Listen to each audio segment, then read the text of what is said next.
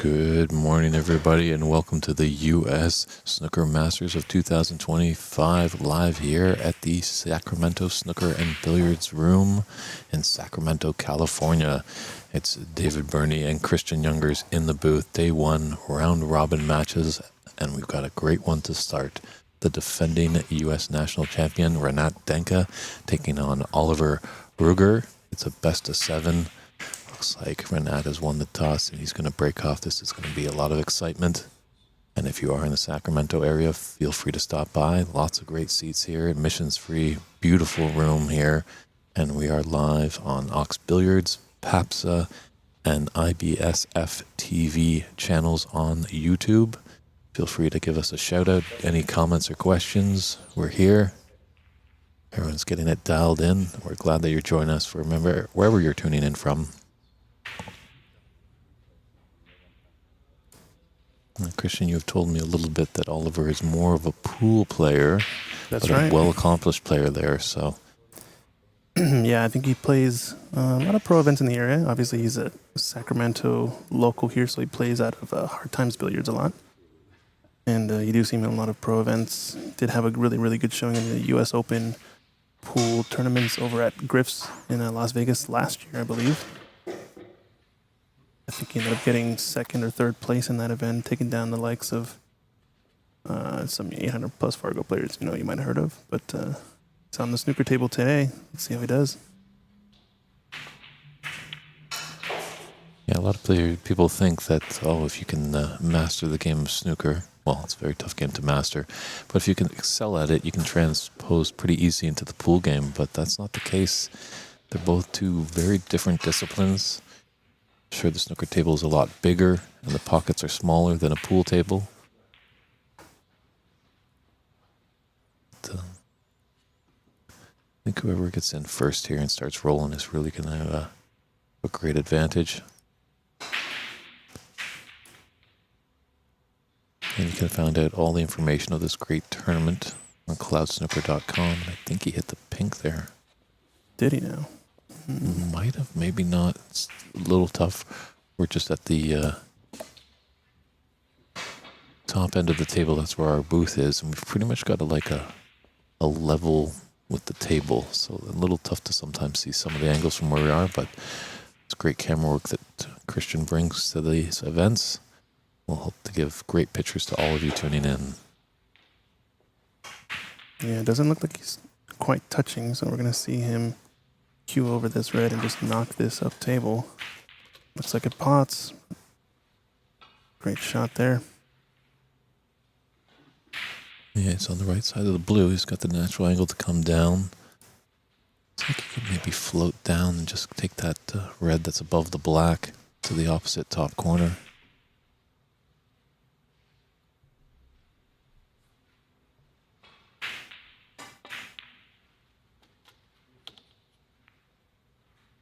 Yeah, he decided to stun in towards the pack. Make a bit of a mistake there. And I think it's going to be end of break.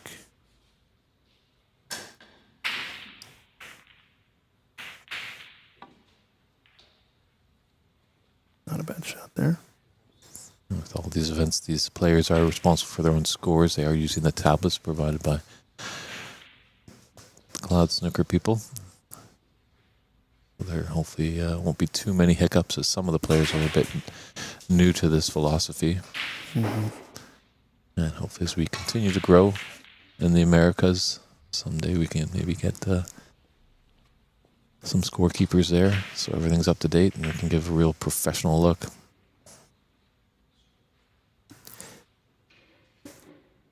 It's a bit of a tough spot here. I think you're going to be knocking some reds loose on this safety attempt down the left side. Doesn't want this to roll up past the middle. It's going to need cover. He's just got it, maybe. Oh, a little bit of a roll there, I think. It's maybe exposed the edge of that red. Yeah, definitely like he went with the more aggressive safe. There was a open red on the left side that he could have just clipped off. But Renat, knowing his great break building ability, if he can open some reds and get a chance, he could really score heavily. I think that's going to be a big miss from Oliver. It's gonna come down to who gets in first, like you said, type situation here. Whenever you're playing Renat, you know he can play the single visit snooker that we've seen him do in the past. Yeah, you don't want to wake him up. You want to keep him in his chair or just keep him playing these safety shots. Tough now with the black and the pink kind of tied up. I like this though, playing a little bit more of an aggressive safety, open up more of the reds, get that cue ball up in the bulk, force a mistake. Sometimes a mistake is almost more psychological than it is tactical, at least at this stage, you know? Yeah, I think the caliber of players that we're seeing, we came in yesterday and they're coming from all over the world. Really stellar field that we have. They all have great form. It's what goes on between the ears, I think, that's going to prove to be the champion. Right.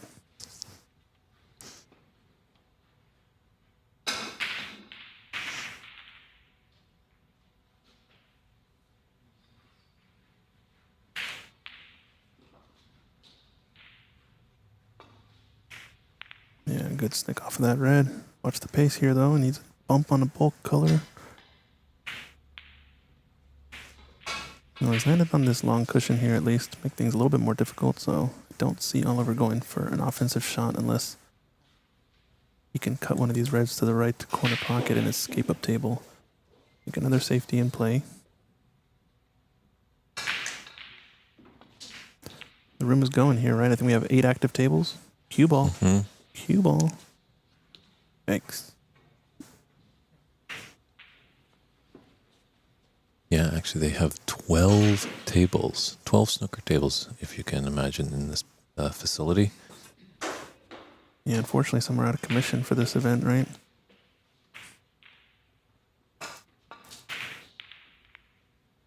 But it is nice to see. I think there's a few rooms actually here in the capital of California that have snooker tables, so a great thing to see.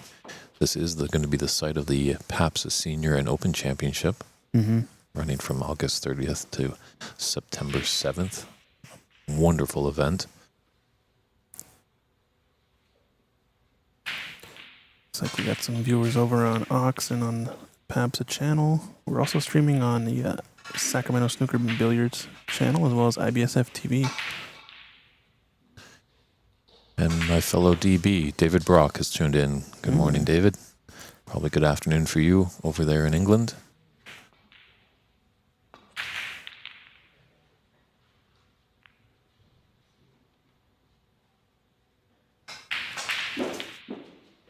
So slow little start here. We see that a lot in these early morning matches. Well, not too early in the morning, but they sometimes find it tough just to get into the gears, and that's if you're not as strong as a player. That's what you got to do against the more stronger players, kind of like Renat. Just attack early, get them on the back foot, get them thinking, reeling a bit. And good morning to you as well, Vineet Desani. Yeah, Vineet, how's it going? Vineet's the father to young Rianne Desani, who won the junior championship at 10 years old a couple months ago up in Vancouver, Canada. Very good. And he'll be making his debut in the BC Open, so that'll be fun to see. I think he told his coach before the junior championship that he wants to be world championship, so at 10 years old, he's got a good chance. He's got to keep at it. He's got a real passion for the game, so...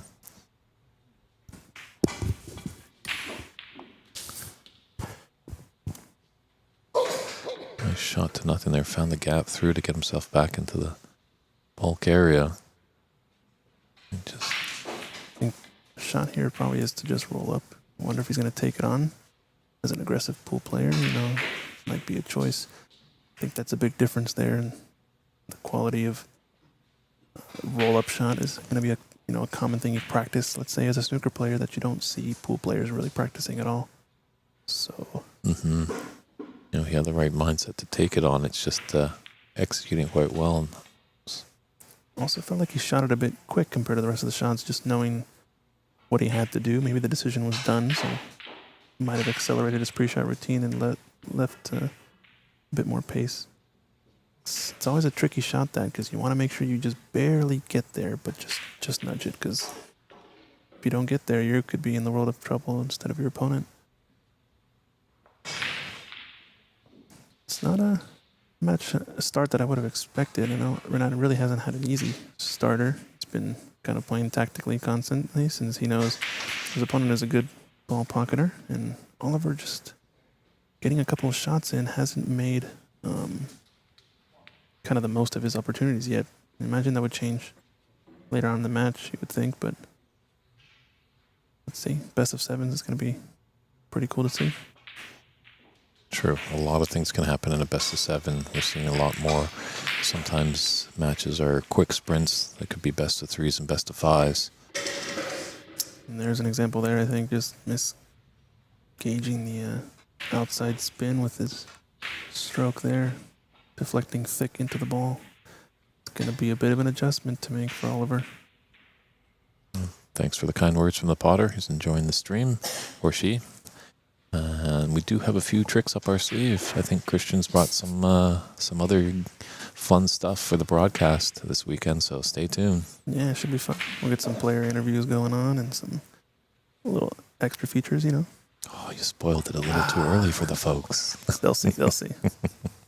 We've only got like 20 plus viewers. They'll see it though.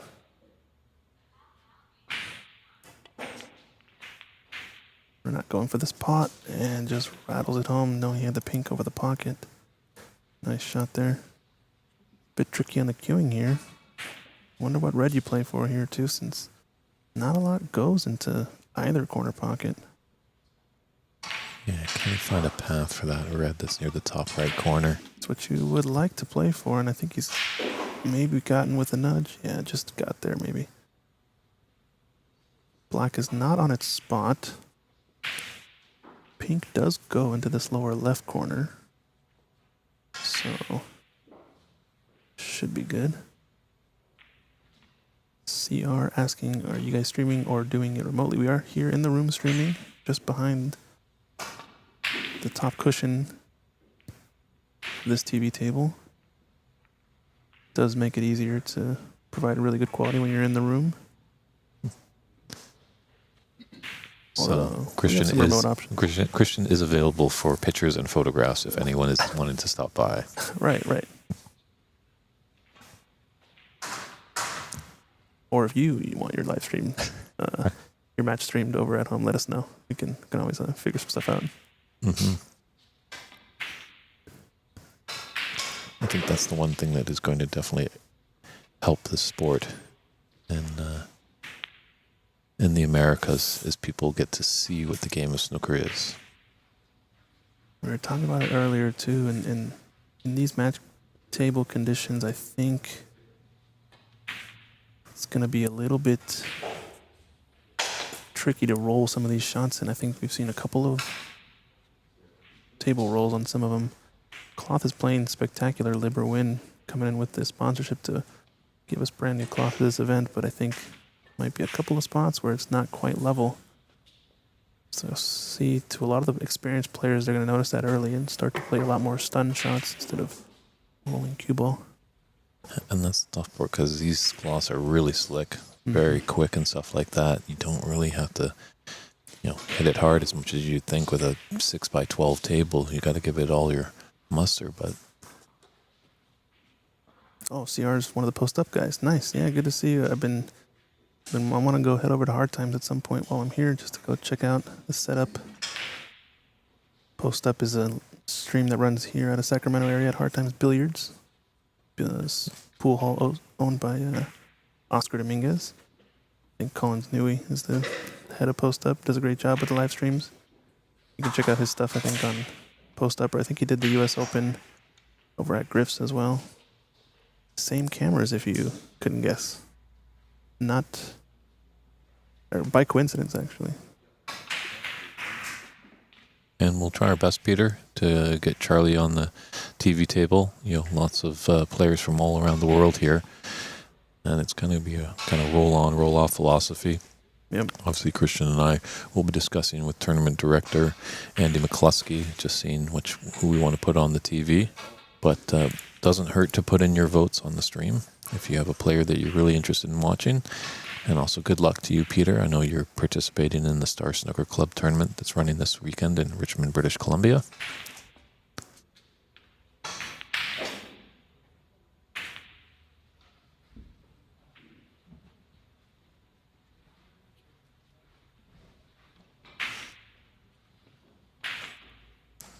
Now it's got a chance for a red into the left middle.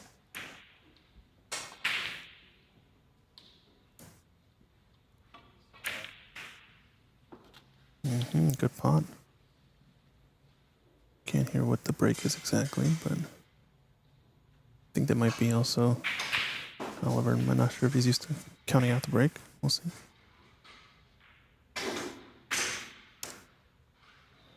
Somebody asking in the chat, tuning in from the Netherlands, streaming one table, or do you have other tables as well? We have the ability to look at one tables, but we will be focusing mainly on this table for the event. Don't have any extra hardware here to run a second stream, but if I did, I wish I could. In due time, and thanks for tuning in from the Netherlands. Nice to see that we have 3 competitors from Holland. Ernest Baesmer, obviously a staple at many of these tournaments, as he lives in Houston. But it seems like Ed Gilles and Barry Franson have traveled all the way over. Who replaced Billy? I don't know who was Billy. Billy was player in the field, I think, from Europe. I think a European player playing. I don't know who replaced him or what the situation is. Sure. I almost thought David Brock was making a Twin Peaks reference, but probably not. Probably not. You never know, though, with David Brock. True. That would be more custom if we were up at Ox Billiards in the Pacific Northwest. All right, so we're not going for this red here. Looking at the right edge of it. CR asking, is the tournament seeded or does it have a random draw? I believe it is randomly drawn, except for a couple of adjustments were made for players coming from the same region, I believe, right? Just so that players don't match up against some locals. This is, I think, a partially invitational event, or mostly invitational event, from what I understand. Shout out to Andy McCluskey for setting up and doing all the hard work behind the scenes as tournament director. You can follow him over at AMCQ Sports. He's trying to grow the game of snooker, get his coaching set up. We'll get him in the booth at some point, I'm sure. Got to get that Irish accent over here in the booth. True. We'll have some big questions for him, as we've had a little chuckle with him that Christian and I do a lot of work behind the scenes, and I think this is the first time that Andy's put on his tournament director shoes, and he's seen that it's a lot different than when you're just a player. Yeah, it's different when you just show up and play and win the tournament, right? It's a little more work behind the scenes, but good to see more folks getting involved in running tournaments. This will be a pretty good one in terms of quality per player, I would say. Kind of have the cream of the crop here out of the U.S. going off against a lot of international players, so it's going to be a good bout for everyone involved, I think. A couple of big misses from Renat, too. Expect that to change as the frames go on. I imagine early on in the match, it is early in the day, I guess, too. You'll see him probably struggle a bit more than usual. I think he had a handful of centuries on this table last night when he was practicing, so... It's a whole new ball game when you're practicing. True that. When you practice and you lose a frame, it's not the end of the world. You might, lose a couple bucks if you're practicing with a friend, but come competition, one falter, you could be sitting for quite a while. But definitely want to give a big shout out to the Danka clan out there in Chicago, Illinois, where Nat comes from. Mm-hmm. And maybe even further back if any of his family's tuning in from Iraq. Yeah, he went for that. Kind of a shot to nothing. It's a good attempt. This red along the left long cushion is making it difficult to play any easy escapes into bulk with the cue ball down the left side of this clusters. So it's a good choice there. That shot to nothing. And he's put Oliver in a bit of a pickle, especially if Oliver can't get at this red next to the black.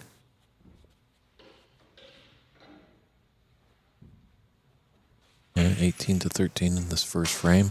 First round robin match of this U.S. Snooker Masters Championship of 2005. We're live here in Sacramento, California, the capital.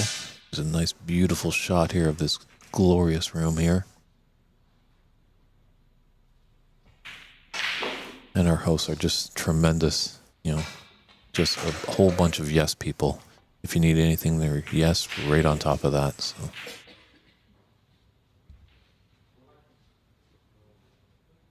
David Brock looks like he's saying it would be seeded based on the look of the groups. Yeah, I'm not sure exactly what the answer is. We can ask Andy when he shows up. Yeah, hopefully we can find out when Andy gets in the booth, and we'll get those questions ready, and we'll let you know when he's going to come.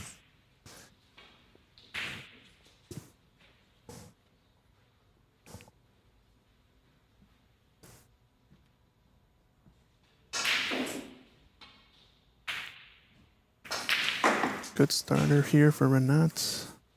Yeah, let's see, we'll clip a few reds off the table. Can't get at this red, unfortunately. To the pink spot, it's really tight. Yeah, you might have to play a little swerve with it. Says no, he doesn't like it.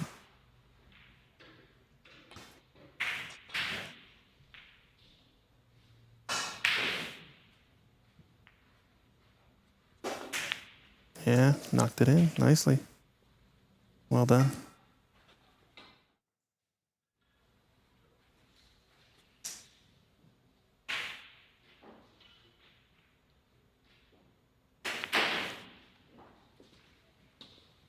Well, now he's got to start thinking after this red and potentially get, at least on the right side of the blue, come back down and disturb some reds. It's a nice replay of that last red that he had to swerve around the pink. Oh, yep. Table rolled off on him. I think he's going to take that into account. It's going to mess with these players, and a couple of rolls here and there on these tables. Not playing perfect, so tough miss. CR asking, who's the top guy that's playing in this? Do they have rankings like Fargo or anything? No, they don't have any rankings like Fargo. The only rankings that might exist are on the Pro Tour when it comes to cash prize money. Really, that's kind of the only thing you would see out there. Other than that, you're going to only find, in-house rankings everywhere, etc. It's kind of the Wild West. But if I had to put some names, I guess, out there, we have the likes of, let me see, Billy Castle was, I think, one of the favorites. Daniel Wormsley, maybe?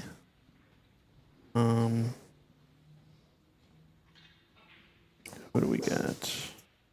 Ali Abaladia Ali comes from Qatar, and he is, I think, the reigning IBSF world champion. Yeah, that's a good one. Brendan O'Donoghue is another player to look out for.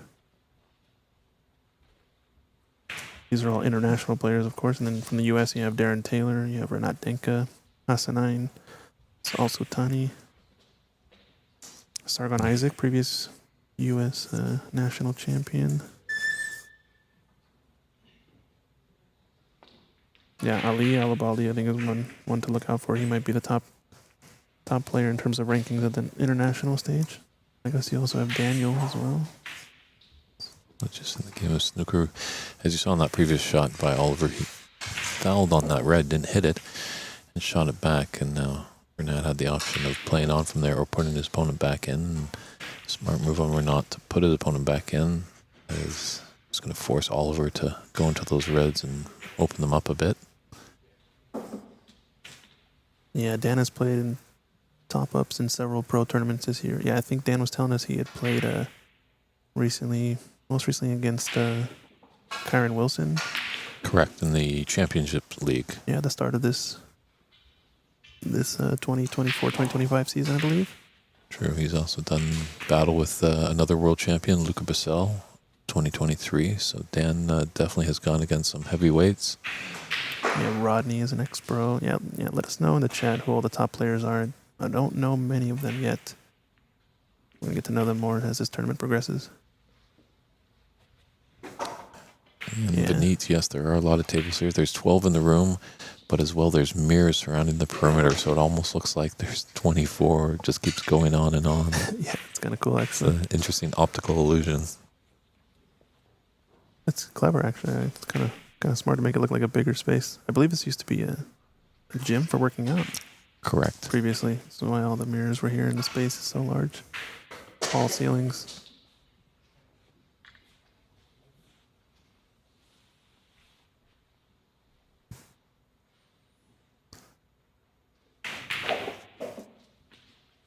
So let's see if Oliver can rebound a little bit here. That red, he's trailing by 30 points. Still plenty of points on the table in this first frame.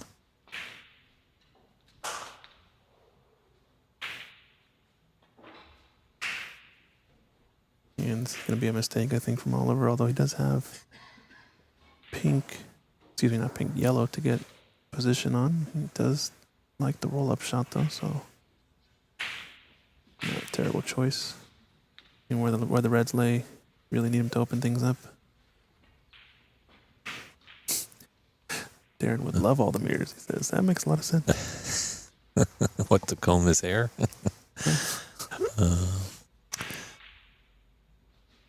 So in this tournament, they do, in foul and miss situations, the player is allowed 4 attempts, so that's 3 putbacks. And obviously, that makes good there, so he won't be going back. I think that's going to stand throughout the entire event, right? They're going to do yes. No unlimited putbacks.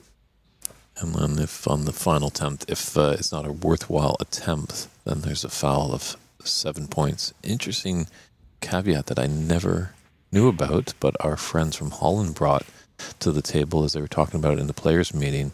When it comes to the conclusion of those putbacks, let's say, for instance, in this tournament, they're allowed 4 attempts with the 3 putbacks on that last miss. If there is a miss, player can have either the opportunity of shooting from where the cue ball finishes or bringing the cue ball back into the D, which I've never heard about. Yeah, that's an interesting rule. It's almost like a Dutch rule for the D? Halfway ball in hand rule. A half ball in hand. And a mistake from Oliver there, leaving the red over the pocket. It's going to leave Renat with a chance, although I think he's lost his cue ball a bit. Was probably playing for blue or brown on that red, if I had to guess. Might be bridging a little bit over this green. Not much to play for here either, so don't mind playing a safety or just playing safety on this red nearest the left corner pocket. Yeah, he's maybe trying to work the cue ball and open something up, but was always going to be a pretty lofty goal there. He nudges this red closer to the others with the cue ball up table. Trying to get some sort of snooker going. It's going to be tough. If he could find the world behind that blue, he'd be in a... Oh, yeah, just had to miss the pink, but catches the knuckle. That would have been a nice snooker that had he gone in between green and right long rail up table. Yeah, usually it's disastrous when you hit the wrong side of that horn and shoot back into the business of the table, but just how the balls are situated, it doesn't look like it's going to be too much trouble for Renat. Oliver's shooting this red down the cushion, and it's risky to roll it in. I think that's just enough of a slow enough pace to let the table affect the path there. And these best of sevens, don't blame them too much for that. You know, it's only the first frame.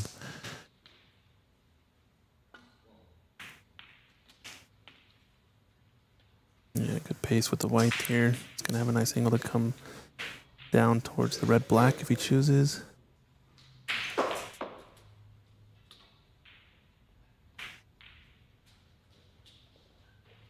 Just checking the line to see. Might be able to just Can he cannon disturb those reds, yeah. behind the two cushion first, maybe. No, he's just playing the red head on, and he's got a friendly bump, I think. Yeah, it looks like it pots. Later in the tournament, we should get an additional camera angle to see the other diagonal, but this is what we got for now.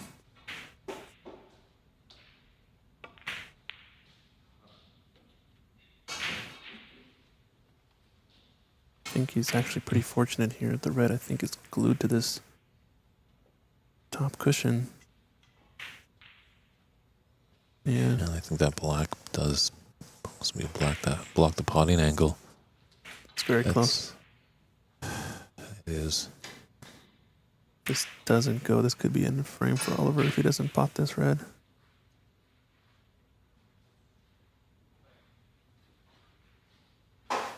Yeah, tricky shot. He's thinking about it.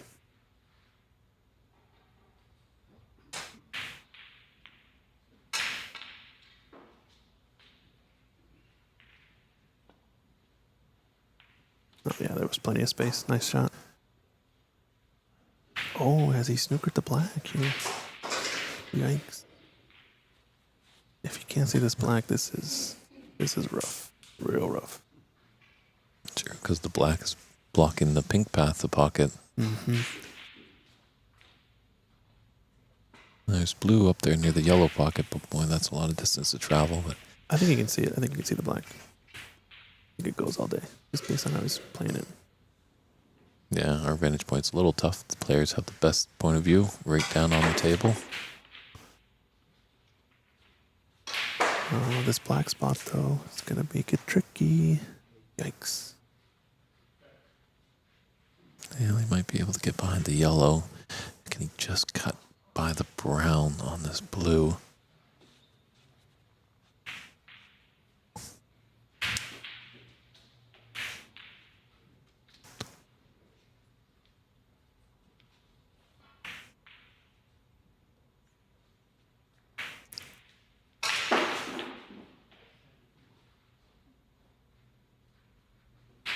I think he has to play it right up table, really. That's what he's looking at.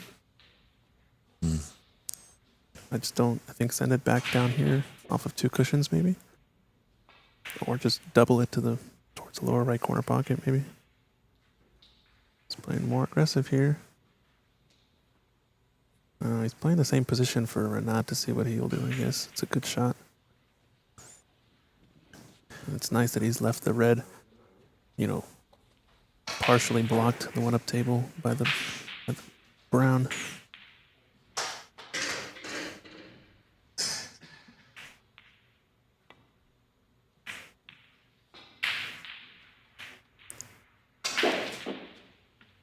Yeah, sometimes that's all you can do right there.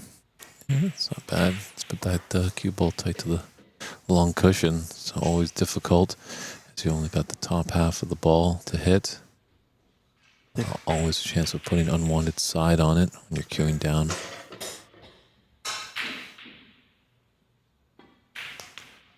Good friend, actually, David Putty once told me a little trick of when those shots are against the cushion. It's just with your backhand, just kind of lean where you're gripping forward a little bit. So it kind of has a push down kind of feel. Okay.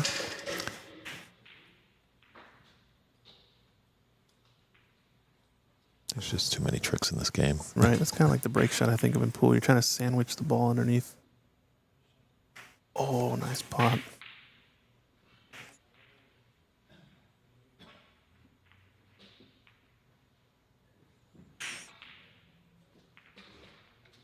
I'm taking another look at that shot there. 2 cushions. He rolls up and just lightly taps it into the side.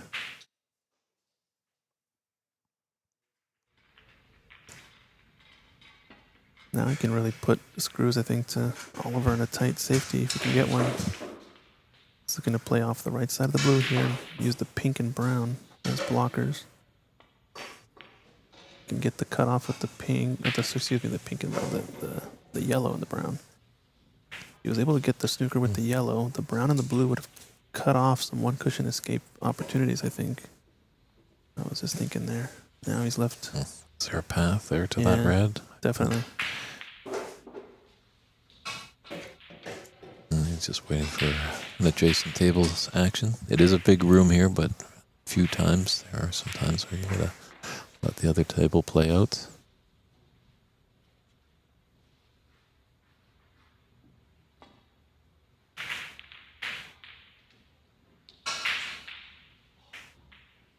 Not too bad. It's got a good wall to hide behind. Pretty aggressive too. He's taking off both reds. So we're going to have to see one cushion escape to this red below the black and just try to roll up to it. Line looks pretty good. Oh, it's a little wide. And he just got there. Nice shot. Tables are playing pretty slick. Yeah, David Brock mentioning they look quick. This is a brand new cloth from Lieber Win, as you can see, sponsored on top left corner. They came in last minute with the sponsoring all the tablecloths here at the event. Shout out to them. This is tricky. All the players are wearing patches to commemorate that. A great shot there. Sorry to interrupt there. I was surprised he took that on. Yeah. I thought that red maybe there it's more in the open, but sometimes, as the great Cliff Thorburn would say, you have to take a bit more difficult of a red than an easy red to continue to break to go. It looks like Oliver's maybe misplaced his chalk.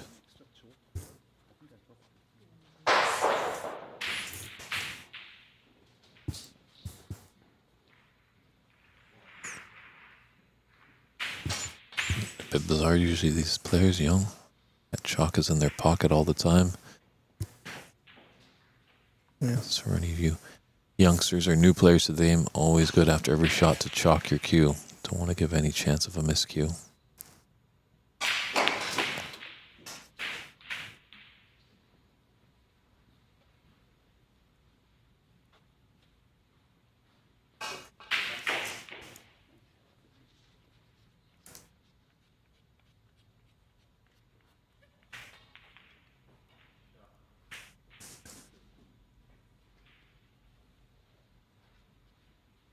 Yeah, it's not the easiest red in the shop, that's for sure.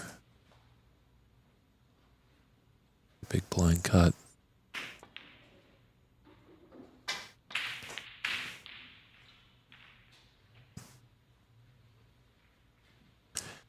And Renat's going to need to use the rest. Actually attach a little mini butt to his, or he's got more of a mini butt extension. Sometimes you just see players with the mini butt and then the telescopic extension. This one's almost about 6 inches, and it looks like it could be unscrewed to maybe give another 8 or 10 inches on the cue.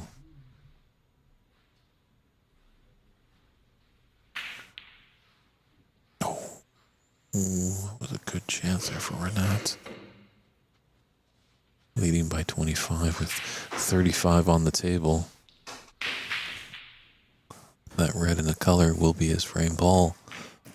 This is a classic safety, but I think unfortunately he's not quite got it as tight as he could have. He's left in maybe an edge of the red. It's pretty close. You like playing that red a bit fuller, trying to get it underneath the black, tuck it behind the black with the cue ball going the same path. Get in behind yellow or brown, but no, it looks like a good safety indeed. The nice thing about getting the red tight to the black is that it makes the kicking window much tighter, and the black could be on for foul points. So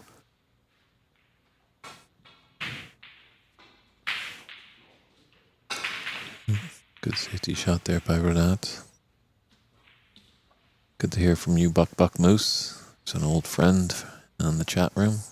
yeah, we normally see him on Twitch, but we're doing an all YouTube stream today, so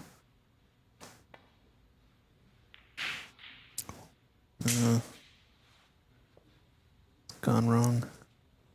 Be fortunate that he's got cover behind that green. Don't mind that kind of shot in frame 1. Coming up into maybe, frame 5, 6, or 7. I think he's going to err on the side of safety rather than being more aggressive. Yeah, and it's been a bit of a slow frame, I think, in general for the start of the match. I look to both players to pick things up in the next frame for sure. Like I said, first match of the day, first frame can be a bit sluggish to start, but it's no excuse. We came here to see some snooker.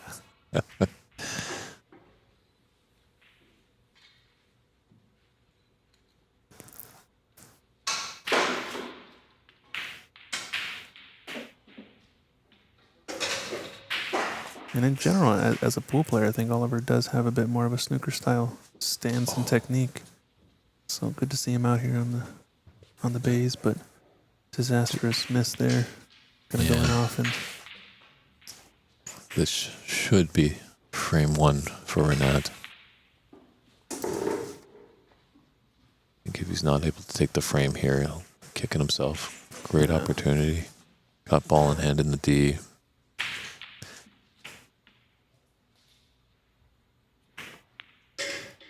Pink is the only really kind of tough ball. It's kind of safe, but he doesn't need it. Yellow to green's going to be interesting. Yeah, I think just keep the cue ball up here and play for low value colors until the blue really. He's a favorite to get out.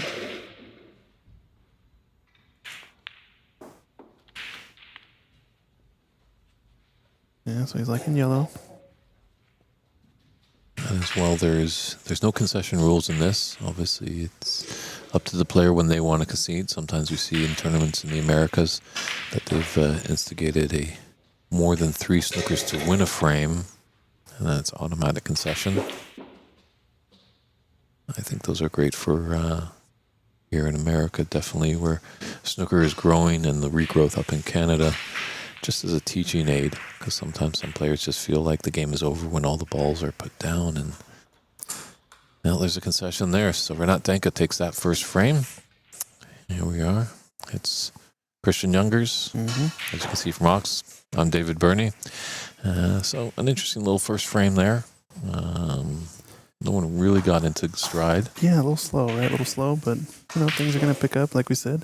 I think they're going to rack up the balls. Quick bathroom break, and we'll do a little bit of a sponsor shout out.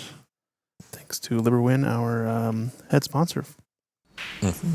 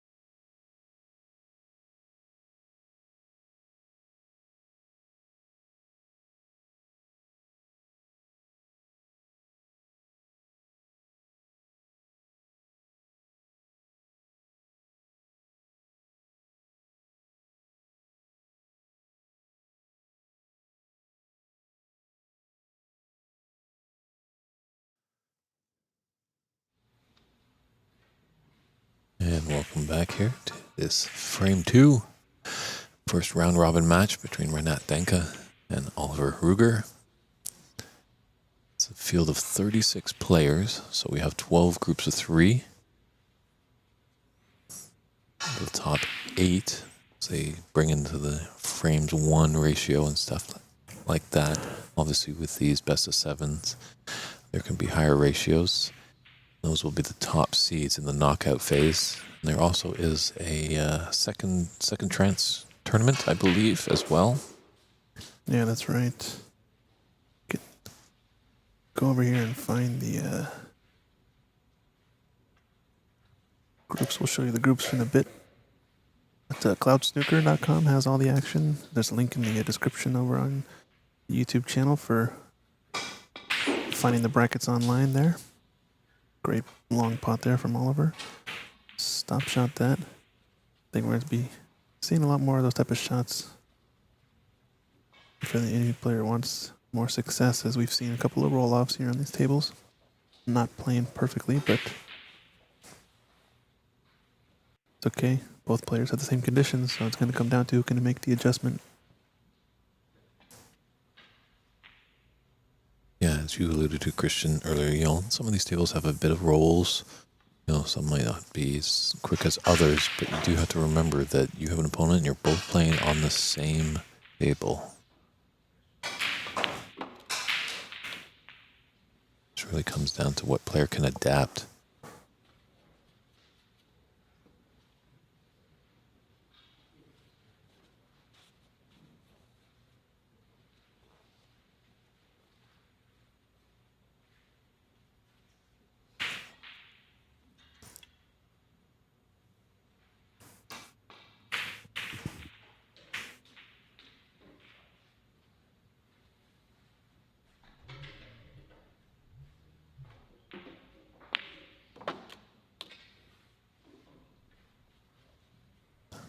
Nice shot there by Oliver to continue the break going.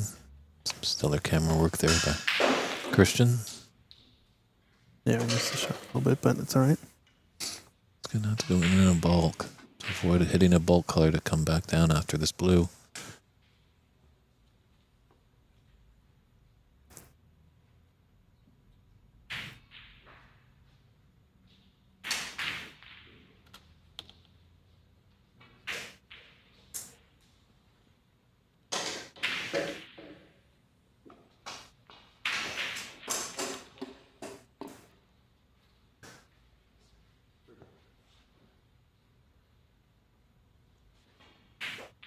So to tell what he's got here just from our vantage point.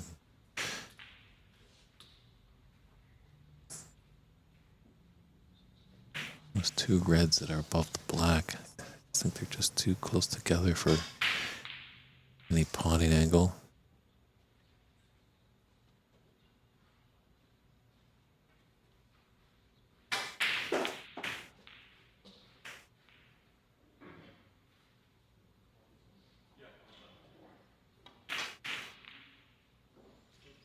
There might have been a path there. It looked like he took it on aggressively. But he hasn't left a simple starter for Renat.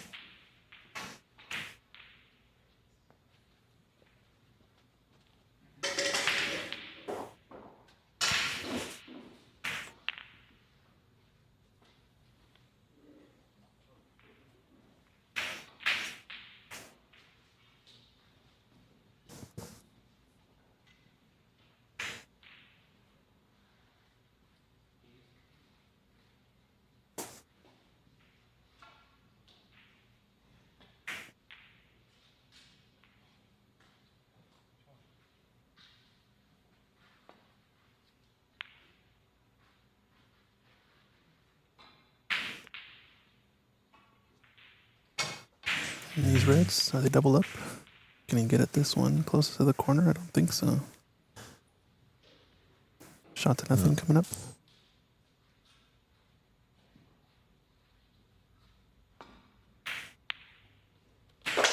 Nice pot.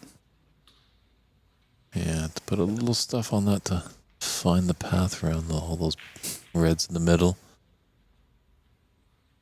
Does have a nice angle on this green. Could play for the red by the blue. It's going to be pretty good velocity on this one, I think. Can play this one, maybe two cushions to play for the red just below the blue. Don't know if any of the two reds below the pack go to the right corner pocket, so... No, just playing the safety. It's what we saw a lot of in the first frame. I think Renat knows as long as he plays tight in this match, he's going to have tactical advantage over Oliver. Well, Mr. Brock, we'll see what we can do. I don't know if we have a sock cam, but maybe my partner in crime, Christian, can take a picture of the socks that I'm wearing today and put a photo up there on the stream. Is that possible, Christian? We could maybe figure it out. We would need a unanimous vote in the chat to support that. So A man is not defined by his actions, but by the socks he wears. great quote. Which movie was that from again? That's a David Burney original right there. Nice. All right, so forces a bit of a mistake now that he wanted Renat for Oliver. If he wants to take on this red nearest the corners, passing it up. It's not really worth it, I guess, based on where the black lies. So just play a few more aggressive safeties and open up some more reds here. Get on something easier that you can use to get up table. Yeah, when he spreads out those reds, it makes the path back to bulk tougher. So if his opponent is to falter, just baited him into that position, and hopefully Renat could get a nice easy red to start. Because when he gets in motion, he's like a beautiful Ferrari driving down the road, just humming along.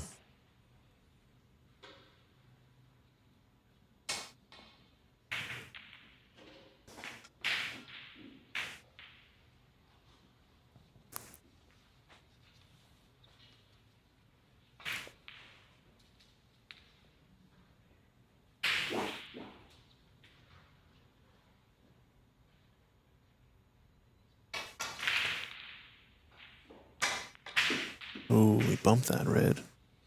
It's gonna leave a thin attempt, but it's gonna be a pretty risky one if Oliver takes it, as he is cannoning into these two reds right of the pink. Might be able to avoid the contact, actually. It looks pretty close. If he can, I think it's a shot to nothing.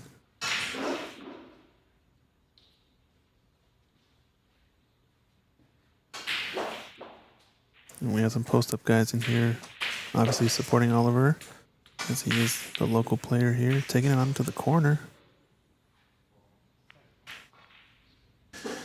Might not have been the worst idea there. Obviously, as you alluded to, Christian, that was a thin cut into the right middle, and if he was to miss it, he's just going to leave in the cue ball in the world of cherries down there that Renat could easily pluck off the tree.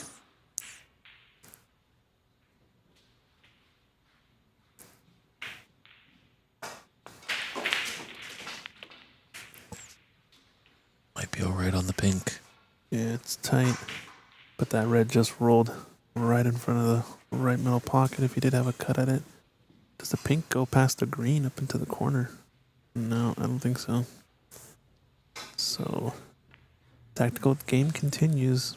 Black and pink getting tied up early in both of these starting frames. Making things a little bit longer. They do seem like they're going for a few more here. Yeah, in the second frame. It seems like they've kind of shaken off that first frame jitters and kind of digging their feet in and, all right, let's get on with the match.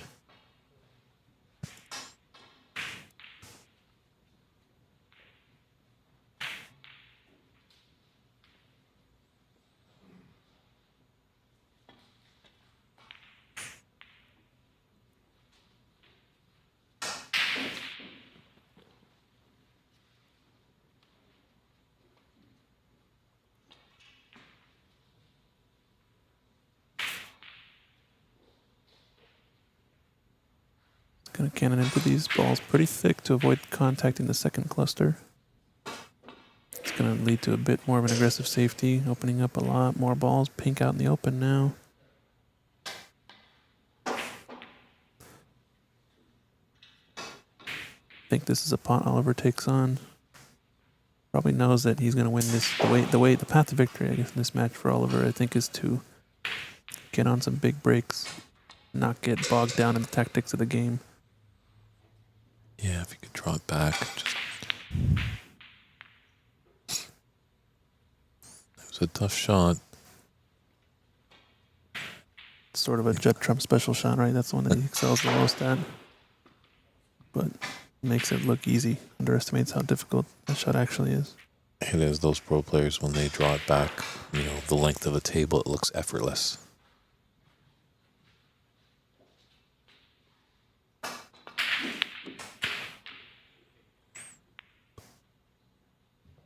These pockets might be a little tight. Yeah, I don't know. I just don't think they're in the swing of things yet, either player.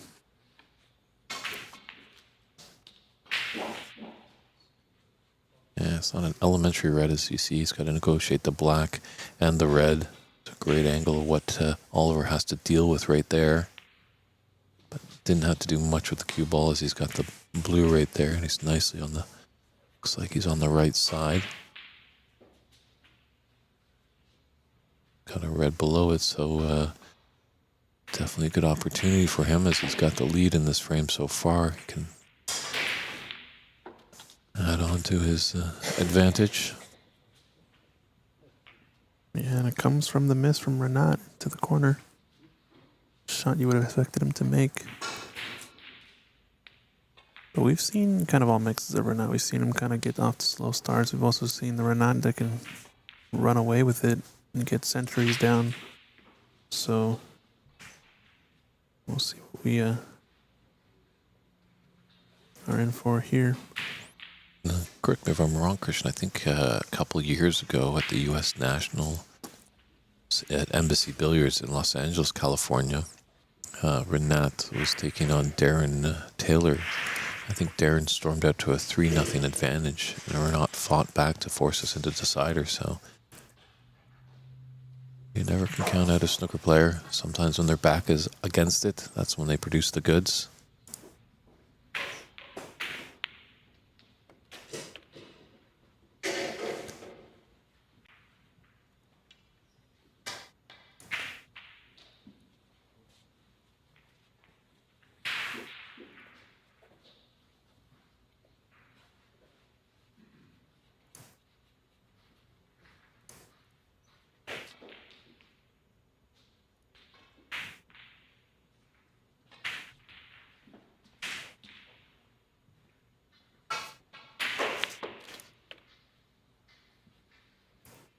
And he's trying to follow it up there, get pink in the right middle pocket next, and he's just got there.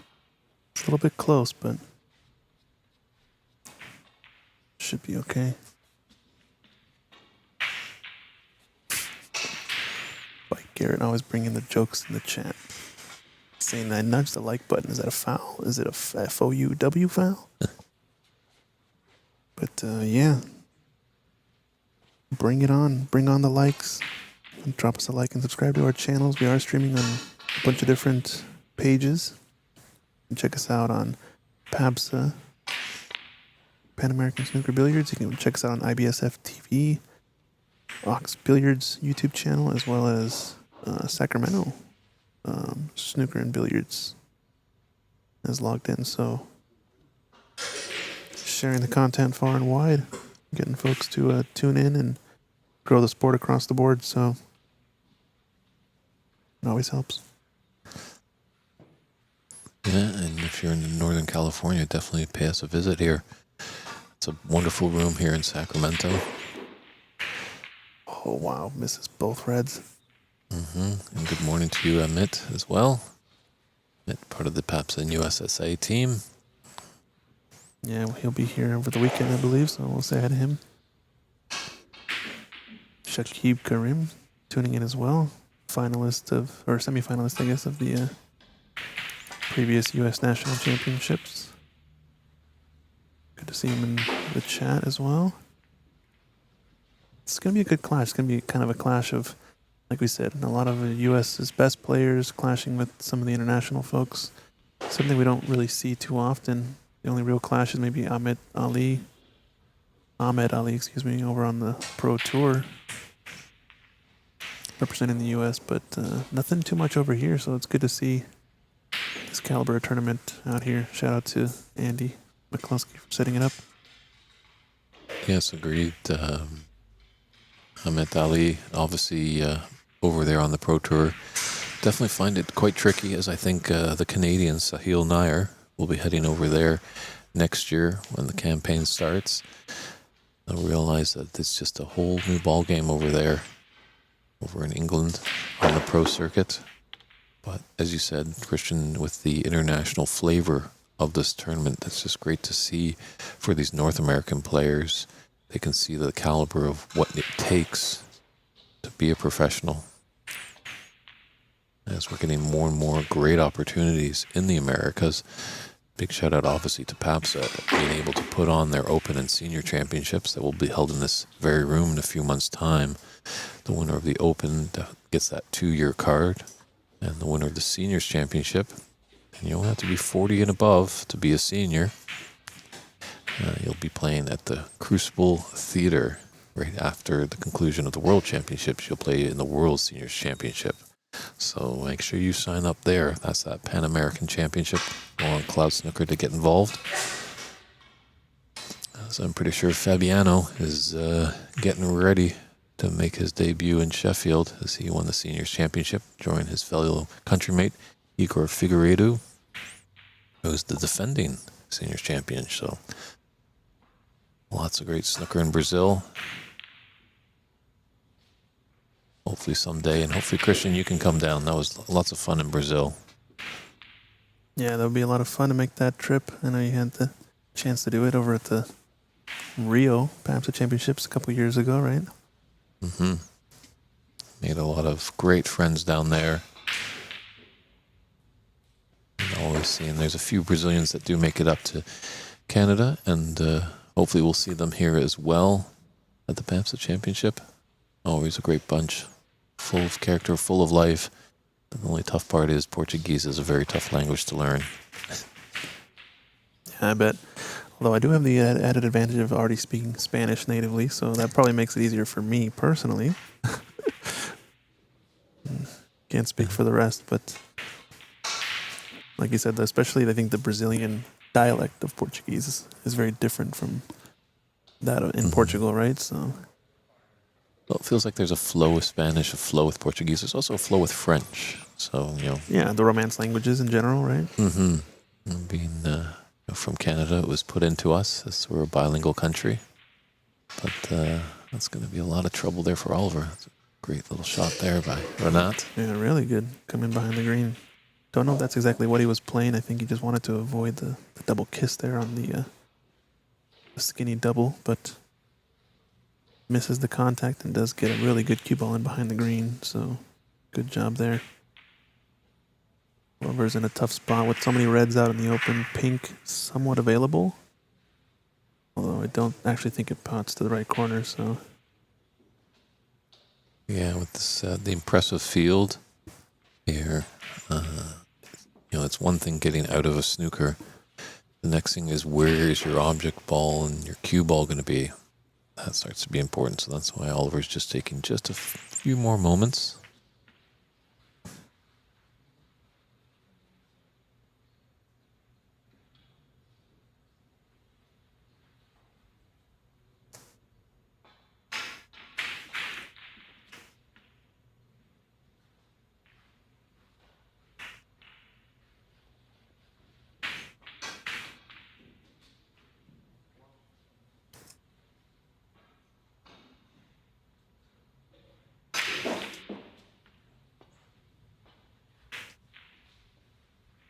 yeah, with that slick of cloth, it wasn't gonna ever grip that second cushion, the right hand side, so it was gonna be coming pretty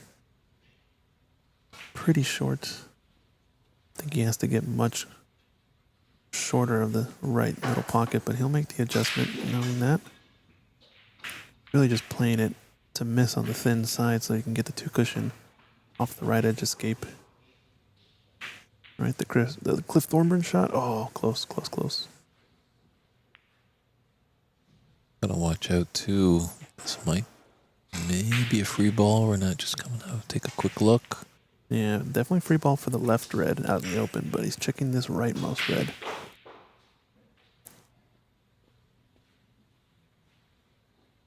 Even if it's not a free ball, it is potable. And seeing as how close Oliver got on that last kick, he probably wants to, no, he's going to put it back.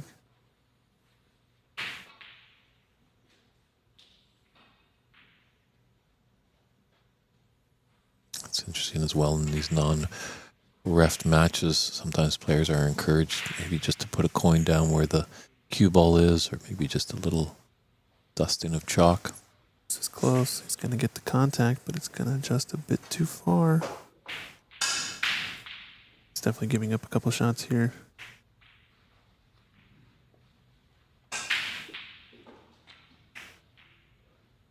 Yeah, if there's a space between those two reds. So I think that's just mapping out a few shots. Obviously when you're doing your game plan, you want to be a few shots ahead, but when it comes down to be on the shot, that's the one you want to concentrate, just the one at hand. Somebody in the chat asking for a specific match. Unfortunately, we don't have ability to do multiple streams for this event. We're focusing on one table for the event and kind of highlighting the big names, so we're going to be subject to whatever we get assigned here on the match table. If you do want to check the live score, though, for any match in the tournament, you can go to cloudsnooker.com. It's going to have all the information there, player names and scoring. As each break concludes, you'll get the live scoring, so you can always check in there to see how players are doing. And maybe if we get, enough people in the chat that want to view a specific match, we can probably try to pull it up, but tournament director Andy is lining them up for us, and we're here to watch. But we're happy to take your votes. We did hear a little call out for a potential Charlie Brown match, so we can pass that along to tournament director. So if you have any players that you're interested in viewing, let us know in the chat. We'll let Andy know. And if you'd like to make a donation to Christian Youngers, he'd love to buy more cameras so he can have multiple tables for you to view. Yeah, YouTube supports donations, no problem. We'll shout you out. No need though. We're doing it well so far. So true. We're here. You're out there. We hope you're all enjoying. It's been a bit of sluggish. There's been like a lot of high flying breaks, which kind of felt, with Renat being the reigning U.S. national champion, But this can be the tricky part sometimes with those short format frames. Like obviously this one's a best of 7, so a strong player like Renat, he might just be, now the keys are in the ignition and the car is getting warmed up. That was the shot there. It was always pretty tight, that pocket. He was looking at it. Tells me it did go, but it just had, partial pocket opening. True, the curse of the commentator, it strikes again. No such thing. But you see sometimes, like, Renat would be in a tough, well, he's won the first frame, but if it was only a best of 3 match, it would be really tough. Probably it'll be a lot tighter of a match too. They wouldn't be going for a lot in the early stages. Nice blind cut. He's on the right side of the blue. He's losing a little control of the chalk, but controlling the cue ball nicely. Yeah, he's all right.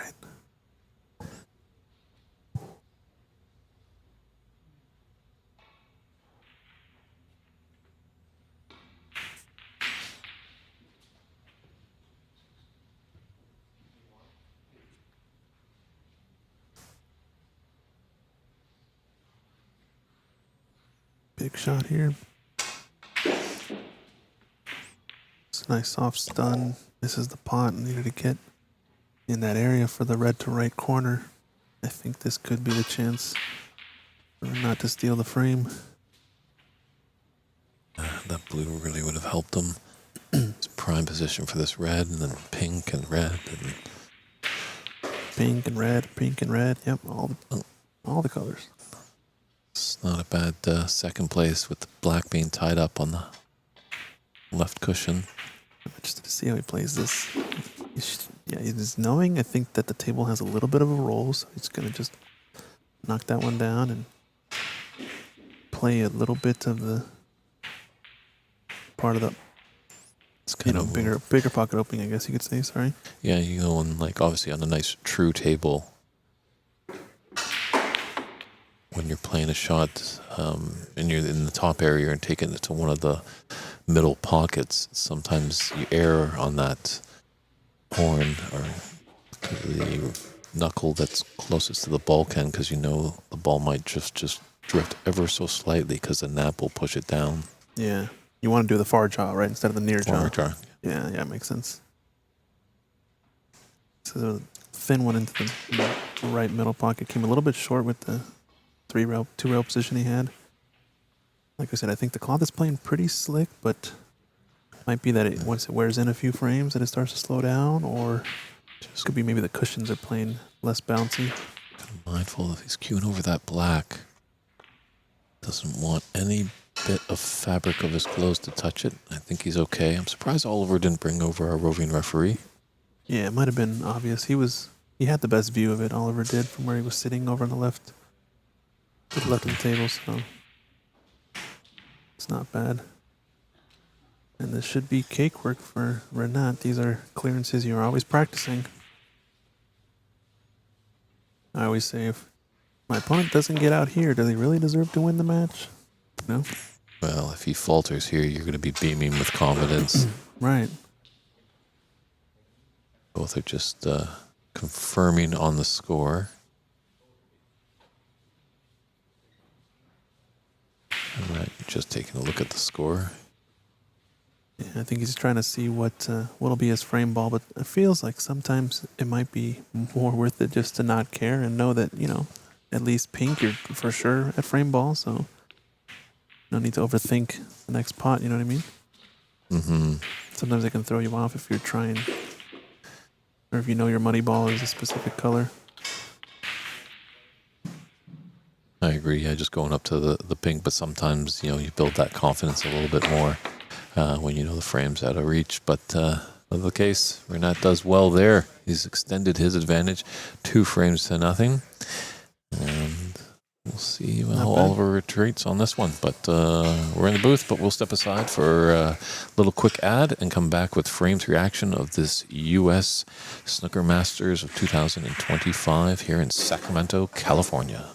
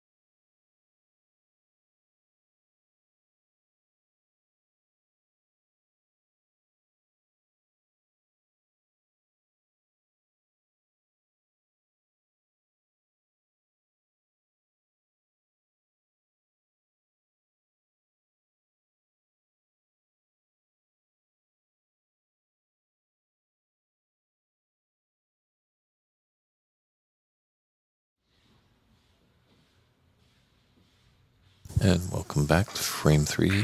Oliver Ruger set to break off and get us going. Big frame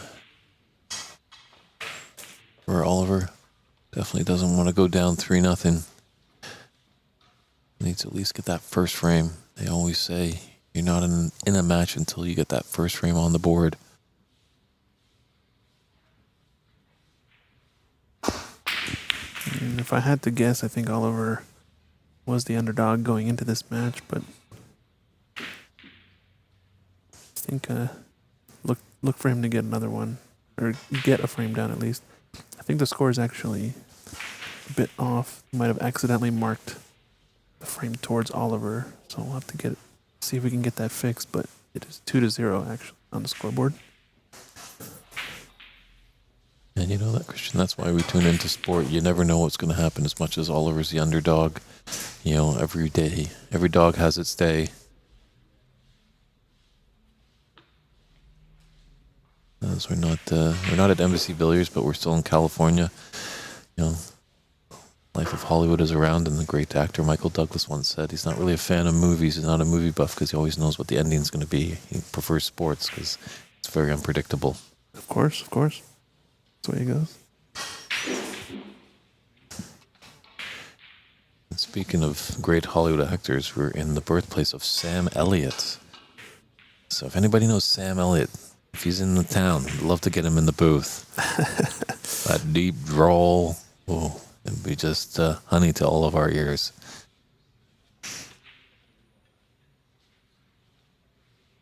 So the rightmost red open to the right corner next.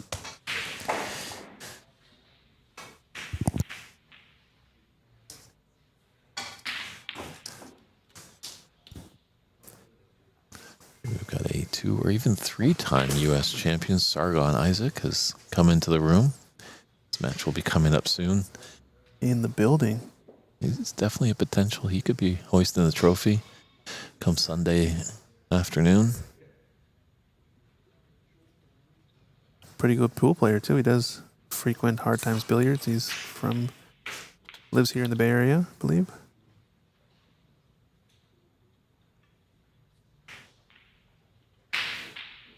Really good break opportunity for Oliver. Nice open reds. At least a couple more. Just to put pressure on Renat. Like we said, scoreboard is off. It's 2-0 right now. Renat in the frame score. Oliver wants to correct the scoreboard here and get his first frame down, excuse me.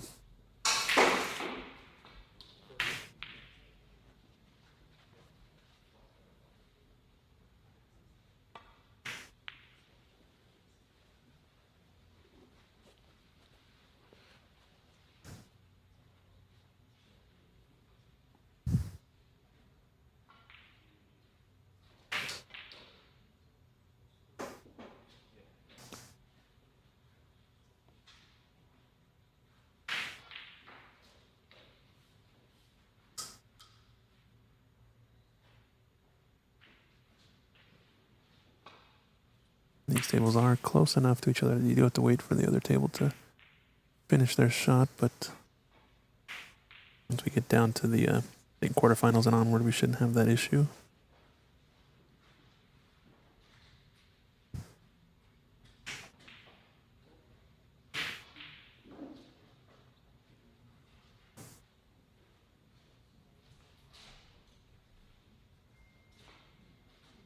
Makes you feel like the room goes on forever, like you said. Those are actually mirrors in the background, so got two rows of tables here on this side, as well as an additional row of tables here to our left, so plenty of space. Nice layout here. Shot of U.S. national champion runner-up Darren Taylor playing on the adjacent table. We'll have to get him in the commentary booth at some point later today as well. And U.S. champion of 2023. That's right. Son of the great Silver Fox, David Taylor, who was a wonderful player over on the pro circuit many years ago. Frame score is incorrect, Amit. It's, I think, accidentally entered incorrectly. It is 2-0 on the frame score. Let me See if I can put something on top of it.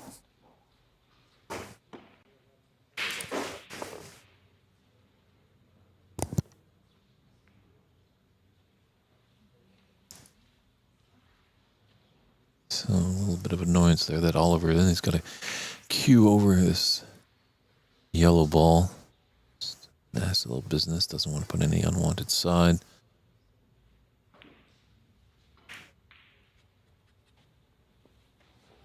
Now he's got a red that's left of the bunch above the pink. Goes into the right middle.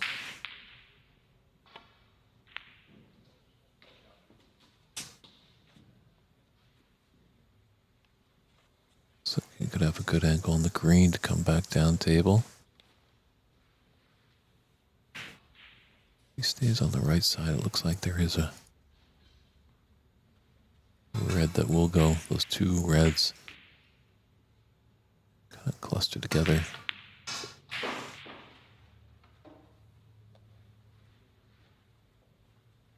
Like that to run a little bit more.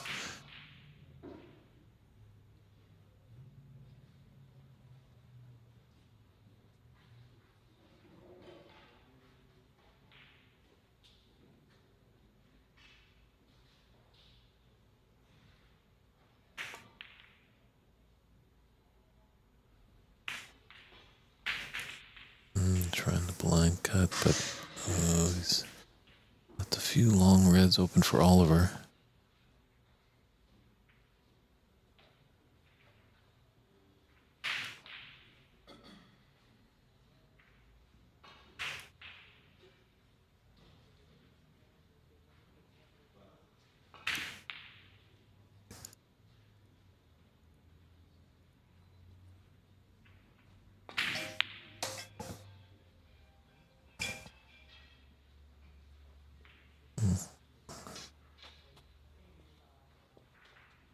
Cell phone going off in the room.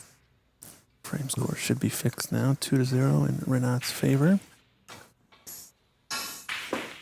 It is a big room. There is a lot of action, but try and give the players the best atmosphere to have complete concentration. So if you do join us live, just maybe as you're about to enter the building, put those cell phones on vibrate.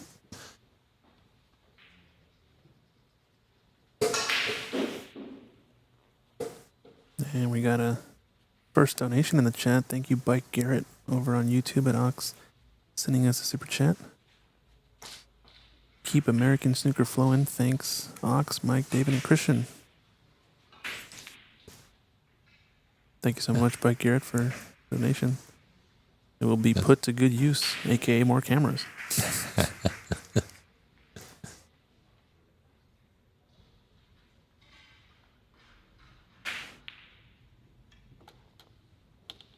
Now, I'm obviously, as everyone knows, more of quite a cinephile. I'm not sure if you are quite a movie buff as well, Christian, but the great Lars von Trier, a Danish filmmaker, once had a movie where he used 100 handheld cameras for a sequence. 100 handheld cameras? Wow. There were these little Sony digital video cameras. It's the second time he misses a slow rolling shot into that corner. Oliver, big miss. The big excuse. Sorry to interrupt, Dave. 100 handheld cameras. Well, like 100 mini DV cameras. I don't think they were handheld. They were all in positions throughout. Okay. So there were different angles, 100 different angles. 100 different angles, but yeah. Wow. But those little kind of Sony PD small ones. But. Always a fan of more camera angles. It's interesting when you watch professional snooker. They have usually the traditional like we have here, the bird's eye. Then they won't have maybe one directly looking down. Yeah, and then they have a couple of camera people on movable cameras. So right, that's the nice thing, having the camera man in the corner doing all the angles.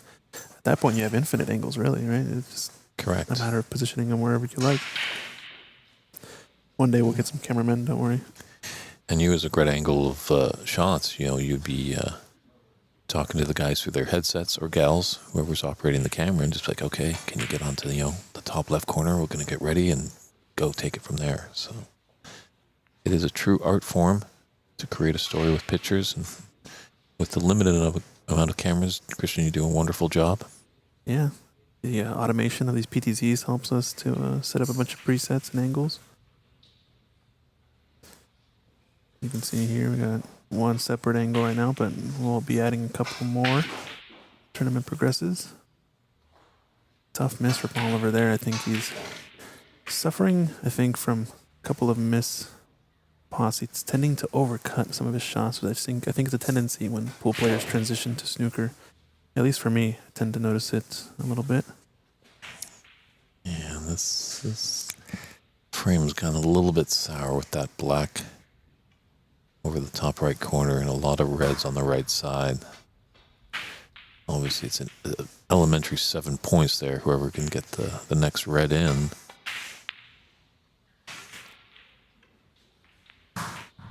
Well, with black over the pocket, and as we saw from our side angle, pink does go into this lower left corner pocket, just barely. So it's still kind of open. Whoever can pot the first red, but I think getting to that point is going to take a little while here. We got another Canadian in the building, Charlie Brown, entering. Yeah, 2018 BC Open champion.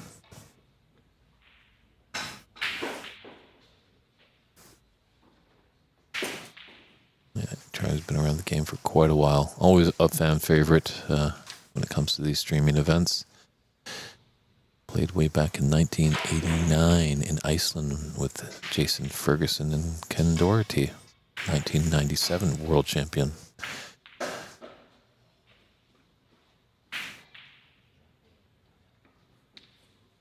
This is a game of baiting shots, really. Who can leave the tough one that's going to leave a plant onto the black. This red out in the open to the left of the pink. It's going to go first, I think. And now that the pink is the leftmost edge of the stack, it's going to make escaping a little bit tougher. Oh, there's a big window still for a few of these reds. You just run the risk of pushing that black in. You got to be really careful with these. It's definitely the one tough part. This is what Renat's forcing. I think Oliver's heart was in his throat there. That red almost just clipped into that black. But this is a good spot, actually, for Oliver. Put him in a tight area for Renat. He's going to have to come with a shot here. If he can see one of these reds full, I don't mind just doing a dump shot and dumping the cue ball onto the top cushion near the chalk, but I don't think anything's really on. Thinking about kicking in behind this red? Oh, it's the pink? No way. Yeah, there's a double. So the two reds that are in the cluster to the right of the pink, closest to the blue, kind of. So you can squeeze his cue ball left edge of those two and double one of those reds to the right. Bring the cue ball in between the window back up. It's tough. This is a tough spot.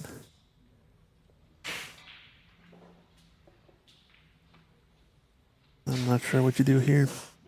Maybe just roll up behind the cluster. Is he thinking about that? Rolling behind the blue? Between blue and green.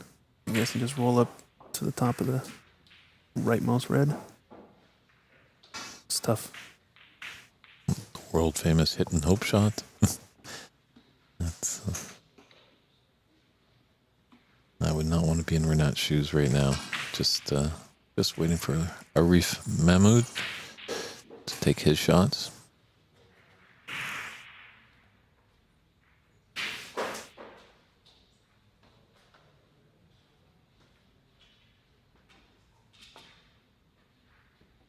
Yep, he did go for the kick.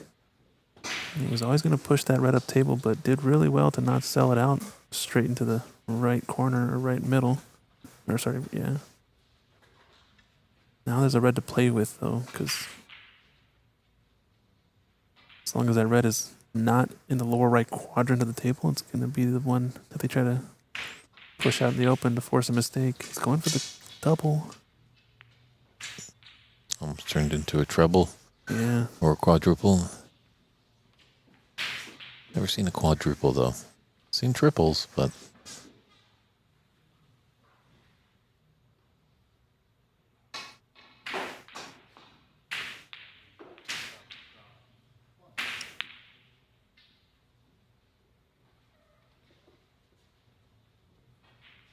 valiant effort there by Renat, trying to take that mid to long range red into the top left corner and leave himself sitting pretty on the black. But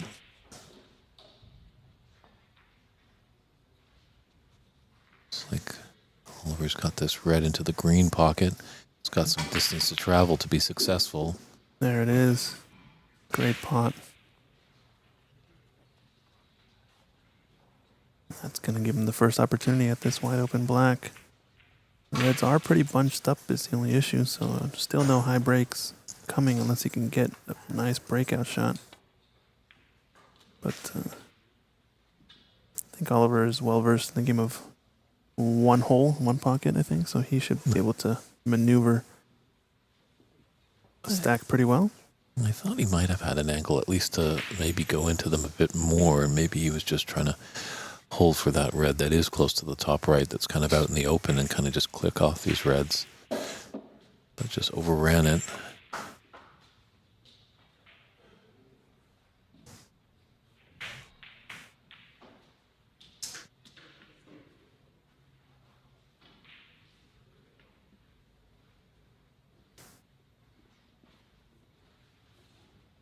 Matches are getting going here. I think we've already had a handful of matches conclude. A couple of early games.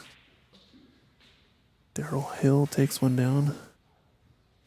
David Morris, whitewash as well. Rodney Goggins on route, 3-0 up in his match, as well as Ali. Yeah, all those results are at cloudsnooker.com. It's cloudsnooker.com, and with the lovely tablets that the players are keeping scores with all the matches that are in progress, you can check up-to-date live scoring.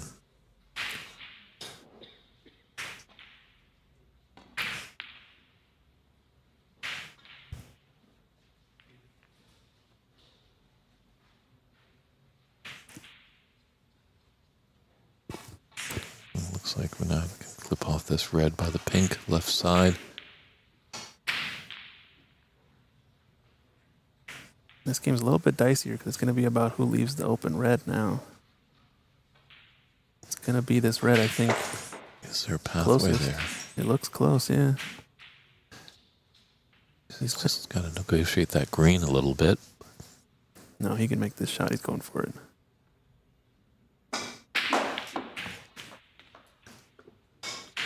Really good pot there. It's going to overrun, though. Maybe wanted a nudge there, but yellow is available if he wants to come back. See his roll-up game here. Oh, that's a roll-up shot there.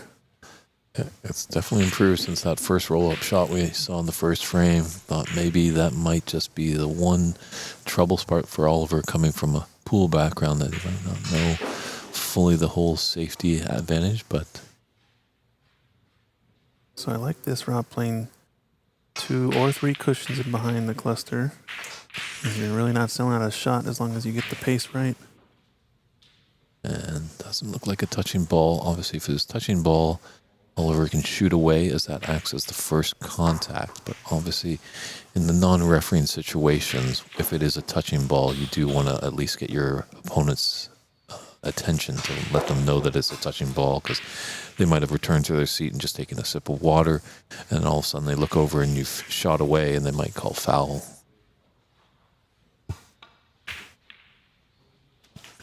And that's what we do see a lot. There's a lot of great sportsmanship in the game. And our good friend Charlie Brown, that's about to get into action against one of our friends from Holland, Barry Friesen. He, one time at the 2016 Oyster Cup, was on a shot, and then all of a sudden just got up and retorted back to his chair, and everyone was kind of in a gasp. Their jaw was on the ground. They didn't know what had happened. And Charlie said, "Hey, my shirt touched a ball. That's a foul." So Wow. it is just not a great feeling when you know if you've cheated, or you made a foul but you don't call it on yourself. It's just not a good feeling to have, because you know you're just not winning it purely. Right. It means also sportsmanship, right? To call the foul on yourself. I think it's appropriate.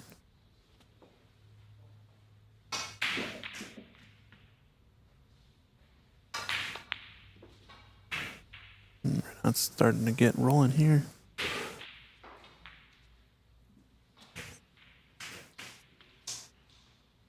This is the last open red, though. He just knocked in. It's going to have a tough time getting on another one here. Stun across one cushion. A little bit of left-hand side to check the ball. And he's got one more. I do really like where that yellow is. He's able to... this is tricky. Nah, Very rolled nicely it in. done. Class. Might be able to draw back from this blue.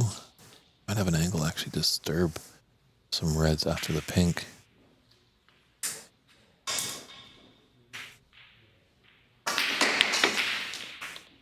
Wow. Nicely done.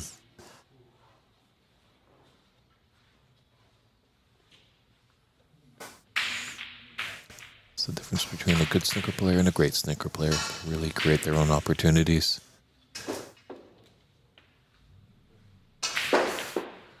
He does have that safety of the red in the open above the blue.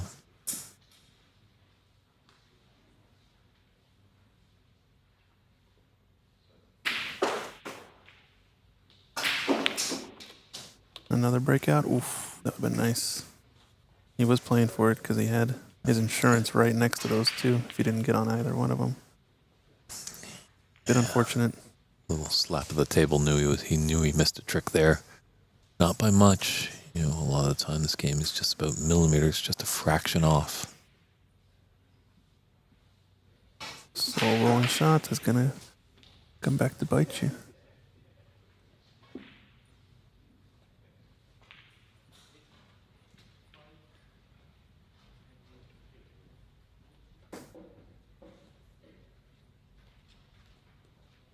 Break of 37, it looks like, to get back in this frame, but could have been much more. Oliver's playing this aggressively. I like it. He's going to get the breakout as well as a tough pink or black. Either shot one you want it to be taken on here, but if he can manage to knock this in, Yeah, reward is there. Yeah, the black has got the angle to get into that red and develop it.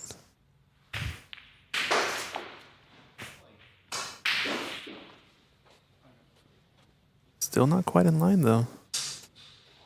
Yeah, that's a tricky red going down the cushion there. No, I think he's taking the one in the blue for sure. Don't think it's a scratch shot, so should be fine. Just be careful with the slow roll. Ouch. I think this could be curtains for this frame now. Yeah, 10 points in that there's two reds.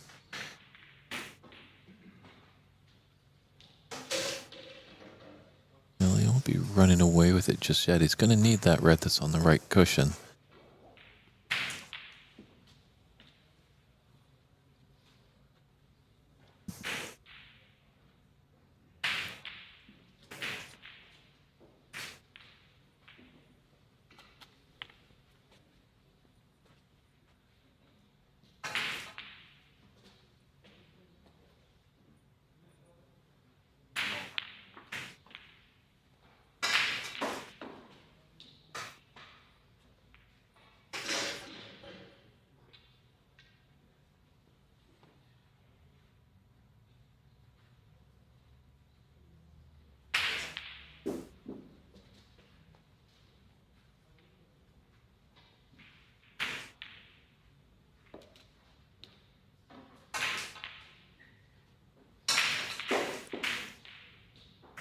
Last red now. Nice angle on the green to get over.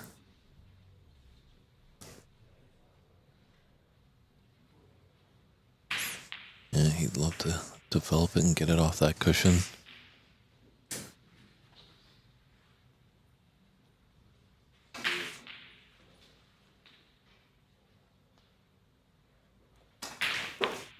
No, just playing the double instead. Oh, what's going on here? He's okay. Yeah, a few more rotations would be tough behind that blue. Maybe a cutback double here. Element of safety. Could put his cue ball by the black. No, I think it's just a safety maybe. No, he is playing it. Oh, just over juiced it. He's got an advantage. I think he just raised his hand and apologized a little bit for the fluker. If that's a term. It is a term, of course. What do you mean, Dave? The fluke to snooker. The fluker.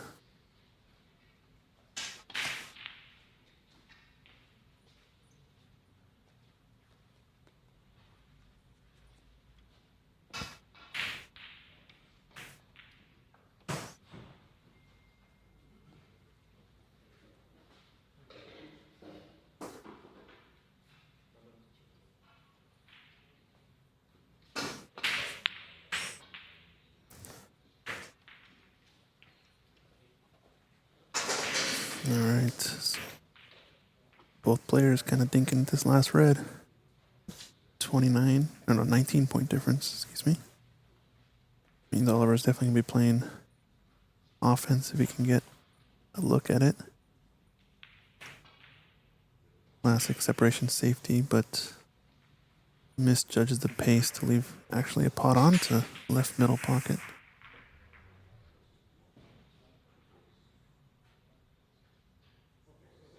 Might pass this up though, since he is close to the bulk end. He might be able to play another good safety in return. Oh, he's playing the shot.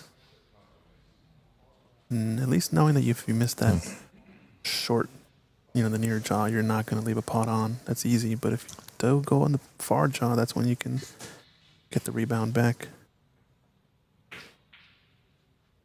Sargon Isaac has gotten his first match started over in the corner, I can see.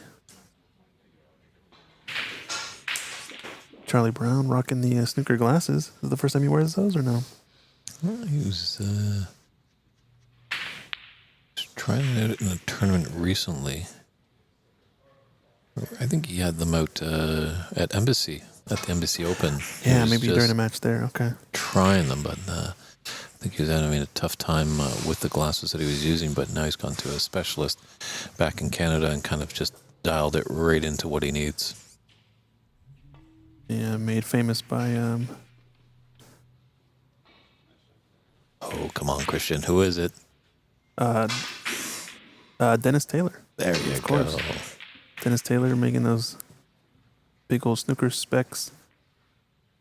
You can see a shot there, but we'll get a better look in a little bit. But both players misjudging the doubles on this main table still. I think there's actually a company called Snooker Spectacles or something like that specializes in making those types of glasses. I wonder if those are the ones that he's using. I know our player from Seattle, Ox player, Prathamesh Sawant, who is showing up later today, I think he also has a similar type of snooker glasses he uses.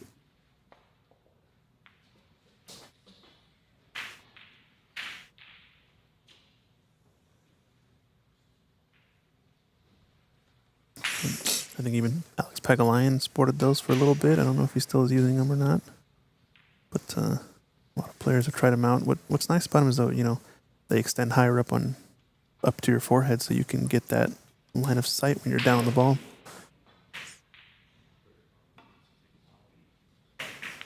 Yeah, I don't remember Alex wearing those at the Calgary Open. No, he's not using them now. He's, I think, tried them out for a little bit. He had a couple of tournaments where he was using them. I think it might have been a Matchroom event, maybe World Cup of Pool when he was playing with John Mora, sort of like 2018 or 2019, something like that. I don't exactly remember the dates, but I know he did try them in the past. Excellent pot from Oliver there. Yeah. Folks in the chat know, let me know. Frame is here for Oliver. Just got to keep his composure, take it one shot at a time. Trailing by 18 points.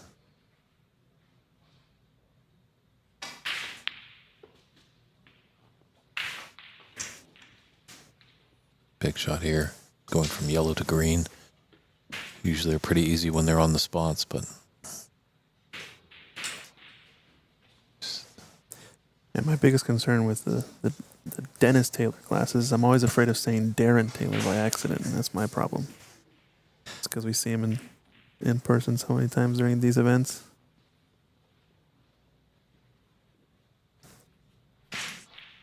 Maybe you can get a shot of what I'm talking about, those tall glasses that Charlie Brown is sporting. Doesn't know that he's on the stream, but, you know.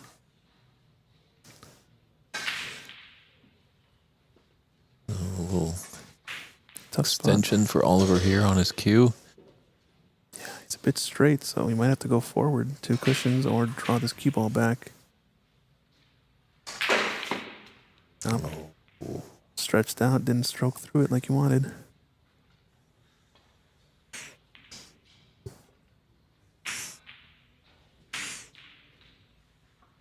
So Ali takes down his first match in a whitewash, I believe. IPSF World Champion from Qatar.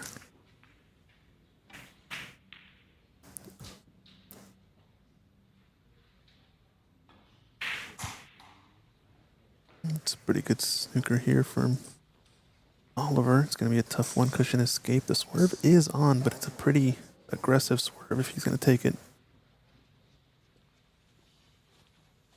True, almost big enough masse, almost.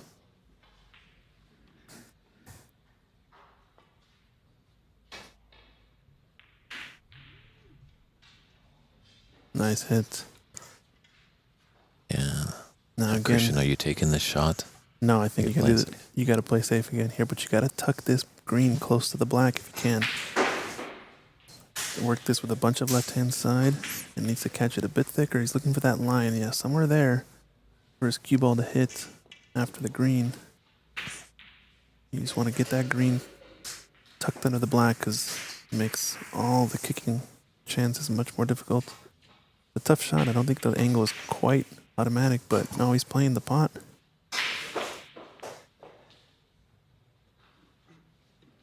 It's got a good result there. Yeah, it could have been a lot worse. Could have been a lot better for him if that green had dropped. He'd been plumb on the brown. Makes sense. Like it's a two-way shot, though. You know, he's playing the cue ball up table with some outside spin, so I don't mind him taking it on there. True, and that could get behind the black here. Oh, he can. Nope. Misjudged it there. But a good green. Yeah, green is safe against the cushion, but 3 cushion middle or a 2 cushion to the right middle? Lays a little bit more like it's 2 cushions to the right middle, I think, but actually no, 3 cushions to left middle, excuse me. Oh, he's playing to the corner. Can he get behind the black? The nice thing about playing it closer to the middle pocket there is that he's got the line to come in behind pink or black. But I think the brown was actually in the way of that path. Ooh, I like this. Cushion first. Nice shot. Say, I think it's a, what would you call it? Underappreciated type of shot, that cushion first. I was trying to find the word.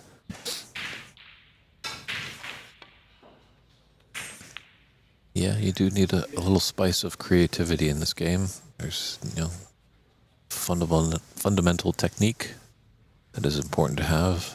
But as you said, Christian, yeah, sometimes it's advantage to come off a cushion first and then hit your object ball. Sometimes we just get in our head so much that we've got to hit that object ball first with our cue ball. This is a look for Renat, though. You'll notice more with, I think, more the European and English players that kind of came up playing billiards, where it's a lot of cushion work.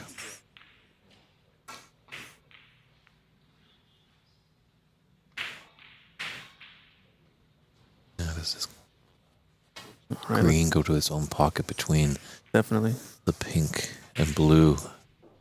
If it does, he's not going to have to do much with it to get up to the brown. A lot of distance. Let's see it, Oliver.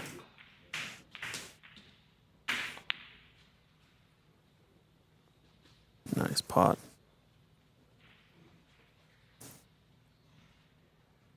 Definitely would be a big steal if you can take it. Use all the remaining colors.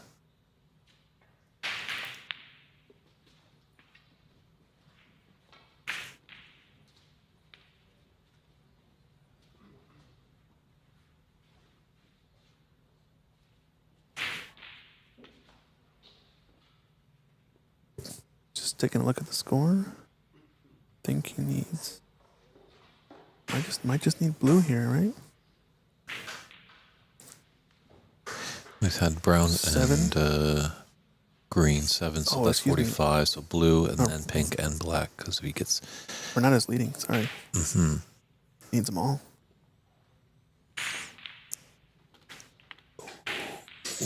Just came a bit too low on that pink.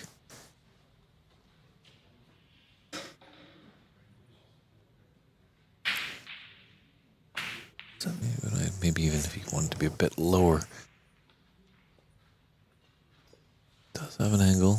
It's a tricky pink into the left middle. Natural angle's going to put him on the black. Yeah, just don't slow roll this. Whatever you do, don't slow roll it. And usually the idea is to, but you've got to remember from that players' meeting Mm-hmm. that these tables are rolling. Yeah, good shot. Nicely done. Mm-hmm. So black to get his first frame on the board.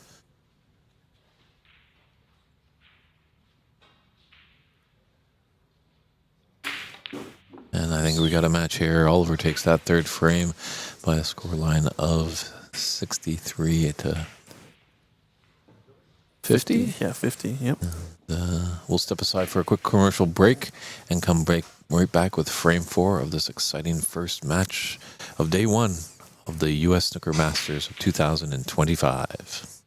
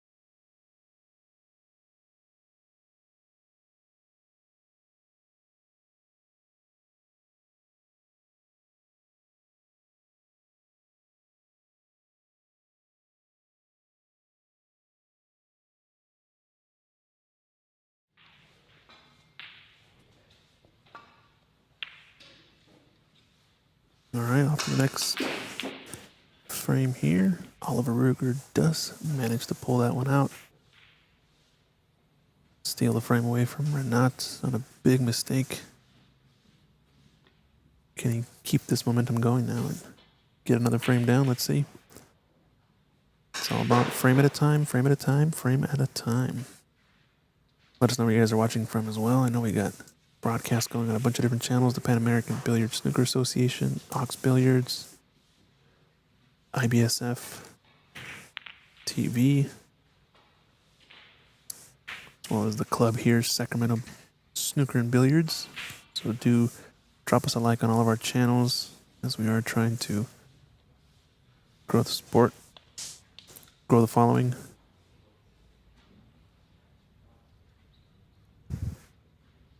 You know what we've seen, Christian, over the years that we've been doing it, the interest is definitely on the rise. That's right. Bigger tournaments, more and more players. This Nice could be starter. nice. Yeah, this could be nice. Just looking at how some of these balls are situated. And that's just got to take it one ball at a time. This pre-shot routine, map it out a little bit, a few shots ahead.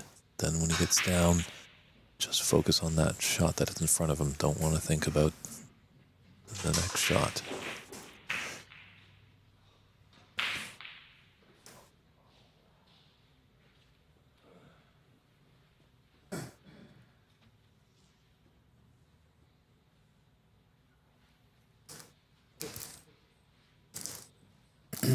Probably the biggest shot right now, actually, right? It's got a lot of distance between Q and black, which is usually what makes this pot difficult.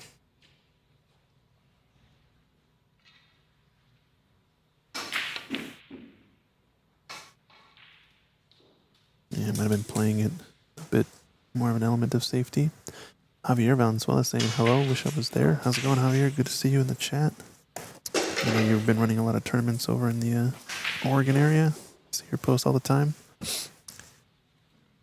And our friend Peter's, the Potter, is piping in, wondering what kind of tables are playing on. Can I get another P in that sentence? But they're playing on Rasson tables. And they're fit with this Lieberwin cloth. Very slick cloth, very nice.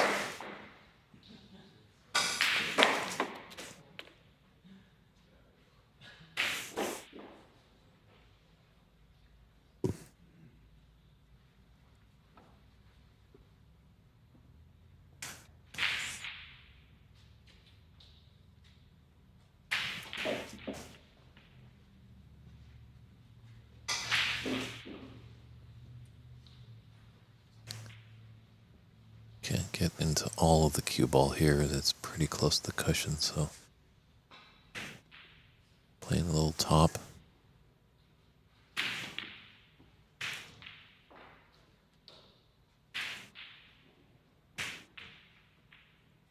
Ooh, just the pace of that green came off that jaw and kicked it out and didn't block the path for this relatively easy starter for Renat. Looks like there is a gap for the pink. Able to draw it back between those two reds. Might just stick around for the blue or the green. And the cushion to his advantage.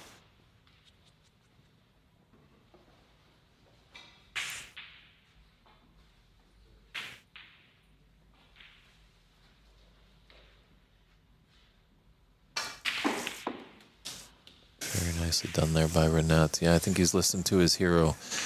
Renat, a huge admirer of the great Ronnie O'Sullivan.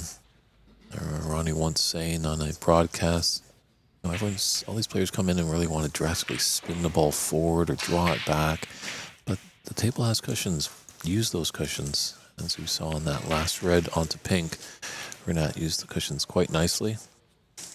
Renat, who is, his main profession is a truck driver, was on his way to pick up a delivery, going almost halfway across the country in America, and heard that Ronnie was at his club in Chicago, and on a moment's notice turned his truck all the way around with an empty load, which is a no-no in the trucking industry, and came all the way back just to at least say hello and get a picture with his hero.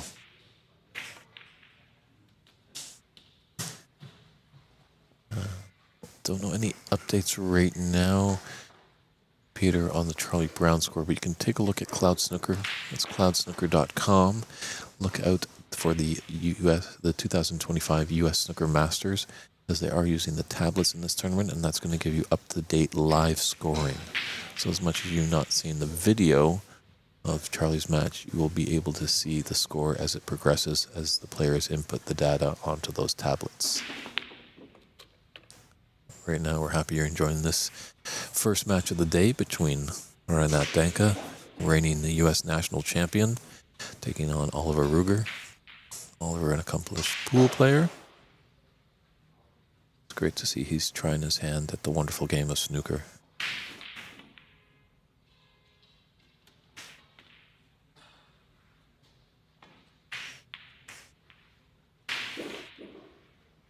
Looks like he's got a nice little angle that he could open up some reds on this blue.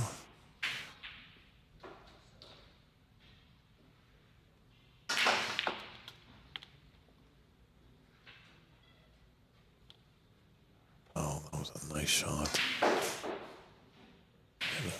little angle, he tightened it up a little bit to be able to take this red that's open left of the bunch. Kind of looks to the heavens a little bit there. Wanted to come back down table a lot more. So he's quite high on the pink. It's a thin cut, and he's going to be canning into black and red. It's really going to stick around. Big shot here. Nice recovery there by Renat. That's why he's the U.S. national champion. You know, when he's thrown out of position, he can make a good recovery shot to continue his break going.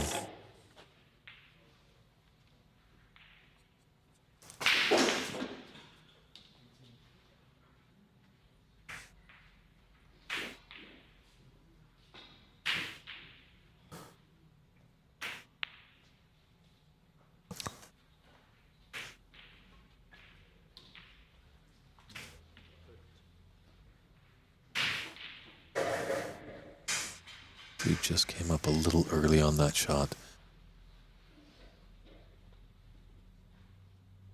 Good philosophy to have in the game of snooker is if you're down on the shot, just to wait till your object ball is in the bottom of the pocket or all balls have come to a rest, then you can get up from the shot. Yeah. It's always a good teaching there. Oh, this is going to be another big break chance for Renat.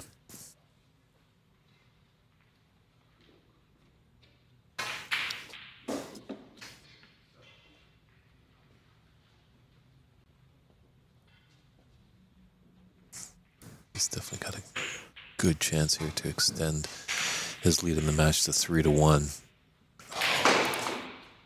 But he can't get the red.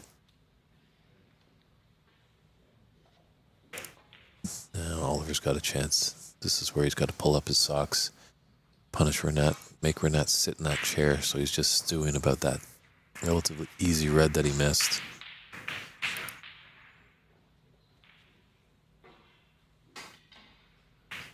It's another thing that makes this game of snooker so tough is you can't do anything when your opponent's at the table. Yeah, or pool. No. It's actually a bit of a move. In a pool match, you can actually there are rules that say you can only take a break certain times in the match. Sometimes you can take a break in the middle of a frame if you want. And so that's kind of a tactic sometimes when your opponent misses a really big shot and you have a wide open table to win the match or something, or to really swing momentum. You'll see a lot of players purposely take the break right as that happens, so the opponent has to stew in their chair for the 5-10 minutes or so of waiting for the opponent to come back from the washroom or whatever the break is, right? Not necessarily saying it's ethical, but it's a tactic. Yes, normally the comfort breaks usually are saved for between frames or between racks for in a pool match. But sometimes the call of nature comes and you can't fight it. As we go back to like other sports, tennis is more, it's a solo sport, but it's very reactive. Your opponent's hitting a ball, you have to react to it very quickly. Golf, it's pretty much you against the course. Obviously, you're playing against other players, but sometimes they're so far distance, they're on different holes, you might not even know what their score is. But the game of snooker, and as you say, pool as well, Christian, that the scoreboard's right in front of you, the table's right in front of you, your opponent's right in front of you, so...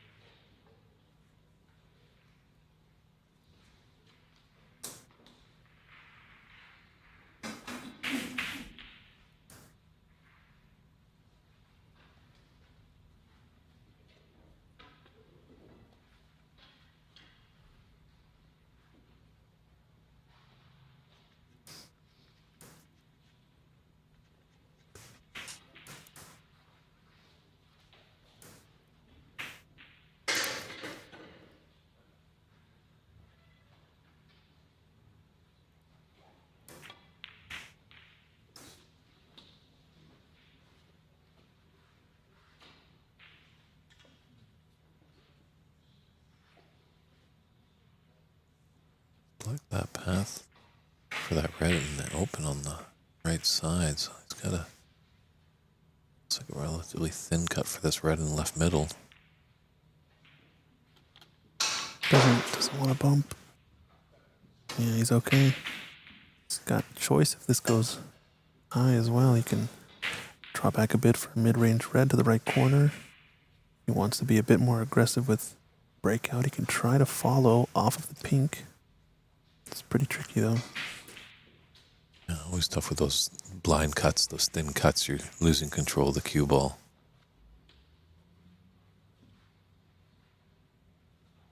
Yeah, he's just looking for the mid-range shot, if he likes it or not. I think that's the higher percentage play because you'll be plumb on the pink next. Depending on the angle, you can play a soft screw shot to get on the good side of the pink. Some player might be thinking, well, why don't you take the pink? You can open up those reds. Well, you know, if you open up the reds and spread them out nicely and you're missing, you're giving your opponent, who's definitely an accomplished break builder, a great chance. As you'll see sometimes the pros, they'll slowly just nip off reds one at a time, not wanting to bust open the table. And then you have a fellow like Stephen Hendry that wanted to get the reds open as quickly as possible. But when you're such a proficient potter and break builder like Stephen Hendry, I don't blame him for opening up the reds sooner than later. I wish I could have a fraction of his skill. Yeah, it's also took the world by storm, that style of play, when he first brought it on the scene. I think that also led to that success as well, and people weren't expecting him to do that or weren't used to being able to battle back because they would have to do the same in order to make a response of their own. I completely agree. Like, snooker is, in fact, you know, a safety term. It's a defensive term. So the name does have a title for more defensive, and obviously we all know in the game of snooker, it's not really always what you make, it's what you leave your opponent. So there was, before Hendry, as you were mentioning, Christian, a lot of safety play. You wouldn't see a lot of high breaks. There were some, obviously Steve Davis coming along, but Hendry really opened the door and inspired a lot of players to go at it and take the frame and get these one-frame visits that we talk about. Yeah, now it's almost like you need to have a minimum Hendry level of break building to even be a pro in the top 32 nowadays. You know what I mean? Like, if you plop any player in today's top 32 into the snooker scene back when Hendry, you know, had his runs, I'd imagine they'd probably be world champion as well at some point in their career. So just shows you how the game evolves and how the sport grows over time. It's always hard to compare eras for those very reasons. It's like any sport, though. Yeah, like Ray Reardon, great Welsh, rest in peace, Ray. We lost him this year. 6 times world champion, you know, played a certain style of the game, but then this young gentleman, this young ginger-haired Steve Davis came along with a different, you know, just robotic mantra, just kept very focused on the shot, and he ended up being a world champion 6 times as well. And then, you know, there's always a target on the world champion's back, and Stephen Hendry came along, as we said, and brought a new style. And then Ronnie O'Sullivan brought a brand new style, as he kind of inspired, in his own right, more players to start thinking ambidextrous. Right. He did, it felt like Alain Robidoux, a great Canadian player, that Ronnie was taking the mickey out of him when he took a shot on left-handed, because it wasn't seen that much. Most players, you know, if they're playing with their dominant hand, they don't switch back and forth back then, but now we see it a lot more. A tough spot for Renat, but he's gotten a really good result here. Kicking into that red 2 cushions and pushing both of them safe. Pretty fortunate there. This is shaping up to a big frame here. There's only 2 points in it. Yeah. 43 on the table. If Renat's to take it, he's 1 away from winning the match. If Oliver's to take it, he's roared back to tie us at 2-2 and put us down to a small little best of 3. All this came down from that big miss from Renat into the left middle pocket earlier. And left Oliver in a lot of good positions. Here's the bank shot. I'm calling it a bank shot because you don't see those doubles often. Nice shot there from Oliver. Very rare do players go for doubles into the corner pockets. I'm only calling it a bank because he's a pool player, all right? That's a nice shot. We got to take a look at it again. You don't see it often, but a nice double into the corner. And now pressure's on the defending U.S. champion. Or excuse me, current U.S. champion. Not defending here. I think he will be defending that title, I think, in about a couple months' time. Yeah, Memorial Day weekend, I think, right? I believe so. We're going to be in the Bay Area for that one. I believe they opened up the entries for that. Have they on Snooker USA, which is the site for the governing body here in America? I think Snooker USA announced it, but I think Cloud Snooker is where you actually enter into the tournament and pay your entry fee and yearly membership. But yeah, for all those U.S. nationals wanting to play and take down the current champ, which is Renat Denka, it's going to be hosted in a few months' time. Should be a good one. Unfortunately, I'm not going to be able to make it this year, but it's still going to be a pretty good event.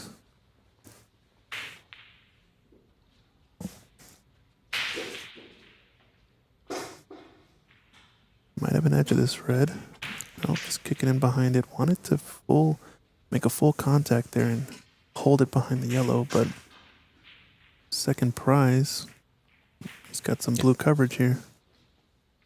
That might be a full ball snooker. Speaking of $10, we got $10. Isn't that second prize in a beauty contest? Yeah, probably. Shout out to our friends at Monopoly. No, Bike Garrett, top donation of the day. We should call it second prize. And this is a mistake now, so... So you're saying Bike Garrett has a target on his back as he's the highest donator right now. Who can topple him? No, none of that. None of that. We're good. We appreciate any help and the viewership. These numbers are great. It's only day one. We're going to be here for 4 days. Got a pretty good matchup coming up next as well, I think. Previous professionals coming onto the scene here. But this one's not over yet. Oliver Ruger has got plenty more to say. Renat had the mistake. A bit of a fist pump on the chair. And frustration. Oliver should pot this blue, but yellow's going to be the real shot of the frame, I think, right? Agreed, yeah. It's not a clear sailing to the victory line here in this frame.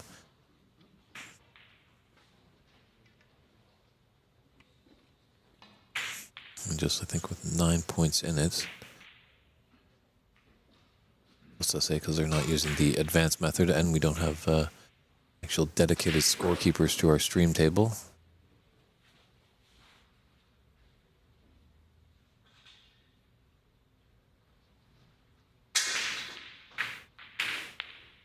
Oh, no. That was the shot. Yeah. Damn. I think he just caught the cushion on the way in, causing that rattle there. Yikes. Yeah. If that drops, that frame is his. You know, look at him. Look how he's on the green there. None of the other balls are really in trouble, so... Let's see what Renat can do with this yellow. He missed a couple shots with the rest earlier on in this match in the first frame, so this will be a big confidence boost if he can get this one down.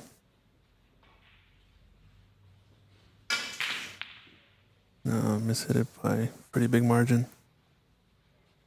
He's gonna get the roll though. He might get the roll. No, looks like it's potable. I think looking back, Oliver did have a cut like this. It was definitely much steeper, but similar object ball position in the previous frame to win it. On the greens, let's see if he can knock this one in. Yeah, he's playing the tactics, knowing that he might not be a favorite to pot that one, but this is a mistake. Yeah, he's left an angle on this yellow. I don't mind the safety shot, obviously, for Oliver. If he want to get that yellow into the top right, coming back for the green would have been tough, but he's got a good chance here for Renat.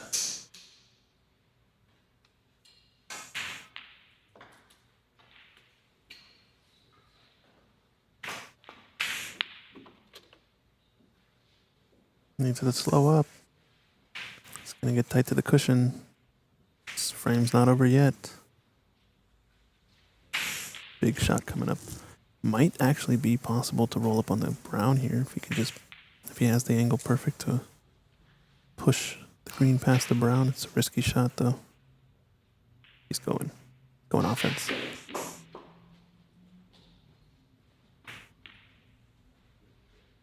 Yeah, really good pot.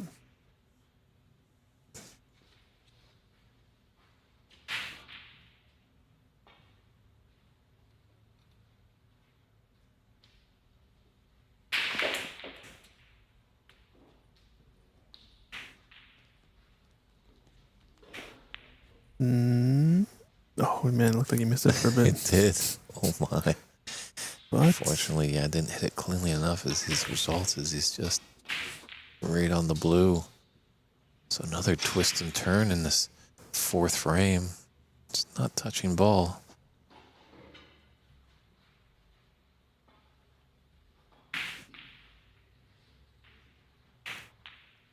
Those 9 points, Renat has now tied this fourth frame 42-42 with 18 on the table.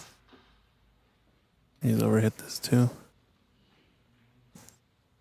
Not sure if he was playing behind the pink or the black here. Yeah, he's fortunate his cue ball's on the cushion, but yeah, he'd like to have gotten the snooker behind the black or pink. So it's a tie ball game here. Whoever can get two of these colors down is going to win the frame. It's a pretty dicey one. I'm liking the drama here.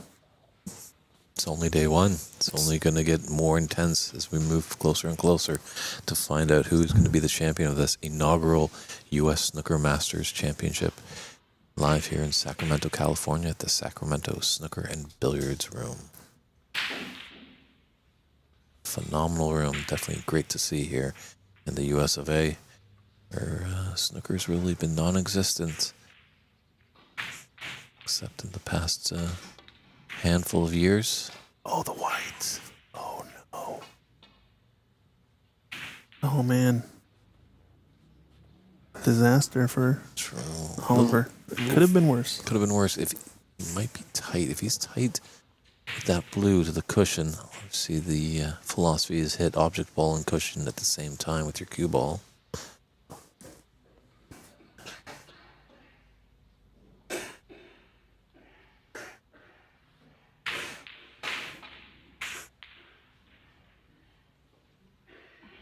But I think with you guys up there at Ox, you've really created quite a stir. I think snooker was always in America, just kind of maybe really on the back burner. They've had a lot of U.S. national champions, but it seems like Ox has really kind of kicked open the door and really, brought in the streams and great tournaments. So you guys got to be a good pat on the back. Yeah, thanks, David. Appreciate it. I think it's a team effort, us doing our part and then matching up with the organizations like PABSA and USSA to stream the big events, etc. It's a pretty good team effort, but we're just trying to do our part to help grow the sport and improve the game as a whole.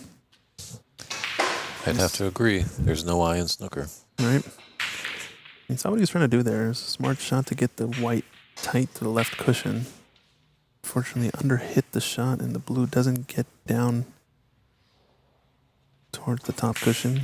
Wanted to use brown and pink kind of in a diagonal to get the snooker there. Only saving grace is that he's left it tight. And this is going to be... Nope, it's going to leak out. It's going to say it's going to be quite the fluker if Oliver gets it.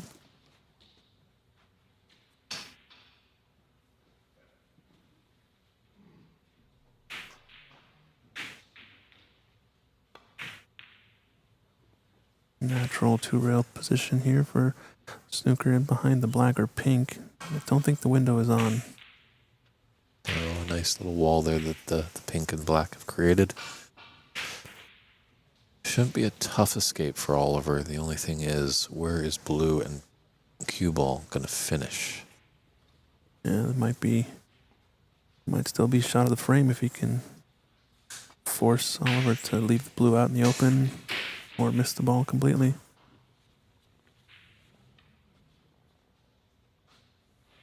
And where the balls lie, it looks like Oliver needs all three to win.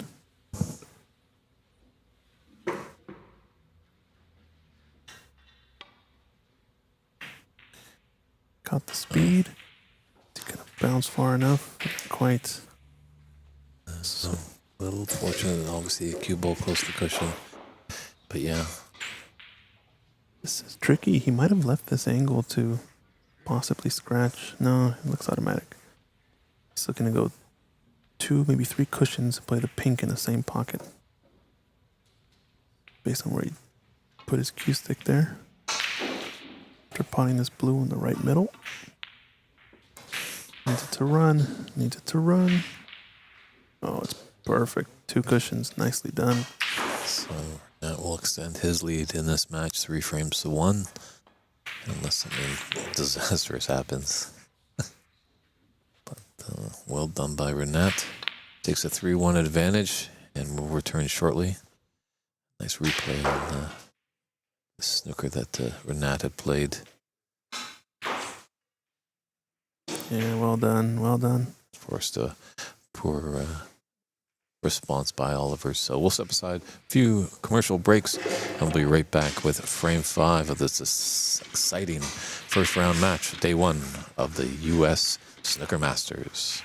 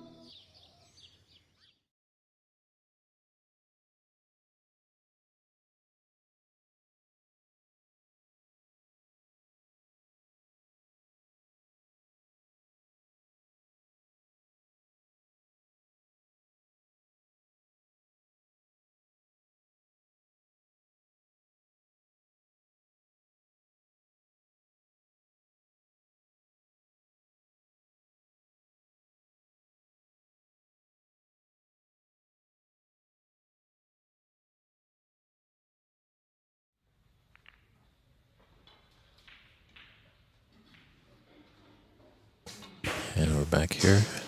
Oliver is broken off on frame 5. Just on the scoreline, Renat does have a 3-1 advantage. Just a little hiccup with our tablet over there. Wasn't showing the correct scoreline.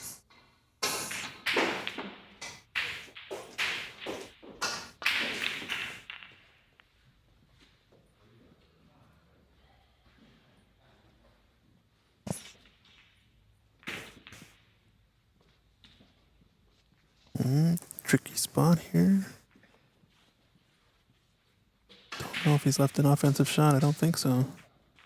Oh no, it's there. Yeah, the red is open.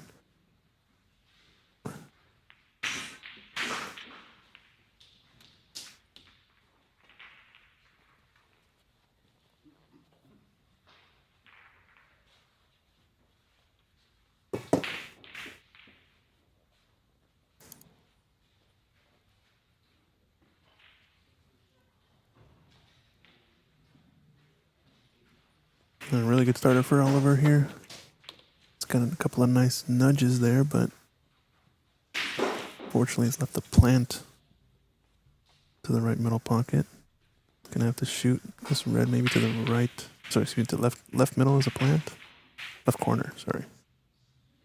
Yeah, I don't like this shot. I think play the red to the right corner next. If there's enough of a gap to play forward, You can use the right rail to try to get on the pink or the blue, but he's liking the plant here. This is risky. Oh, shot it like a dream though. Nice shot. Been unfortunate to tie up those two reds, but shouldn't be too bad. He's to have plenty to work with after this black. Oh, he Well seems done. like he's a master gardener with that last plant.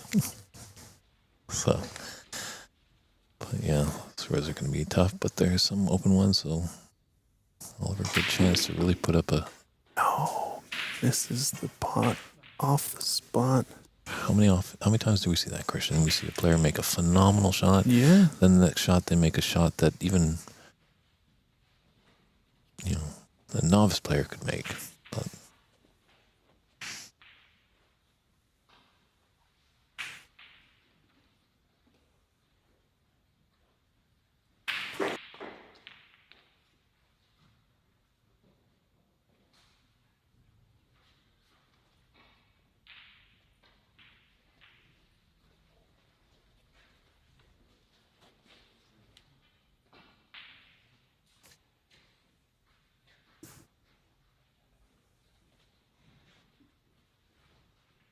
This red maybe has a window, the one closest to the cue ball, to go in between all the reds and the black to go to the right corner. Looks tight.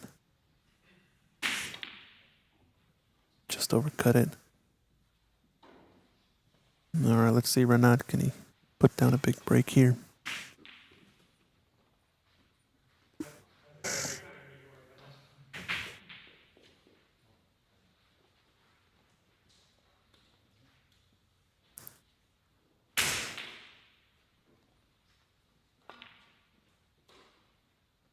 ooh, by quite a lot there by Renat. It hasn't been vintage Danka, that's for sure. Now, at the conclusion of this match, we will have a short interview with whoever the winner is. Both players have just been struggling a little bit with form. Renat just showing a little bit more of his great snooker prowess as he's got a 3-1 advantage in the match.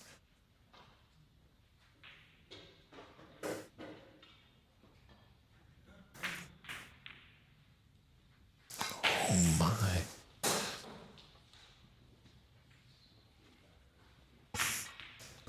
All over the place we're seeing these misses.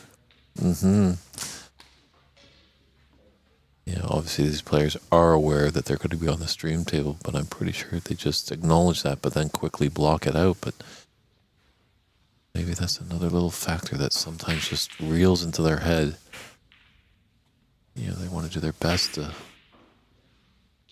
delight their supporters. Obviously, I think Renat has a lot of family tuning in.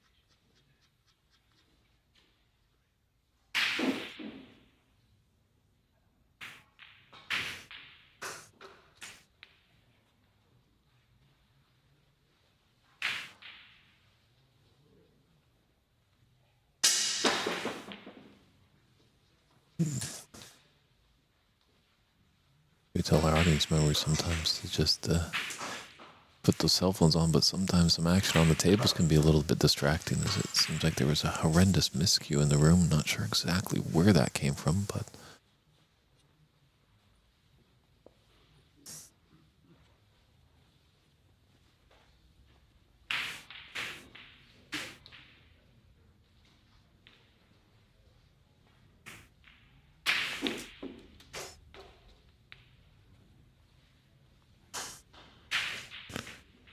now it seems like Renat's getting a little bit control of that cue ball. Wrong side of the black here, that's on the blue spot, so he's going to have to go Ball definitely has the cue power to do it.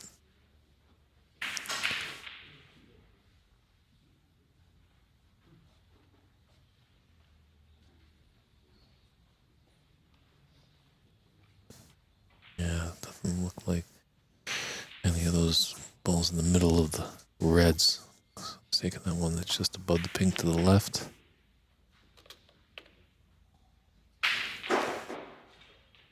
And he's rolled up nicely just to be good side of this black. That's that one red out in the open on the right side is his saving grace. Possibly those 4 reds in the middle. One that's closest top right could go in. That's what it looks like he's playing for now. That red you're talking about.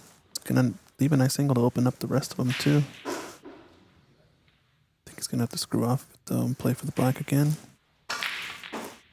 Oh, watch out middle pocket. It's okay. He's high on the black once again. Nicely done.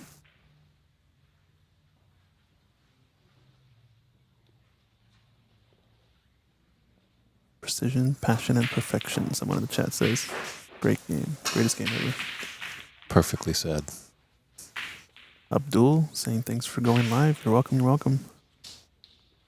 Thanks for tuning in. Drop us a like if you're enjoying the stream. As well, we're trying to grow the channels for IBSF TV, PAPSA, Pan American Snooker and Billiards, as well as Ox Billiards. So check us out on all of our channels on YouTube and drop us a like or subscribe. Oh.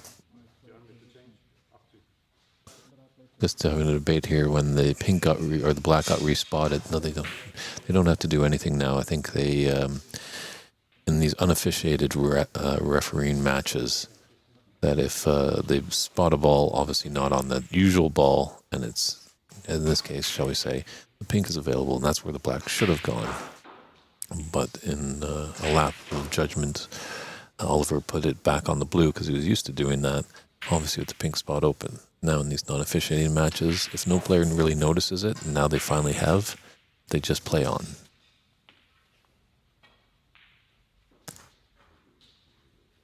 Yeah, and I think basically Renat said it's up to you there. You can make the call either way. It wasn't going to affect the run out still because he had potted a red and he didn't intersect that path. Just looking back on the video, he hadn't crossed the path where that black would have spotted. So it wouldn't have affected the match in any way had they just moved the black over, but Oliver chose to just leave it as that's where he spotted it. Cooler heads prevail, and this is really now starting to be vintage Renat snooker. Yeah, he's starting to get into him now. Yeah, controlling that cue ball. Obviously, in these small little round robin matches, groups of 3, getting a match to the good on the board is paramount importance. And definitely having a 4-1 advantage, that makes your frame differential quite high, as the top 8 seeds will be zooming on to the final 16, whereas the winners with a lower frame ratio could be seated in the 9 to 12 position, even though they won their respective groups. He's played a bit thick, but he's got the cue ball where he wants it, and that's the risk. Leave your opponent in after missing a color. Pretty good break, 55. High break so far of TV table that we've seen. Probably not the high break of the tournament, but No, with these caliber players, I'm pretty sure we're going to see some centuries. Could be in store for a maxi. Well, that would be something. yeah, we'll see.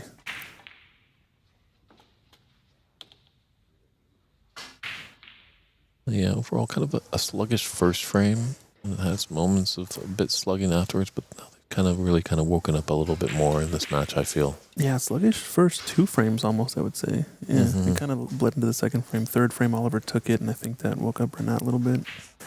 And 3-1. Frame before this was really close, coming down to that last shot. Safety on the blue, making all the difference. Now Oliver's up against it here. He needs to score efficiently and put on some points. Play safe. It's going to be tough to break out these two reds, but wouldn't put it past him. Might get a chance. It's all about the angle on this pink. Oh, he could miss the contact there and run past it. It's going to overrun his position, though, unfortunately, because had he come up about a foot short, it would have had a nice angle to run into those reds. Yeah, it could possibly screw back off the black if he was a bit high on the black. No, that's gone all wrong. I don't think this red will pot either. The left one of the two. It looks close. Don't think it's on. Gonna see him kick at this. Interesting. Just to play the snooker on the first red. It's a smart shot there. Only problem is you've given up the advantage now, and Oliver's gonna be able to sneak off of this red and play the cue ball into bulk somewhere.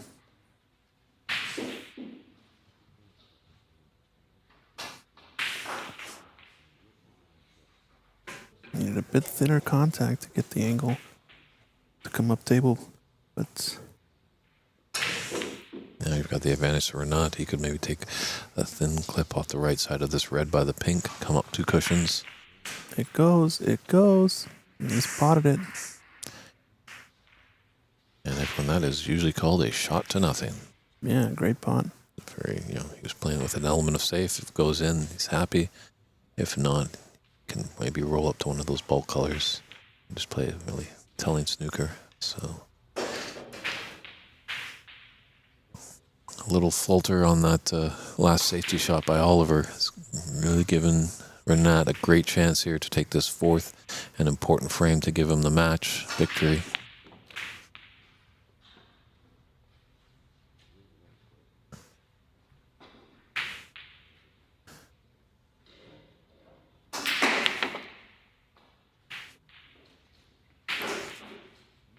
Man, there should be curtains now.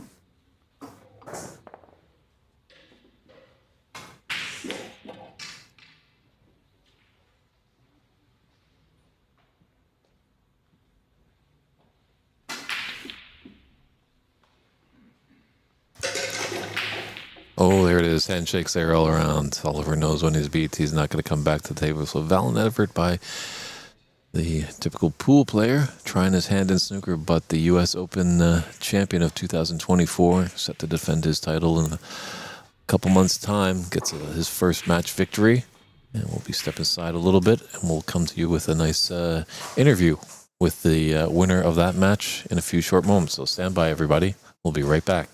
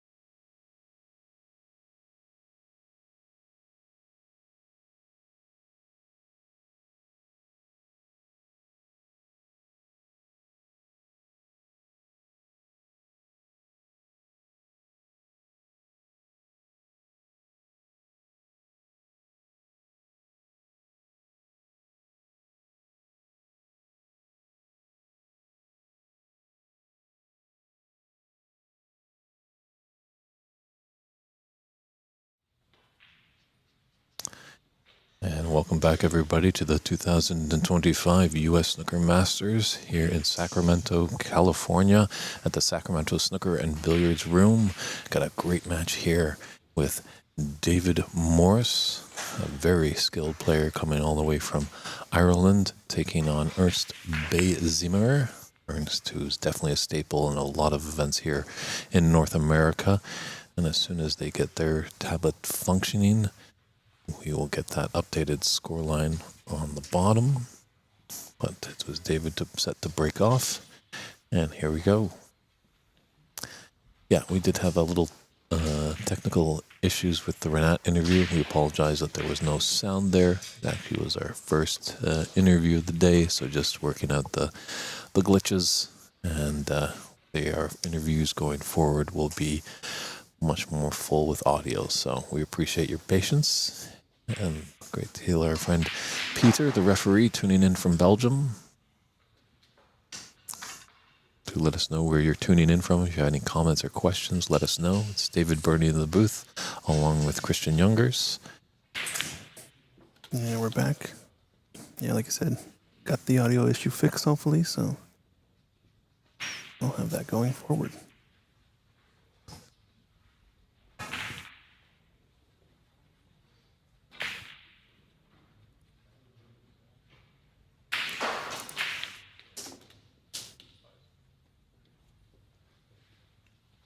This is good stuff to start off by Ernst.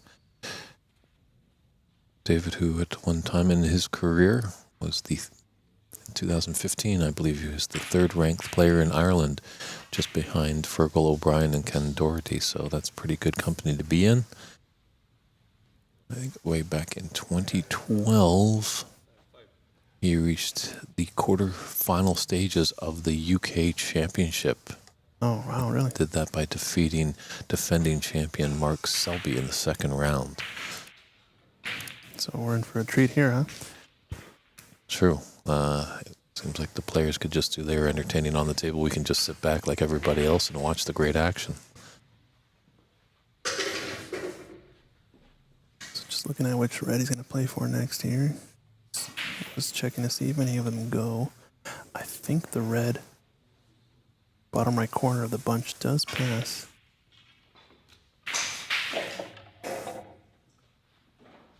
Played a bit into the open space. I wonder which one. It's going to have to take the red down the left cushion, I believe. Yeah. Just play it safe. Likes the double. Automatic position for the black. If it gets there, not quite. Yikes. Tough shot, so back in the bulk. Unfortunate there. Was a really good double. Yeah, I think he had a little bit of safe there. Obviously, with that cue ball coming down there, those reds obviously are blocked by that red near the top right corner. Yeah, it was convenient, right? He had like a nice two-way shot, basically. It's going to be an aggressive safety here. Thicker contact to avoid cannoning that other red. Not quite the line he wanted. Yeah, Prince might find out the hard way. Yeah. But, to excel this game, you got to, take those knocks. You got to learn how to lose.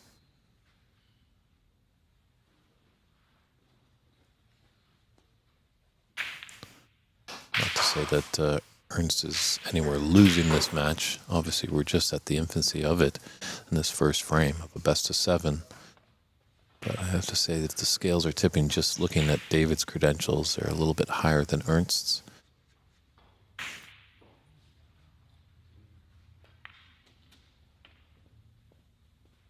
There was once a young little Scottish player that was crawling up the lengths, and his manager asked if the world championship champion at the time, Steve Davis, could come up to Scotland and have a little exhibition with this young fella named Stephen Hendry. And Ian Doyle just told Mr. Davis just to thrash the kid.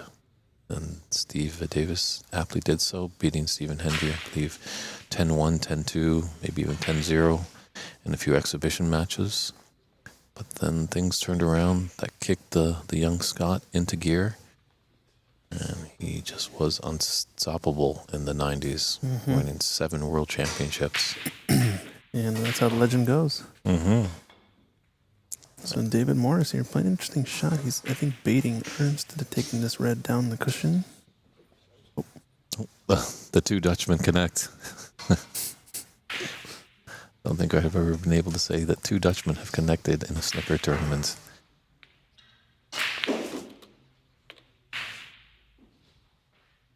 Ernst, who does live in the Houston area.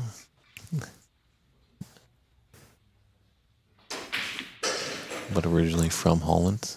Just kind of cannon into our good friend Barry Francine, who comes all the way from Holland, made the trip. Him and Ed Giels, which is great to see. Yeah, and a great pot there from Ernst to take the what seemed like a bit of a bait shot, maybe. Knock it down, get some points on the board. Think he knows he's the underdog in this match, but not going to stop him from taking the aggressive shots when he has the choice. And he's off to a decent start here, although he's just overran on the blue. It should pot to the middle still, but it's going to be an awfully thin one. Watch out, cue ball.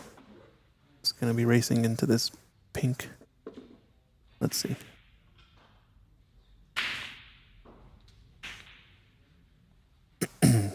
Yeah, big pressure shot here, because if he is to miss, as you said, he's going to cannon into there, could leave an easy open red. Surprised he's not really looking at the green at all. Watch out, cue ball. That was the other problem. Cannoning and going in off. I thought if he had gone in off, he would have been into the right corner, but got a half ball on the other side. A bit of unlucky there, but I think it was really set up from overrunning position on the previous shot.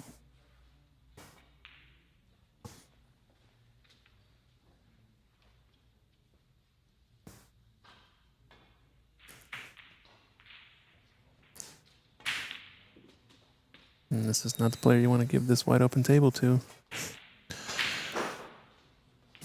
So he's like a conductor with that cue is acting as a baton, just orchestrating these beautiful small little compact shots together. I think that's what you see more with these more excellent players. They're not playing shots all around the table, keeping it short and compact, kind of wanting to cut the table in half and stay at the business end.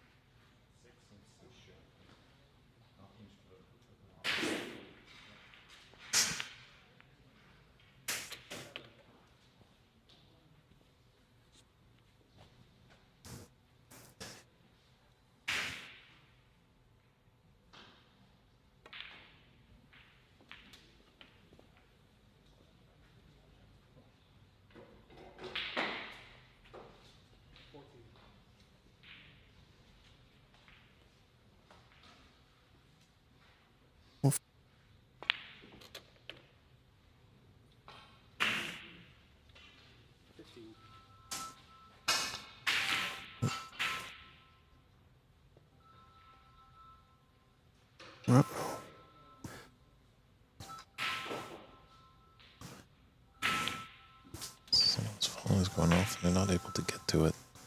Might be a player that's at the table. Kind of sounds like that alarm that was going off earlier this morning in our hotel. just take that phone and put it in the other room. It's going to go off again, probably. Just throw it outside and see what happens. I don't mind. Anyway, back to the match. David Morris on pretty nice opportunity. Needs a nice little... No, he didn't play the cannon into it. Okay. Needs a nice little angle here to maybe play the cannon later. Yeah, he doesn't seem to fazed by that distraction. How does he plan to solve this 2 red ball cluster? He's perfect actually on it now. Slight angle. Coming off the black, canning into the second red, the one right above the black. Just a gentle nudge forward maybe. Yeah, perfect. Played it really well. That was the plan all along.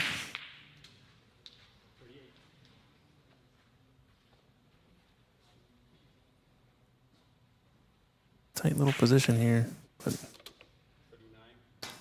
It's what these players practice the most, those little intricate small spots.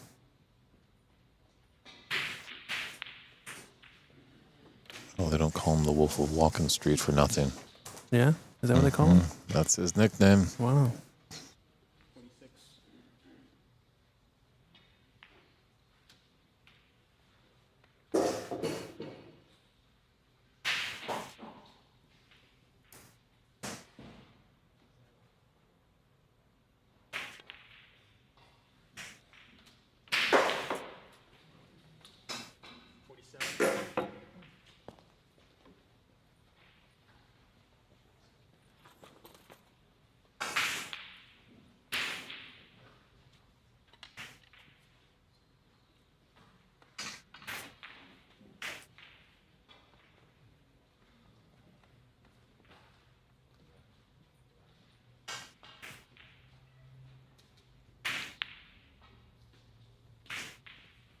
Really good speed on that shot. Nicely done. I think this might be a quick end of frame one.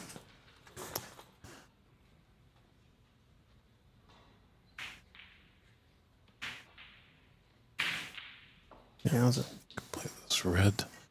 Be on the blue. The pink's just sitting there. Yeah, he's going to have a come on the blue. Be on the low side of the yellow, so it has a natural angle for the green. Yeah, it's perfect. Natural angle on the yellow to the green. It's almost like a stop shot run out here until the blue.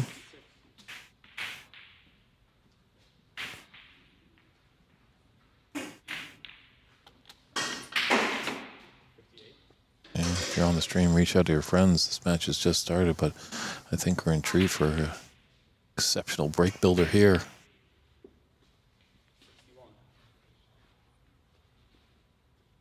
I'm about to ask Andy and see what the high break of the tournament is so far, too.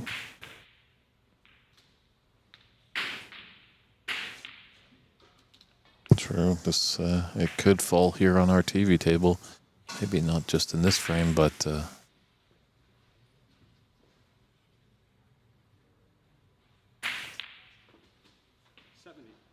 it's a 70 break so far.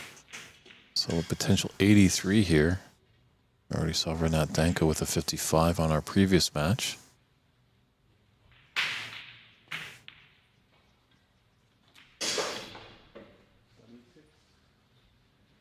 A little bit about that. Pink hit just hit the jaw just a little bit, but the black for the 83. Very nicely done. Delighted the audience there. So David Morris, impressively with an 83 break, takes this first frame. Well, Ernst knows what he's up against. Yeah, it's going to He be had some good shots. a tough hill to climb, but probably one of the favorites of the tournament, you think, David? I think maybe one of them. He certainly has got to be up there. I think a lot of the overseas players, definitely the Irish players, with so much of it ingrained in their history, so many great players over the years.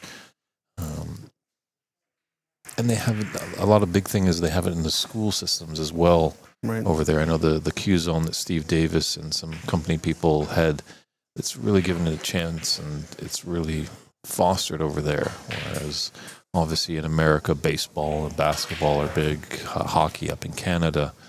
So if we can kind of work some way out, maybe to get it into school programs, just as maybe an elective in gym class. That would be nice, wouldn't it? Just because I think it teaches, kids responsibility.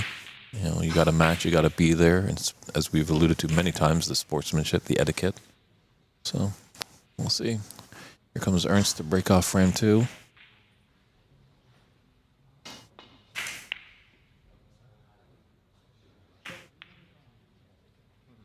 Just didn't want to hit that yellow, but he hasn't really left anything easy for David to get going.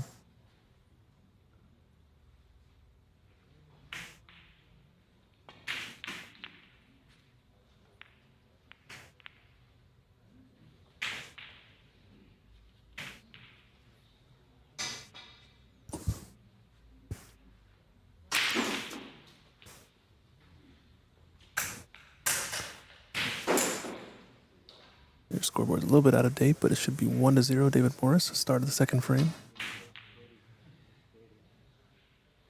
I think think the scoreboard was just thoroughly impressed and surprised by that 83 run that he had. Yeah, but a good starter there from Ernst. Good pot, but gonna be a little bit awkward on the yellow here, maybe. Think the safety's in order. Yeah, I'd have to say, been watching Ernst over the years, and it's been nice to see his progression. He's definitely, which each tournament he's playing, he's getting better and better, and yeah, he's been to a lot of the U.S. national tournaments in the past as well. We've seen him a good amount on the scene in the stream as well. Ricochet, a big bounce on that cushion there.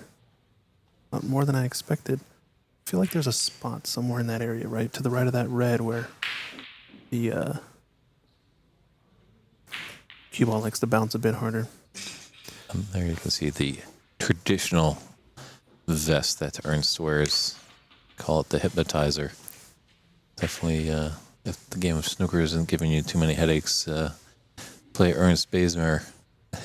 That vest will give your head a spin a few times. It's sort of become a characteristic vest of his specifically. I think I've seen him wear it pretty frequently on these tournaments that he attends. I like it. It's a little bit of a style.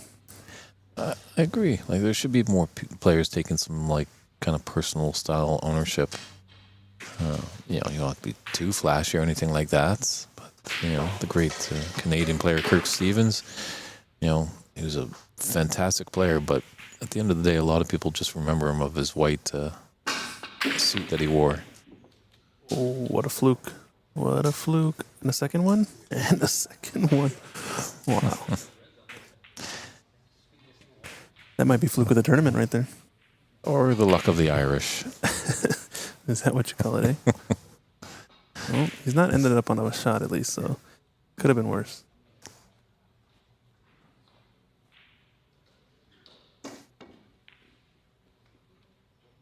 Bolt Gels is just wondering about how Ed Gels is doing.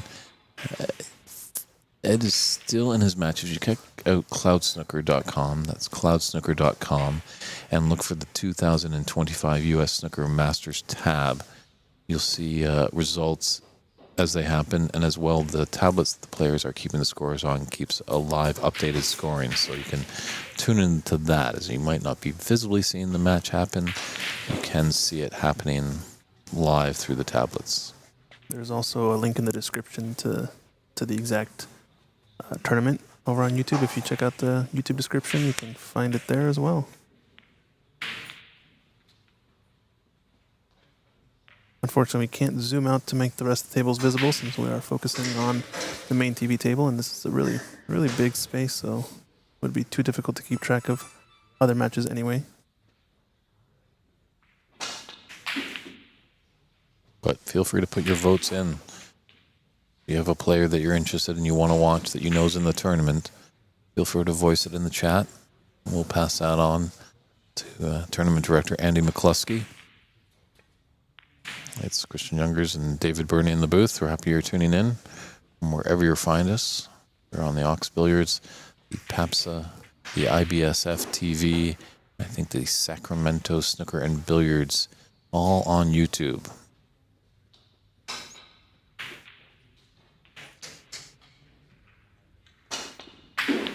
Uh-oh, uh-oh. Oof.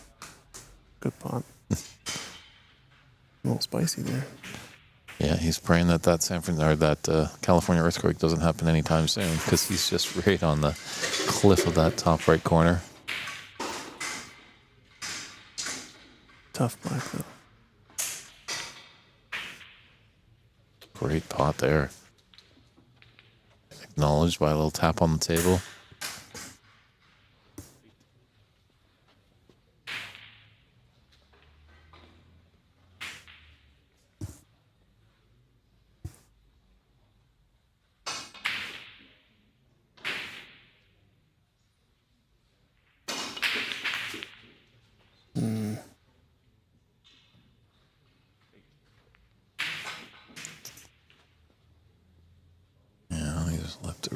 relatively easy starter here for David. Yeah, this could be another big run, possibly. Hyder asking, how are you guys doing, commentators? Doing well? Doing well in the booth? Come on by if you're in the area. It's a good watch in person as well. They got a good little snack bar here. A lot of drinks. Yeah, I'd have to say there's no better place to be. I enjoy thoroughly being in the commentary booth, interacting with all you great fans out there. And if we have new friends, there's no silly questions. We're here to answer them all. Sometimes there's also good debates that can happen in the chat.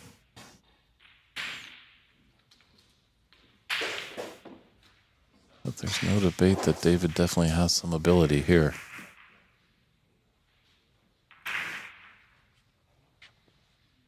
And I'm not pulling bias because he's a fellow David.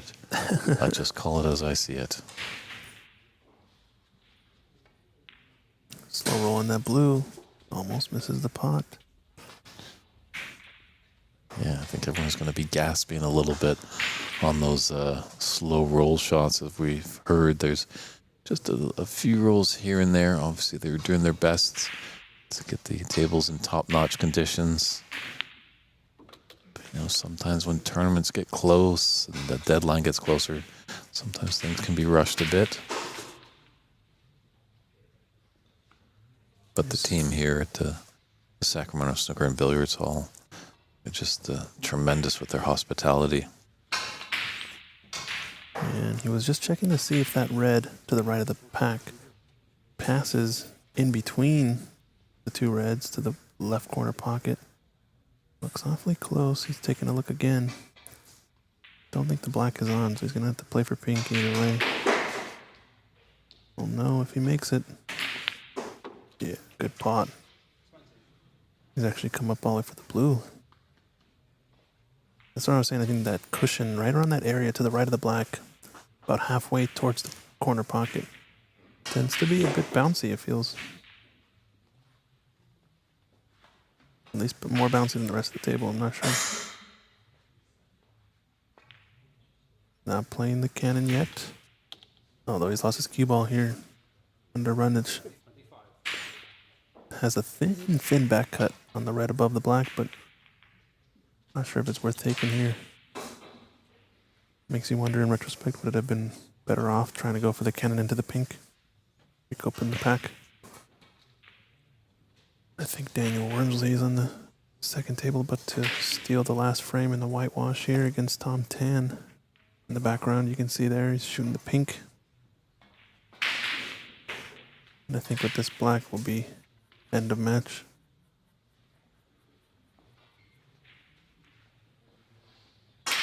Yep. That's another player to look out for, Daniel Wormsley. Another one of the Irish lads here. Oh, he's actually from Yorkshire. Oh, area. Yorkshire. Sorry, Yes. no, not Irish lad. Yeah, Daniel is Yorkshire. My bad. Don't convince an Irish and an English. It's like Sorry. convincing a Canadian and an American, You're or right, an you're right. Australian and a New Zealand. No, the Irish lad I was thinking about was Brendan O'Donoghue. He's on the other table to the left of us. Correct. He's one of the Irish lads here as well. Excuse me for that. You didn't hear it. You didn't hear it from me.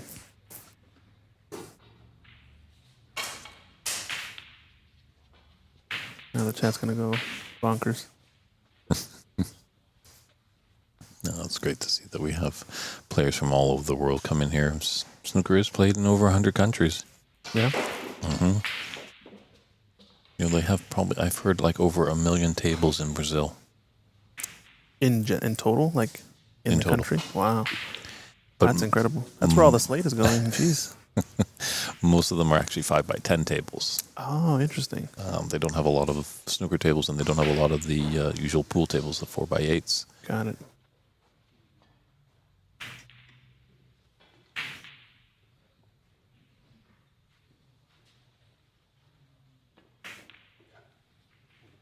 That's the table roll right there, I think.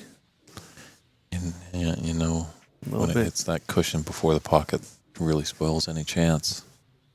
It also was a little bit nervous maybe on that shot too. Missed it by quite a margin. So. Good pot down the cushion from David. Got another tough one if he wants this black, although pink does go. Angle is going away from the pack, unfortunately, so for that reason might just take black anyway. Got to be careful where it respots. Yeah, that was always a tough shot. Got it a bit thick because, you know, he was playing for his cue ball to be off of the cushion a bit more, so you know he missed it thick. Yeah, we've seen that in our previous match. A couple of times the object ball is rattled in that top right corner.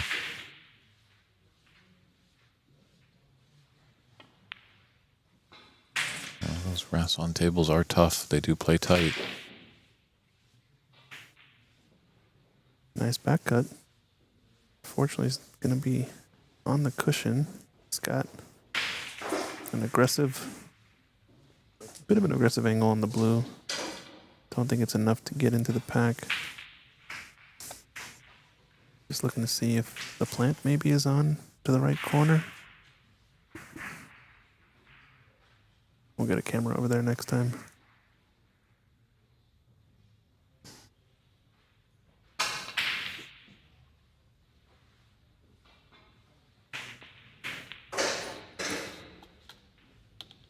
Good pot, but didn't want that cannon on the black.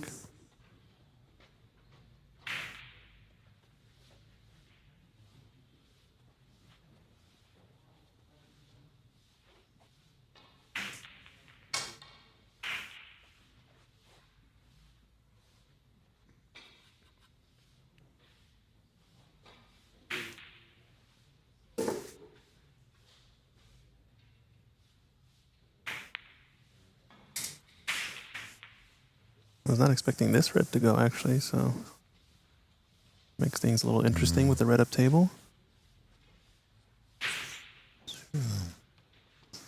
Left most of the three reds. Maybe even that red below the pink. Does it go into the left middle? I think they all go. Oh, and he just caught the jaw on the way in. That's going to sell out a shot. Can Ernst capitalize? This might be his only real chance at the table. True. Popped out of his chair like a Pop-Tart. Wasn't expecting that chance. No, he's got a great chance. Open reds, high value colors. This is what he needs to do if he wants any chance to win. Punish that opponent on that mistake. Like a Pop-Tart. It's got a slight angle. Maybe a bit too steep. I'd have to go forward and cannon into the reds. I think the red to the left of the black does pot. So you could do a soft screw shot, maybe. Just playing one cushion, excuse me, for this open red, but don't like that shot really. Kind of landed in like nowhere land. It was a saving grace, that red, obviously. But it's got coverage. He's okay. is that a plant, possibly? Ooh, it looks close. They look like they're close together. Tough to tell. Nope, just playing the roll up. Oh, wanted to get more towards the black there, maybe? I think it's okay.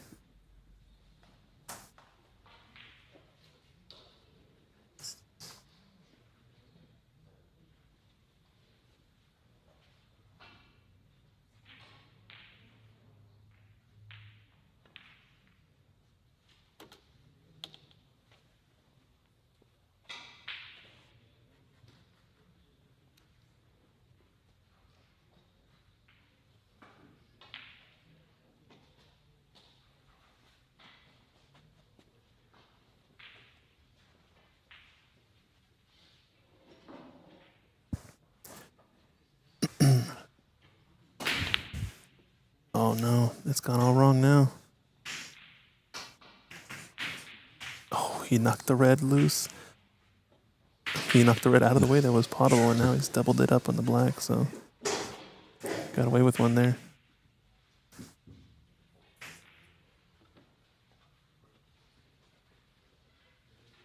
I don't think he's giving Ernst the angle to get behind that black.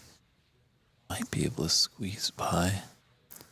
Bike Garrett saying ironing the table between matches. It's a high-class event. Yes, indeed. You can see our head referee in the back there. I believe it's... Oh, this is going to go off. Yeah. I think it's Andy's dad that's helping us out with refereeing, right? Papa Mac.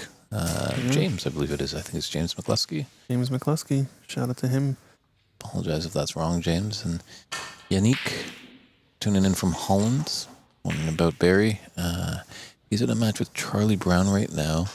Just not exactly sure where their match stands, but you can go to cloudsnooker.com. That's cloudsnooker.com. Search out the 2025 U.S. Snooker Masters, and you'll be able to find all up-to-date live scoring. And technical director over here, Christian, has just brought it up in our booth, and it looks like both Barry and Charlie took a frame each, so they're in their third frame with a best-of-7 match early on in the third frame, where Barry's just leading 9 points to 2. And this one, David Morris had an impressive 83 to take the first frame, and he's hopefully poised to put another frame to the good for him.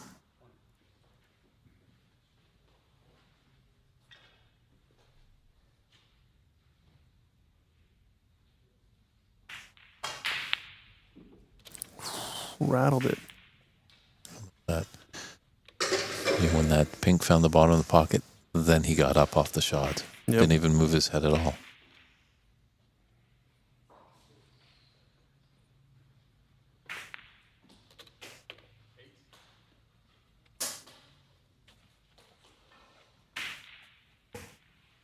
David's saying something about reading his post. I don't know what he said.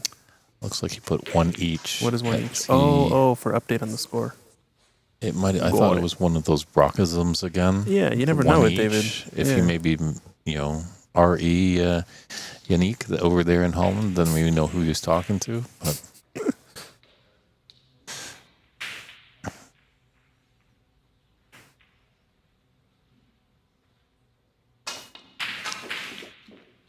I know us DBs might be a little strange, as good friend Darren Taylor of David Brock says, "You're a bit strange, Mr. Bernie." This is a shot here, though. Miss from David Morris, leaving a runnable table. This green, I think he might not be able to hold it, though. He's trying. He's got it down. Oh, he's on the run out. Can he steal a frame here, Ernst? Just got to keep his composure. Don't get ahead of himself. Obviously, the heart is pounding. He knows that he's, the underdog in the match, but he's just going to rely on his technique. Overscrewed that one by about 1.5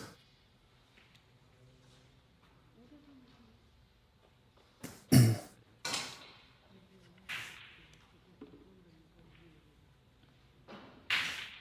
Big shot for the frame here.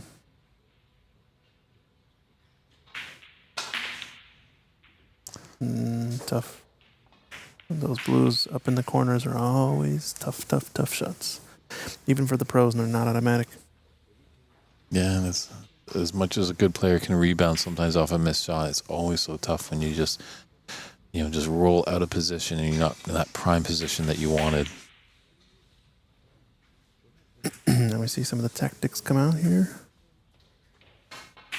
5 points in the difference, so that blue would have tied. So Ernst still would have needed to clear up there. Yeah, Ernst needs all three. David needs pink and blue.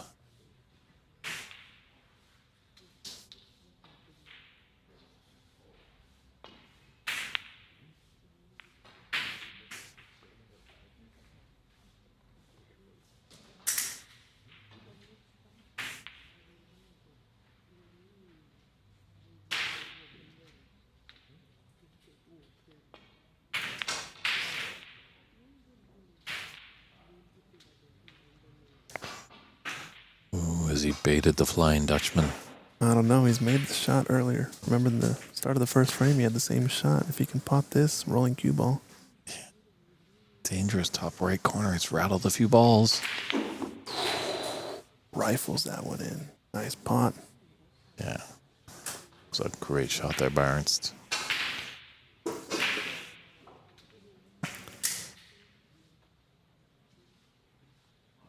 little bit tricky to get on this black. You have to put a lot of top spin on it to go one cushion. Can maybe go two cushions with a bit of running side.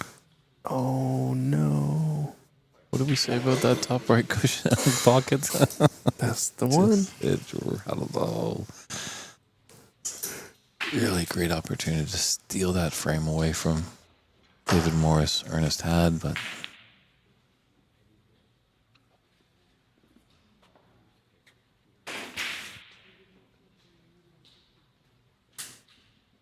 well, tied at 40. Both players need pink and black. Or if one's to take the pink, the opponent needs the black to win. So high drama here in our second frame of our second match of the 2025 U.S. Snooker Masters.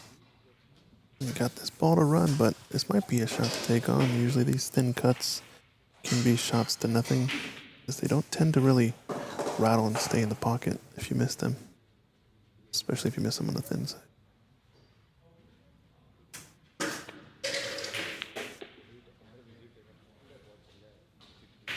He's made it. Black for the frame. Yeah, a little reprieve from the cushion. Not fantastic. Obviously, as his bridge hand is going to be on the cushion, makes it just a little bit more peculiar. Black for the frame. It's there. Ooh, and a 2-point advantage for the Irishman, David Morris. Well done. We'll step aside for a quick commercial break and come back with frame 3 of this exciting round-robin match.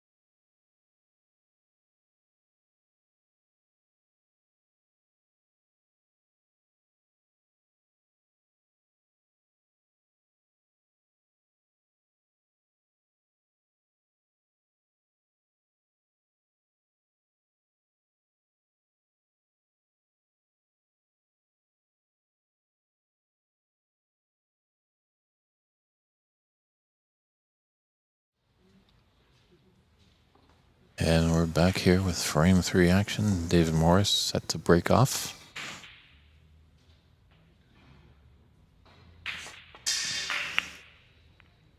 It's got a commanding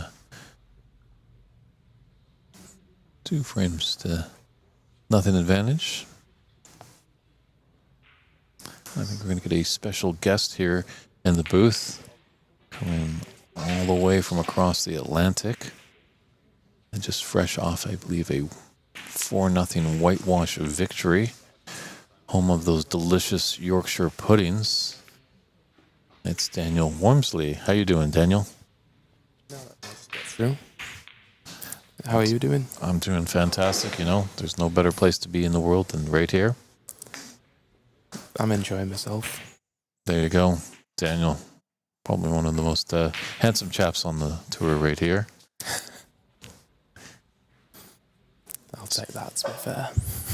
Well, as long as when I come over, you know, to the Yorkshire area, you make some of those delicious Yorkshire puddings for me. Definitely. All right. Plenty of onion gravy with it as well. Oh, good thing lunch is just around the corner. But how are you feeling the tables? How you feeling this club? You know, is this the first time you've been in America? It's the first time I've played snooker in America, yes. I came when I was younger. Mm-hmm. Went to Orlando, Florida Okay. as a young adrenaline junkie.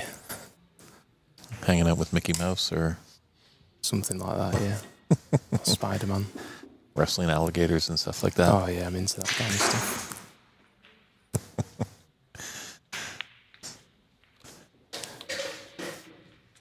So have you played David at all? Back over in the home country? I don't think we ever have, no. I think he probably comes into the tournament as one of the favoured players, I'd say. Is that because there's an Irish tournament director as well? Do we stir the conspiracies? I couldn't possibly comment on anything like that.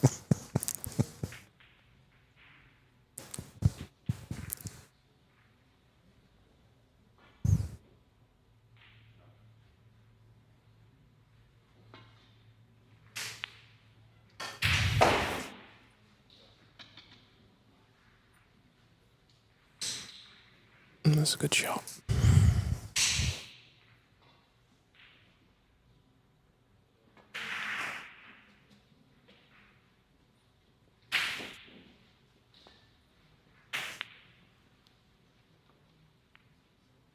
So how did you hear about this tournament? Did it get a lot of traction back over in England? Was there a lot of awareness? Or I found out through Facebook. It must be a page that I follow, maybe IBSF or just AMC. I'm not too sure exactly where he shared it to, but I think it got a little bit of traction in the UK, but not too much because of the European Open being on at the same time as this, where there's a 2-year tour card available. Mm-hmm.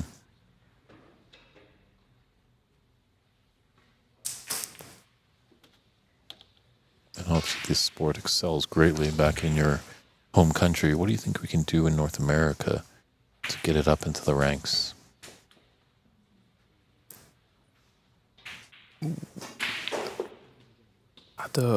Having not played here before, I'm not entirely sure how well it's supported out here. You probably know better than me. You're probably looking at getting some of the main players here that are on the World Snooker Tour, so a good way would be to get an actual ranking event here. Mm-hmm. I have heard of something in the pipeline, I think pre-COVID, but never gained any traction and never came to anything. So that's one way, and it's just promoting it at grassroots, getting people involved in it from a young age.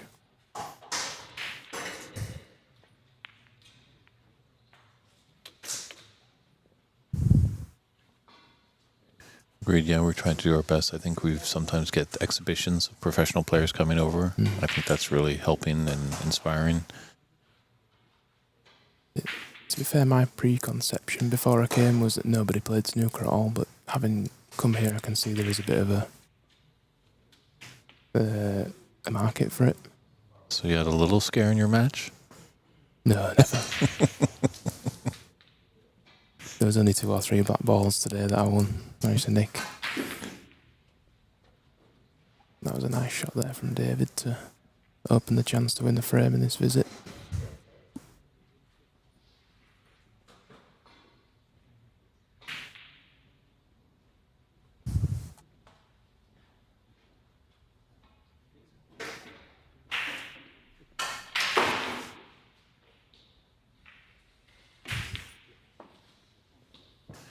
And Dan, how did you get into the game of snooker? From seeing it on TV from a young age, around 3 or 4 years old, my parents bought me like a little 6 by 3 foot table from I think it was like an Argos or something, but you probably don't know where that is over here. Like a department store. Mm-hmm. Noticed that I had some kind of eye for game, and managed to find the only place in Leeds that would take a 6-year-old, my parents, to play the Northern Snooker Centre in Leeds, and I've not really looked back since. Fantastic. But to me, it's the best sport in the world. I think we're seeing that a lot more in America and up in Canada. You're getting more of these rooms are family friendly, places to go, because sometimes there's a lot of struggle. If you could only find a pool table, you might be in a bar or pub establishment where minors are not allowed to come into, so they never really get the exposure for it. Exactly that. It's almost like a drinking culture in that respect as well. So it comes part and parcel with someone that's over 18, or obviously over here it's over 21, isn't it? Correct, yeah. So it was the same problem back in the UK.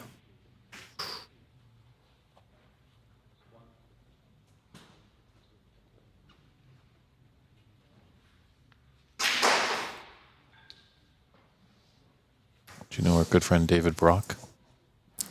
From Cornwall, yes, I do actually. Okay, he's commenting on your mutton chops. I don't know if you know, but before I had the full facial hair for quite a number of years, I just had sideburns. Okay. So, slight nickname for myself, a bit of the Yorkshire Wolverine.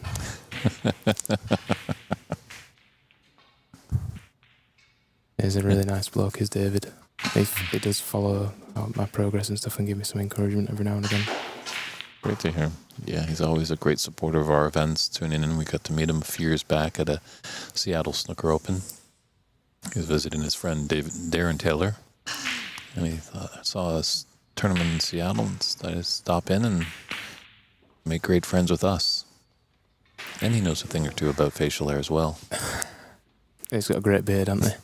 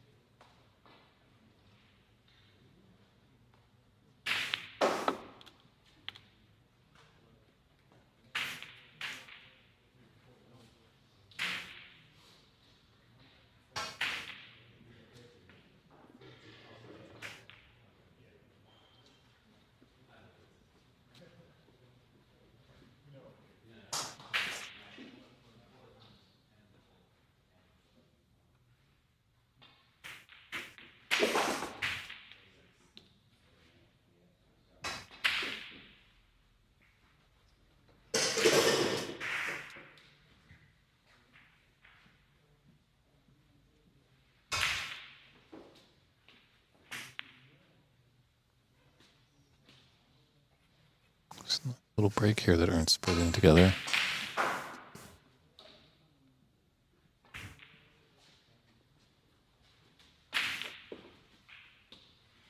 Do you ever get over to Holland to play at all? Ernest, who originally comes from there, and we've got a couple other players in the tournament.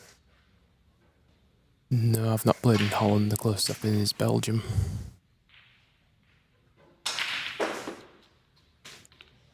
Yeah, I heard recently that you played the 2023 World Champion, the man from Belgium, Mr. Luca Bracel. That's correct, yeah, it was last season. Over in China in the International Championship. I was going over to China. I've never been over there. I quite enjoy the travelling and seeing new places, so I don't mind it too much. A lot of players don't have the same opinion. I think a lot of it for the getting used to the jet lag as well is making sure there's no rhyme, no reason to it really, but like what I try and do is make sure I land in the evening so I can just go straight to bed. Oh, good idea. It seems to have worked here at least.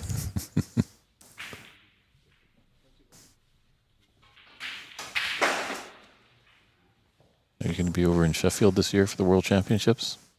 I hope so. I'm waiting to hear any time now.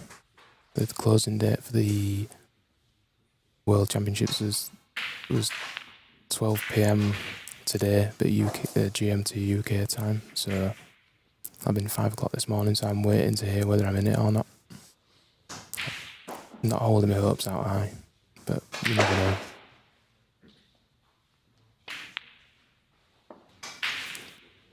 was a nice little pop. Gets a bit tricky now though here.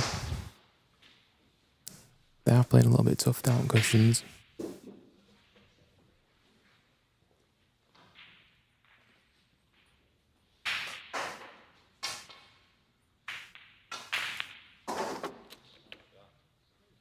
Nice shot. Unfortunately, he's the wrong side of the blue. So he'll have to leave himself a little bit further away from these reds than he would have liked.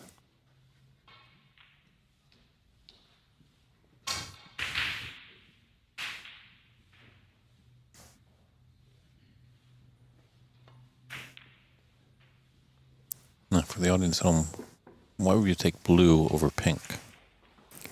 The pink didn't offer, because it was fairly straight, it didn't offer any position onto the other two reds, so at least with the blue dropping it in, you had a chance of playing onto both reds, and so you only had to pop the ball, as opposed to trying to do something with a cue ball, especially from tight on the cushion.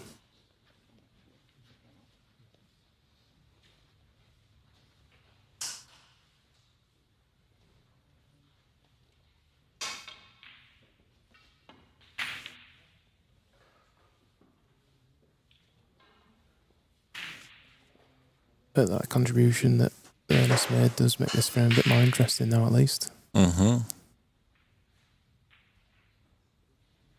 little tough with black being kind of out of commission there on the left cushion.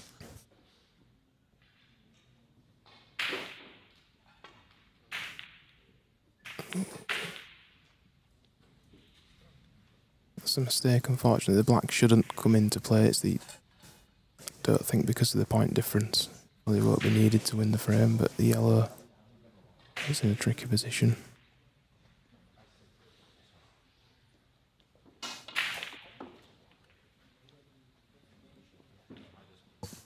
Doesn't look like it drops into that middle, does it?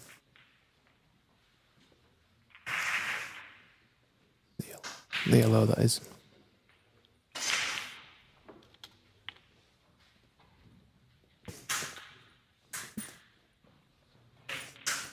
How do you reckon he's going to try and pop the yellow if he gets on to that far? What's your opinion? Well, not now, but yeah. Could potentially drop the blue in here off the side cushion and leave a double on the yellow. Or would you call it a bank shot in America? Is that correct? I call it a double because I commentate on snooker. But yes, no harm in foul using sometimes calling it a back shot as long as we can explain, because sometimes I do jump in and say a double, and with our American and Canadian audiences, they might be scratching their head a little bit because not knowing the philosophy of the double. Oh, he played for it into the yellow bag instead. Must have been to do with the angle of the blue taking it away from the centre of the table.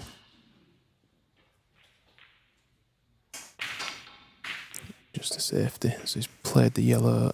Now David will need the black to win, so he's played the yellow into the black there to try and promote it into a potable position. Which was an intelligent shot. Mm-hmm. That's what I'd have played. Likewise. I was right there with you.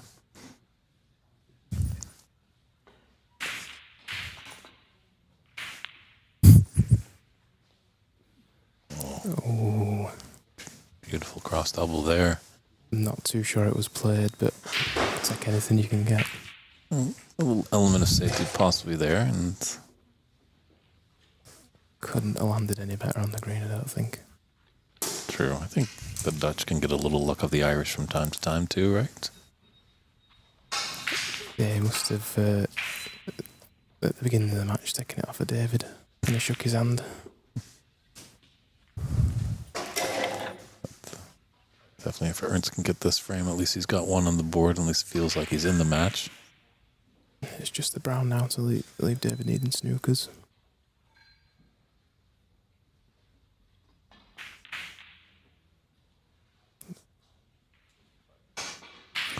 Welcome to the commentator's curse. That might be your first. First of many, probably.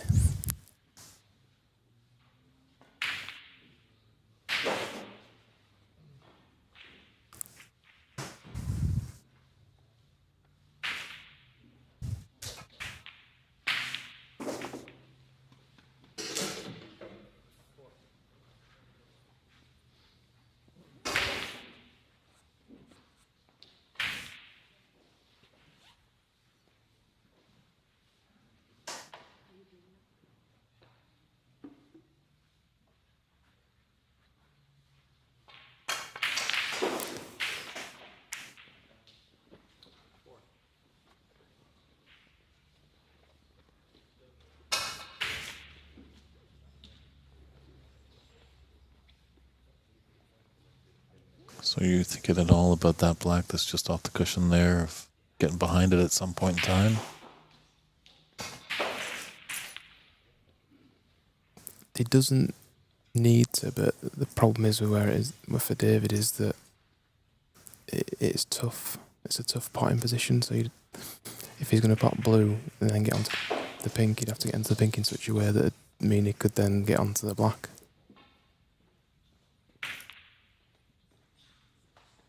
So maybe he might be going for this, I'm not sure. Not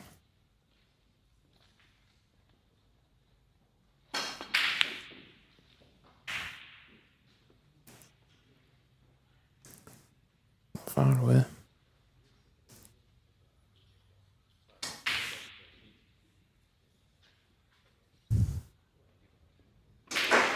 Looks like he's got his look back anyway. Leaving it in a safe position.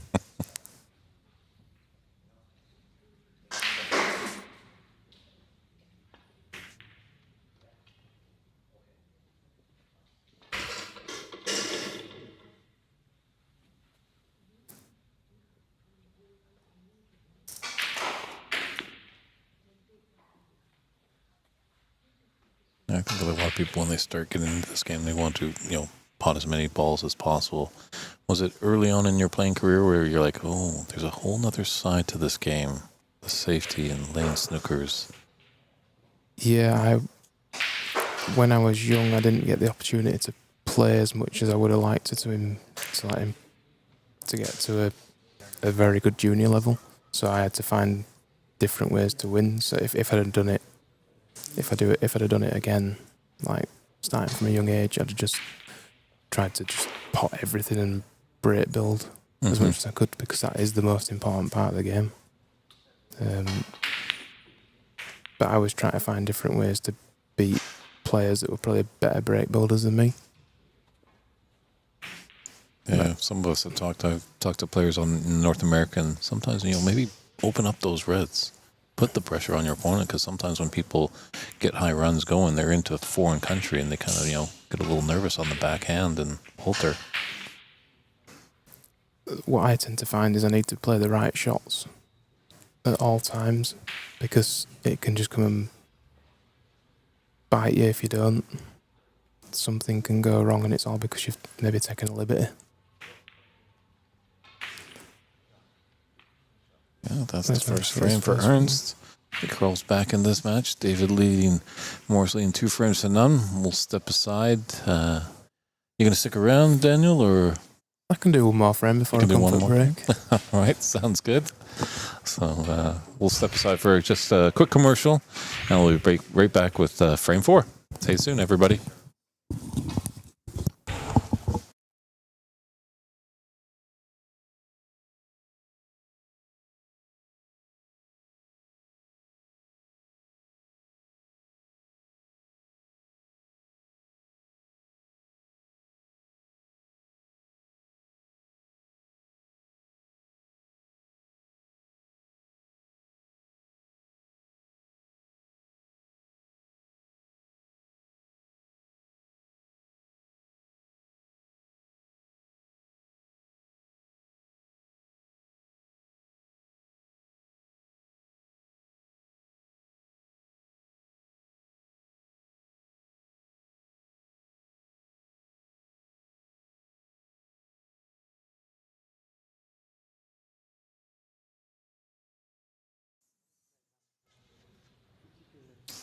And we're back here with frame 4 action of this round-robin match between David Morse and Ernest Basimer. It's David Burney in the booth, and I'm joined by Daniel Wormsley, all the way from Yorkshire area. Is it Yorkshire or Leeds? Yeah, God's own country, Yorkshire. Leeds is within Yorkshire. Okay. Is it provinces or states in England? Counties. Counties. Which is the same as like a province over here. Okay. Well, they have states in America and then provinces in Canada, and we have territories in Canada as well. Turns out I don't really know what I'm talking about when it comes to North American stuff then. Well, you didn't know alligators were in Florida, so that's impressive.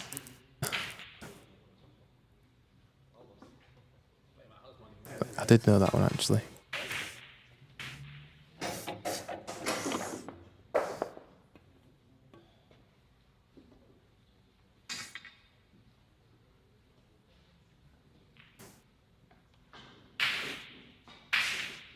Hey dear, yes. Asinine is at the table. If you want to take a look at his score, feel free to take a look at cloudsnooker.com. As the players are using the tablets to keep score, and that talks directly to that website so you can see live updated scoring.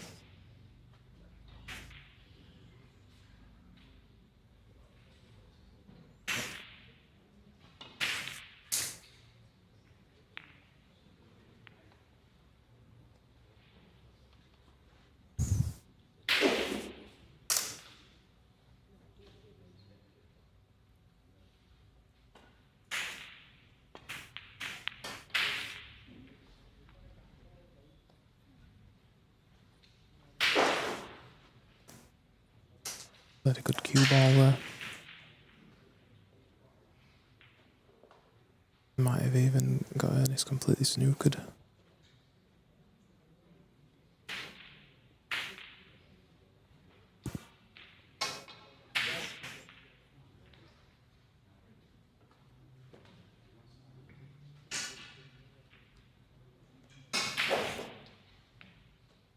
Is he looking to play a plant off the cushion here? That'd be Oh, one dear, impressive she's- gardening trick, that's for sure. How's his green fingers? Mm-hmm. That's a great shot, actually. Needs a bit of luck. Not right. But pretty impressive to see that shot. Fortunately, he's not on a color. Well, relatively easy color, I but don't know, it looks like he's shaping up for the blue.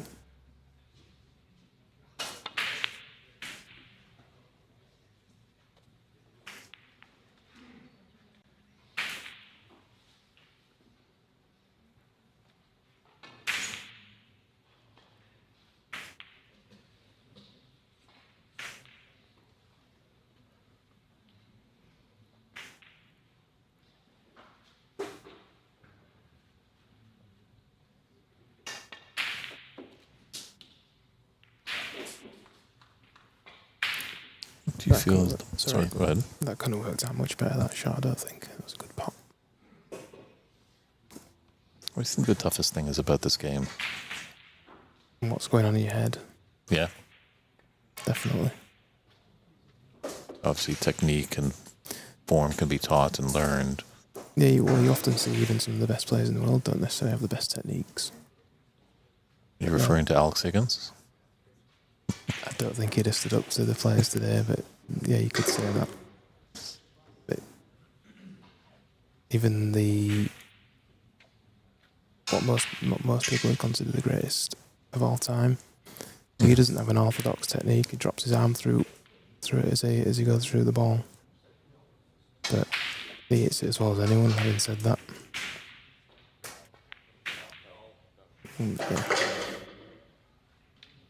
But it's a natural born winner, I think, which helps. Mm-hmm.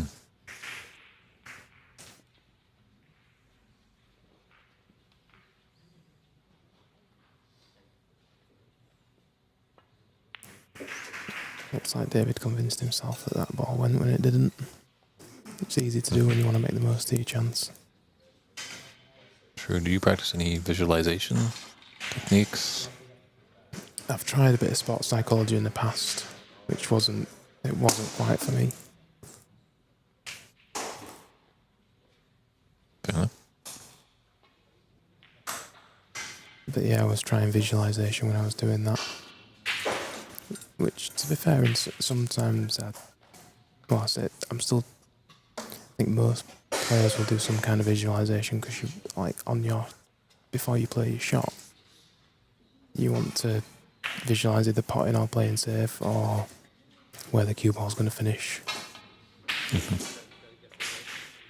So in that respect, you should be doing that every shot anyway. True. Mm-hmm. It's interesting how our subconscious can work sometimes. I remember reading a story of the great golfer Jack Nicklaus, who once was getting ready to play in a tournament, and he visualized or had a dream that he won the tournament, and sure enough, the following weekend he lifted the trophy. As well with the great Canadian Cliff Thorburn. He had a dream a week before that, he hit a cue ball, went up and splurted the reds all over, and he cleared up and made a maximum. And then a week or so later at the Crucible Theatre. First ever at the Crucible. Mm-hmm. I think it's becoming more prevalent in sports now. Psychology is starting from a much younger age. Needs a flick. Didn't get it. Has he gone far enough for the red into the same corner? And I think a focus as well on fitness. Yeah, that's something I definitely need to work on. Obviously, Bill Wernick had his philosophy on what he wanted to do, but... and he was great at it as well. I think he was a world champion. Not many could have contended with him. No, I think I was talking to Joe Johnson, great 1986 world champion last year in Sheffield when I was over there. And he actually was there at this drinking competition that Bill and another gentleman were having. And after their 45th, his opponent was rendered unconscious. And Bill was like, all right, time to go for a proper drink. Let's go to the pub. I've heard that one before from, there's, a professional similar age, not same age as Joe Johnson, who coached me for quite a number of years, Ian Williamson. Okay. Mm-hmm. They used to tell me all them kinds of stories. It's unbelievable. True. Yeah, I know a few people back up in Canada that knew Bill quite well and just said he was just a lovely guy. Just, life of the party, always smiling, always wanted to have fun.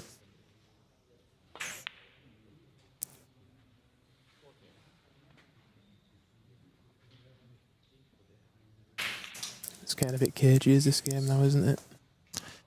It's true. I think Ernst probably doesn't mind the little caginess of it, but David doesn't want to be reeling too much. I think definitely on paper you'd put David as the favorite in this match. Definitely got the more experience in these types of situations.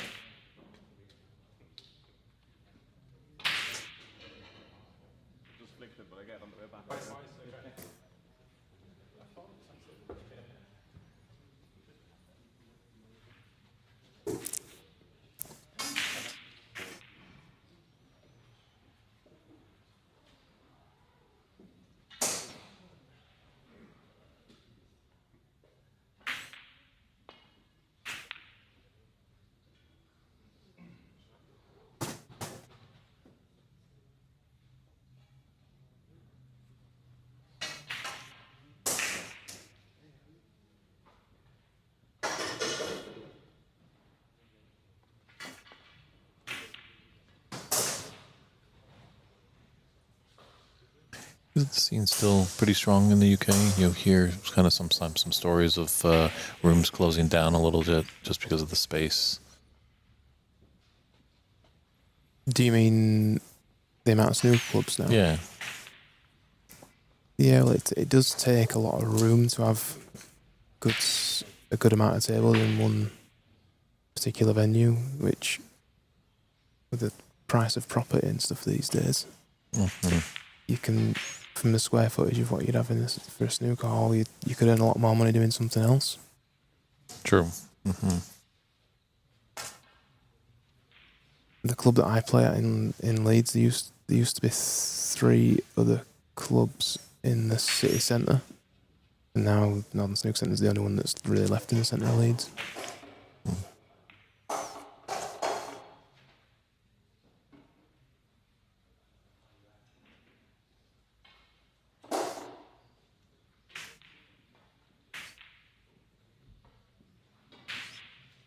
We should try and find out who's the person, because mostly, for the longest time, the 6x12 tables were the norm while we were everywhere, and then someone had an idea, wait, you can make a game with a smaller table.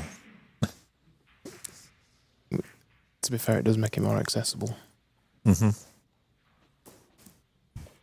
Play other cue sports? You play... I play a little bit of Chinese pool, so the hairball. The hay ball? Okay. Yeah, that's getting quite popular these days. In China, it's bigger than snooker. Mm-hmm. No English billiards, Russian pyramid, bumper pool.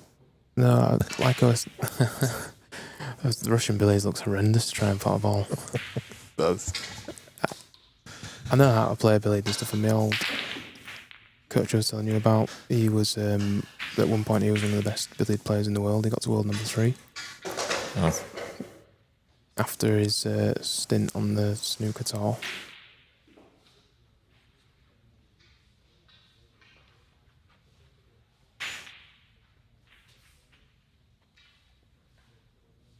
It's funny you should mention it because next week I'm going straight from here to China to play in one of the hairball events.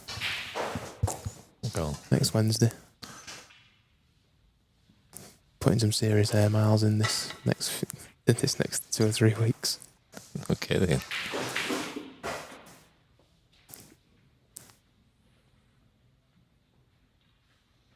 True, and the funding they get for it, for the prize pots, is just massive.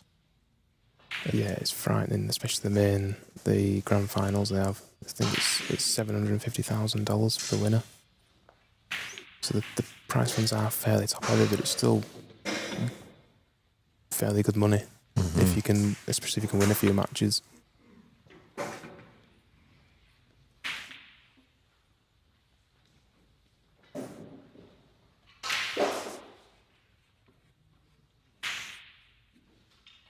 Meanwhile, David's in with a good chance.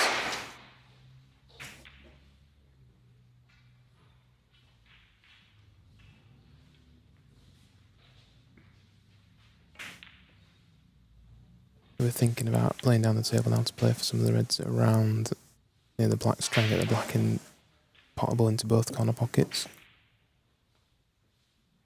Might not play that just yet. No, he's coming down the table.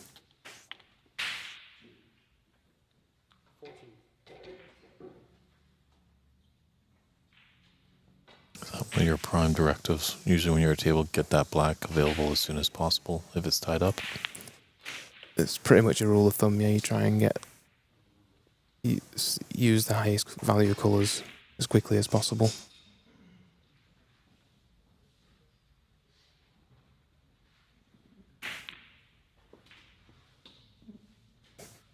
Just finished wrong side or straight on blue, which means this is a bit more difficult than it could have been if it'd have finished top side of the blue.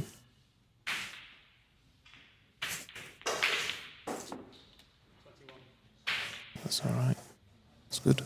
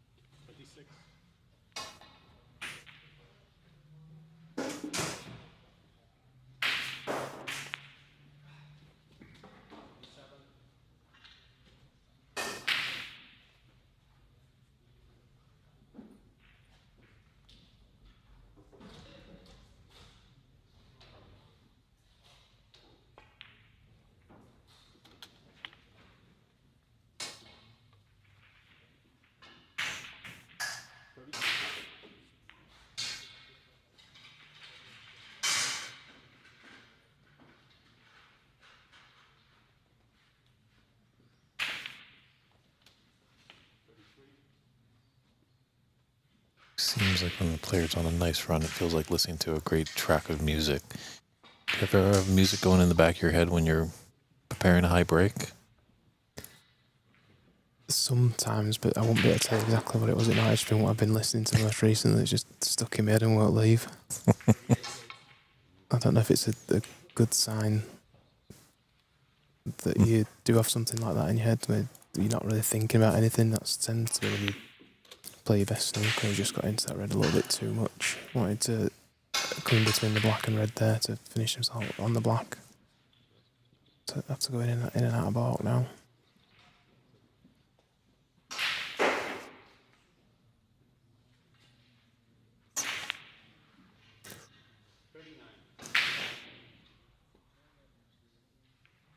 Yeah, they do always say it's like a thinking person's game, but it's good not to think too much. Yeah, that's definitely my problem at times.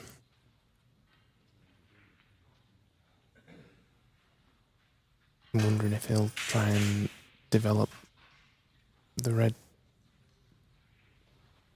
off of the shred to leave himself on the black or blue.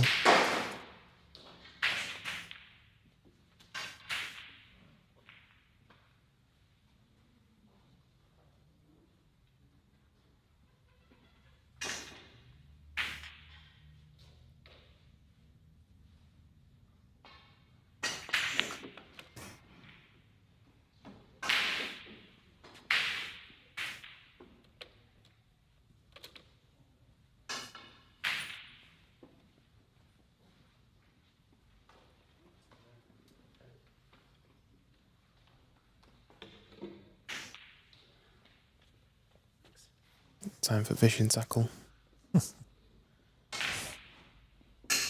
Over here, we like to call it redwoods. The big trees in Northern California. The Yellowstone National Park, is that correct? That's true, yeah.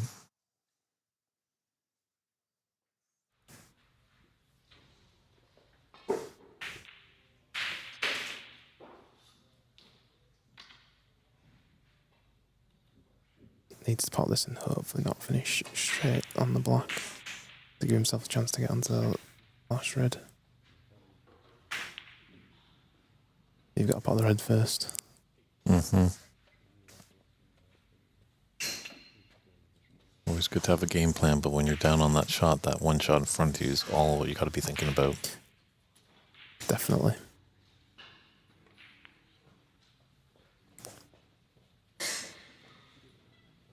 So David just got a slim 18-point advantage in this fourth frame. There's 43 points on the table.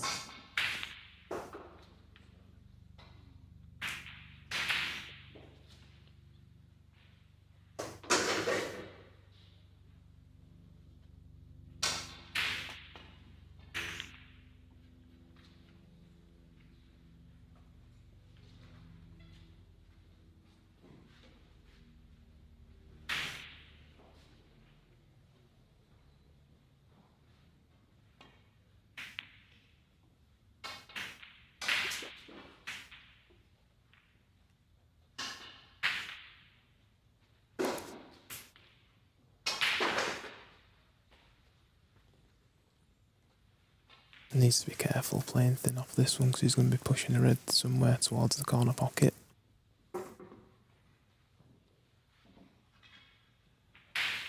Might be best off just playing a containing safety shot.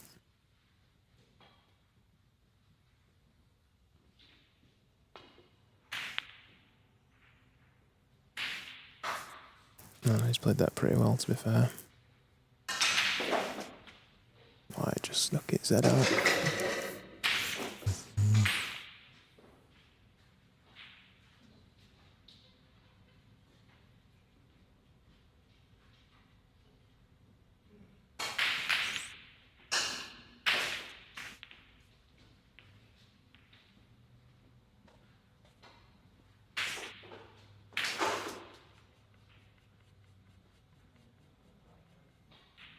Yeah, that yellow, brown, blue, and pink. It's an interesting kind of landing area up there for a snooker or two.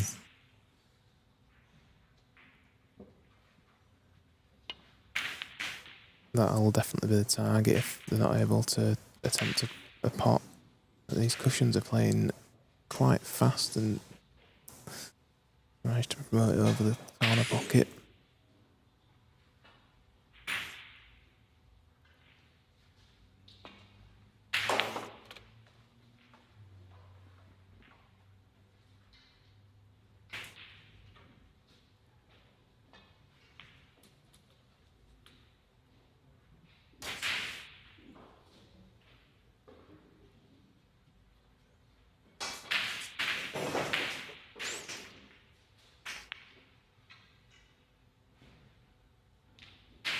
Just quit on the shot slightly there, which caused him to miss the green thick.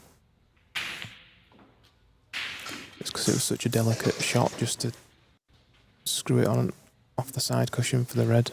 Mm-hmm.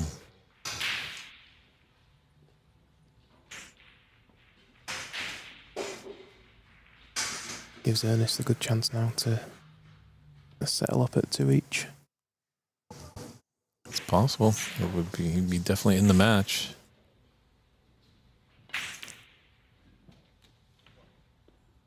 It's just a bit of negotiating to do. I'm not too sure. I'd have been playing on the black there. I'd have rather gone up the table to make the next positional shot onto the yellow much easier. I'd have probably been playing on the brown.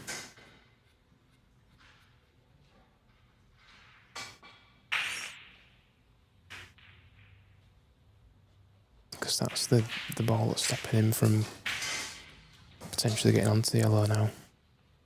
True. Because he's had to hit it so hard, he's forced him to miss.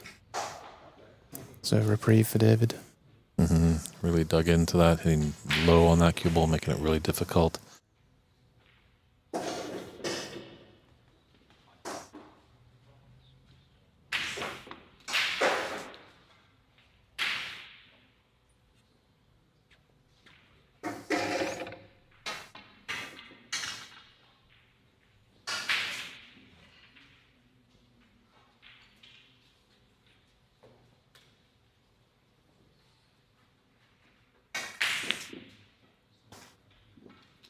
Fortunate there. Look at the Irish. On the green. Touche. Only on the green, no other color. Yeah, there isn't an orange, is there? No.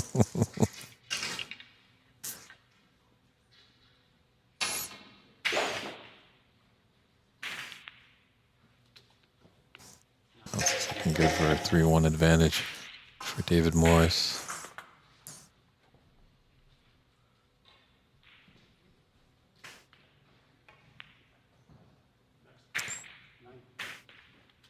There's the concession there. So David Morris takes that frame, and he's got a 3-1 advantage. Just take a look at that lucky green again there. Just found home in the yellow pocket, not its home in the green pocket. Well, Daniel, it's been lots of fun. One question before you go. Are you a pretty big fan of punk rock? I certainly am, yeah. I noticed that Alkaline Trio t-shirt you were sporting yesterday. Do you know of them? I do know of them. They're actually my favourite band. Fantastic. I do know a little bit of punk rock music, so we'll have to talk again. I look forward to it. Thanks for having me. Thanks for being in the booth. You're welcome Appreciate it. anytime. Thanks for the insight, and good luck for the rest of your campaign in the tournament. Much Take care. appreciated. Thank you very much. All right. Good deal.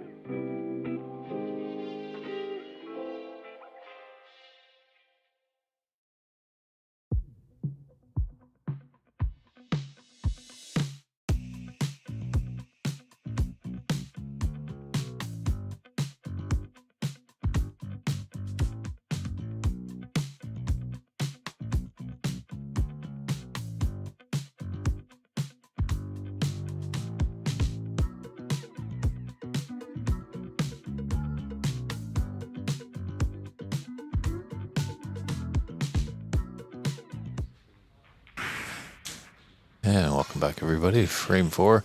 Hope you enjoyed that double D action there. Daniel, young, strong player, great wealth of knowledge in the game. Hailing coming all the way from Leeds.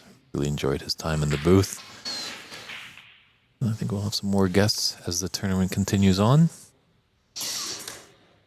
Hopefully, Ernest is hoping this match goes a little bit longer. He's got to win 3 in a row to really seal this match. And it'd be a tremendous steal as well. So welcome back to the booth, Christian Youngers, great technical director and co-commentator over here. Howdy, howdy. How's it going? Yeah, we had to mix up the accents over here right on the streaming booth. Always good to get some variety. So, Good global action on the table, so why not get it into the booth? yeah, right? To let us know where you're tuning in from. Chat is active. Always curious to hear where people are finding us. We do have some familiar faces popping up from time to time. But if you're new to the game, feel free to ask any question. We'll do our best to answer it. As well, there's some well-knowledged friends in the chat that can help out as well. Ernst went for one there. It's got to be feeling good, though, if you're Ernst, that you're staying in it in this match and just like a little bit higher outcomes on some of your shots. You might be able to steal some of these frames away from who was probably the favorite to win this match by a long shot going into it. Oh, Yeah. Really good shot there. Stun run through nicely. I think that the very lucky green that David had in the previous frame, Yeah.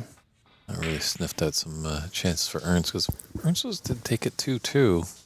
You know, you put an X-Pro, and, you know, sometimes, as Daniel and I were alluding to in the previous frames about the mental side of it, you know, I'm pretty sure David is well aware that he's probably one of the favorites in this tournament, being an X-Pro. And if, you know, a player gets inside his head, you know, starts to make it interesting, the head can start reeling around.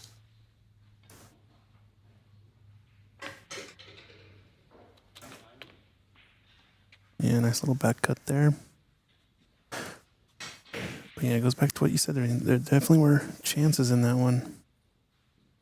But I think something about this frame tells me David Morris might be closing this one out here pretty quick. Demeanor, I think, a little bit tells me that, and I think the way the balls lay as well. There's not too many things to get on next, but probably with a pretty sizable lead, I don't think he's going to let go of this frame. Let's see how this split of the pack happens.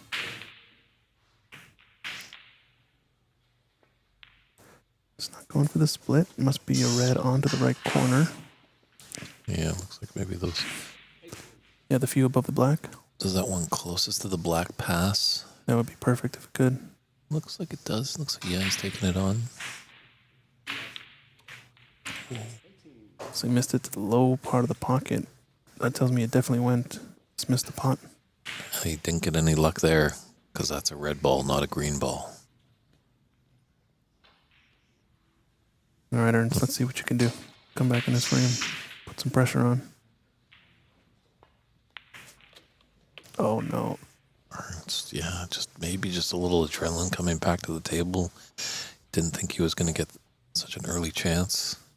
Yeah, anywhere from like 50 to 70% of that pace would have been perfect. Mm-hmm. Nasty piece of business negotiating all those reds. Oh, does he make this? It's overcut. Yeah. Valiant effort, that's for sure. I think David's going to want to take the pot on if it's on the left corner. There might be a chance to go cushion first with the red. Cushion. It's in the red going into the top cushion off of the black from the bottom side and pot it into the pocket. It looks close. I'd almost, if he has the red to left corner, I feel like that's the higher percentage look either way. He's playing the safety game now. Interesting. So other than the 85 break we had in the starting or frame or third? What's the third frame? First frame, First frame? 83. 83, that, excuse me. David had. Other Is than that that, the high break of the tournament so far? well, I don't know of the tournament, but it's the high break on the TV table so far, and this match hasn't really been the same since that point in the tournament, right? Or in the match, excuse me. Yeah, it seemed like actually, with that impressive 83 in the first frame, David Morris was off and running, and thought like we were going to probably get into our lunch a little sooner than later. But Ernst has definitely delayed that.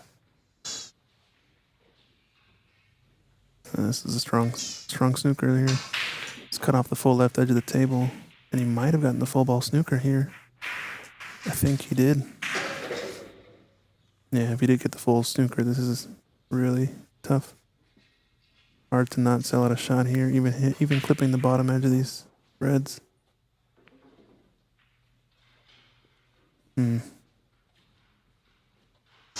Managed to do it. Yeah, could have been a lot worse, but... I forgot the black was there for a second. My goodness. Okay.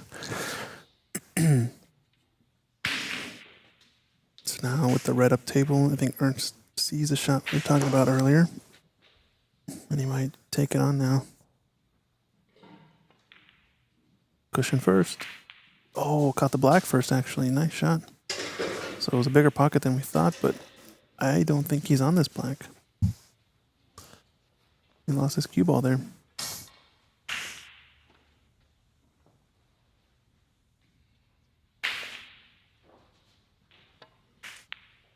Oh, well, this goes in. What a pot. Very nice. Still, lost cue ball. Yeah. Hasn't fully recovered yet. He's going to have to keep coming with these wild shots back after back.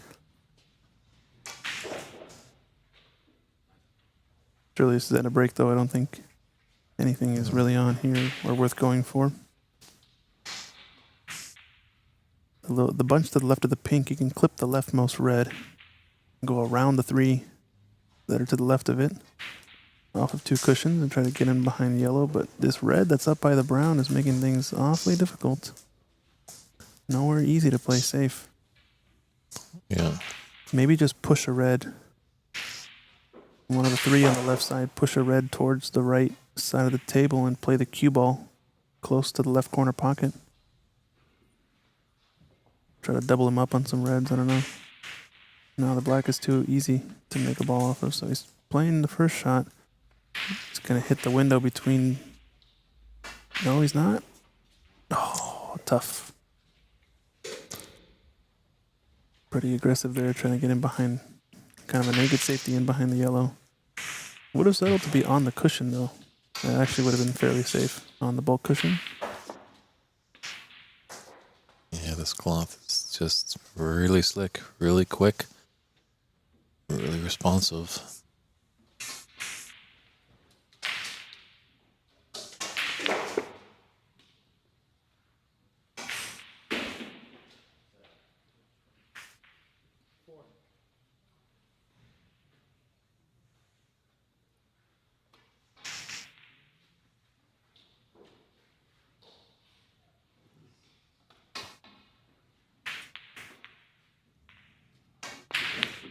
Oh no, needed to open up the pocket with the black.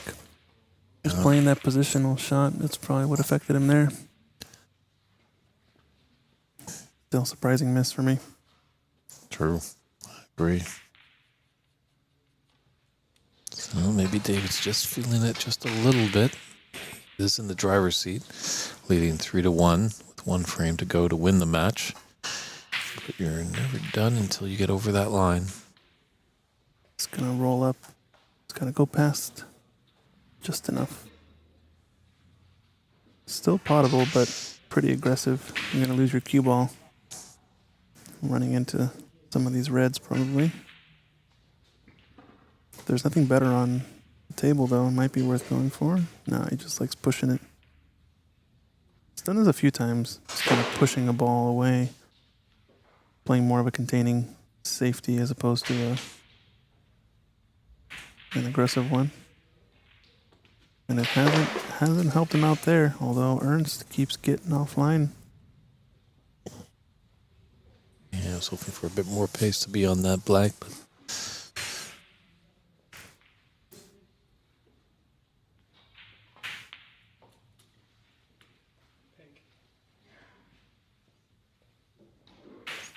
wonder if there's a local flag shop around here in Sacramento. Won't be surprised if, since so many different countries supported here, we might see some flags being waving around tomorrow at day 2. Well, you think so? Yeah, you never know. Let's turn into a global affair here at the U.S. Snooker Masters. Oh, he's back cutting the pink. Whoa. Whoa, I did not see that one coming. This might be the shot here. Pink over the pocket. A lot of reds in play. Bit hampered with the queuing. He's lost the cue ball. Yeah, he's not on. It's not on the pink. Second time this red has snookered the right corner pocket. It's along the top cushion. Who'd have thunk? That's a pretty good tactical shot. Push the green safe there. A lot of players just play that off the left edge of the green just to push the cue ball up into bulk, but he knew that cross doubling it gets it close to this long cushion. It's a bit more of a pro move. It's a subtle move that people don't necessarily notice, but it's an important distinction because being ahead in the frame 23, he knows how to grind out frames when he really just needs to win the match.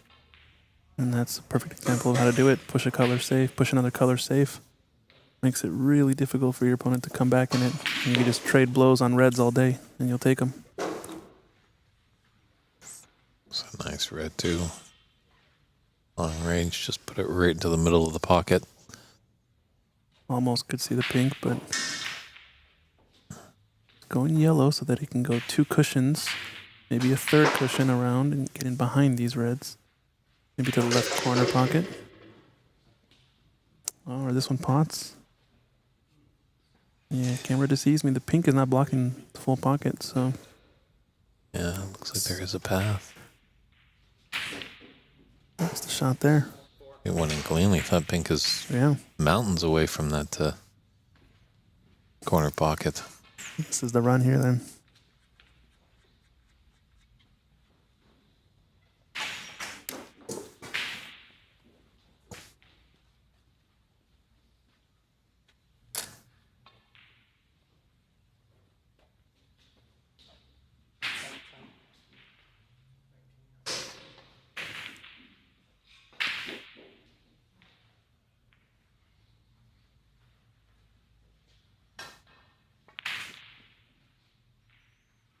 Nice shot.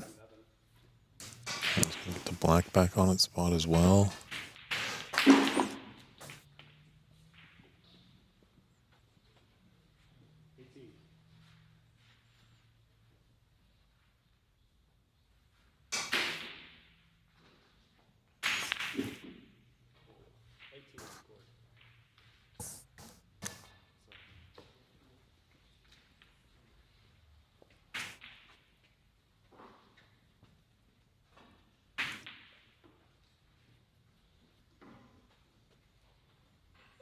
Even though he missed it, didn't leave much.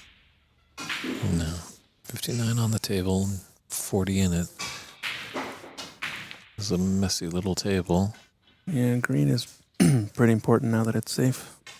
Correct. But he's just trying to pot reds, David. Take points off the board.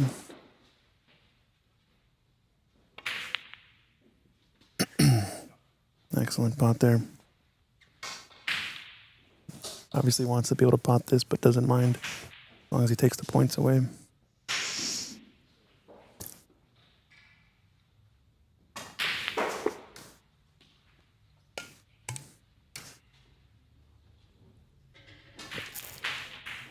Yeah, more and more as those reds evaporate off the table, that'll be the distinct advantage for David Morris.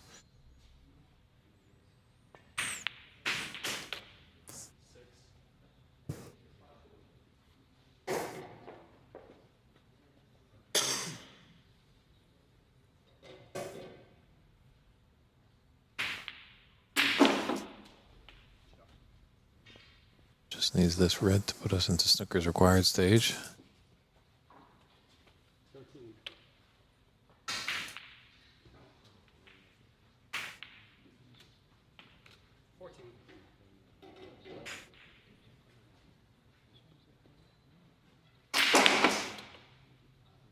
Nice stun draw there. Perfectly done. I think he will just float into position onto this red. Yeah, he needed to get the angle. That's going to be handshakes there. Wow. So it wasn't smooth sailing there for the Irishman, David Morris. He was up against it. Ernest made it a little bit interesting, obviously taking one frame. That's got to be a good, proud moment for Ernst, taking one frame off a former professional player, third-ranked player in all of Ireland. So we're going to step aside for a quick break. We're going to do a post-match interview with David Morris. Stay tuned for that. We'll be right back to get that set up. See you in a bit. Okay.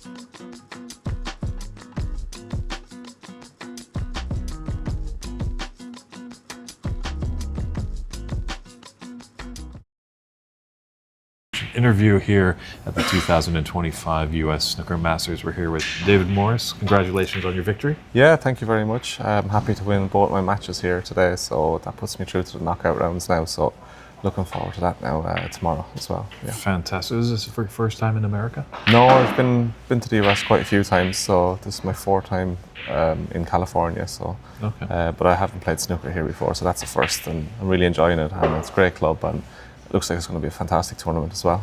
True, and that was quite a little green you had there in the fourth frame.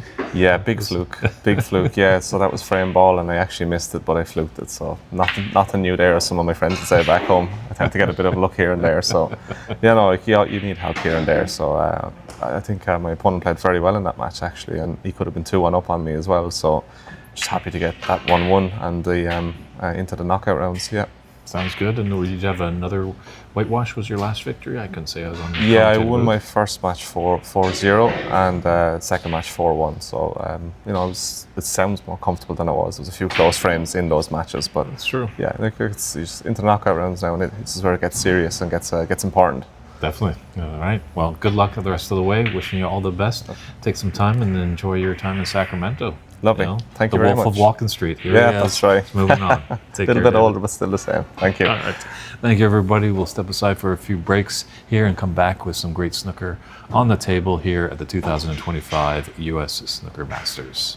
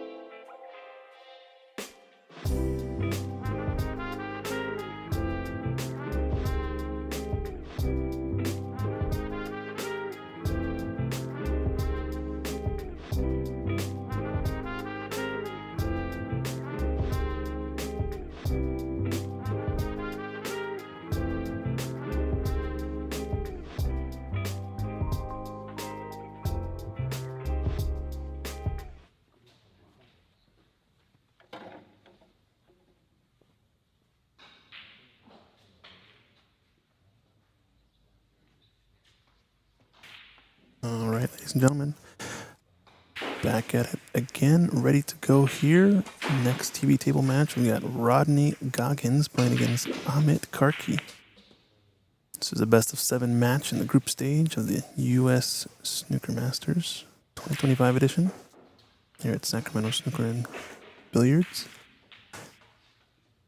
Should be a good one here. Rodney Goggins is going to be bringing some heat in this one. He is a ex-player, ex-pro. I think Ahmed Karki's local player here out of Sacramento area does play a lot in the Bay Area and a lot of U.S. national tournaments. So look for him, even though he is the underdog, try to steal some frames away in this one.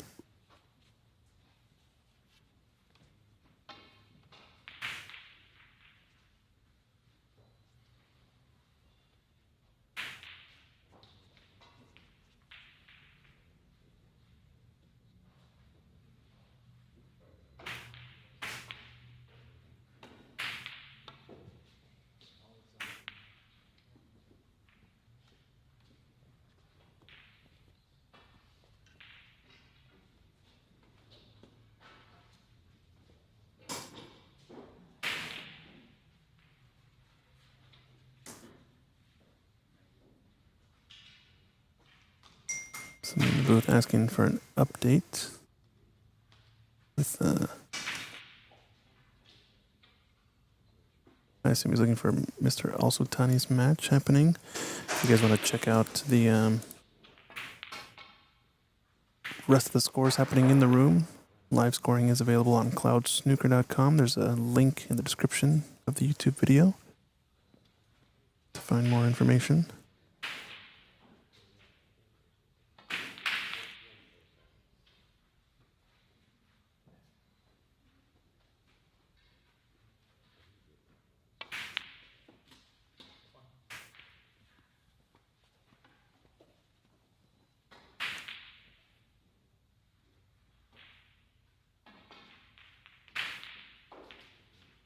Looks like Hasanain is a 3-0 up to win the 4th frame to try to achieve a whitewash.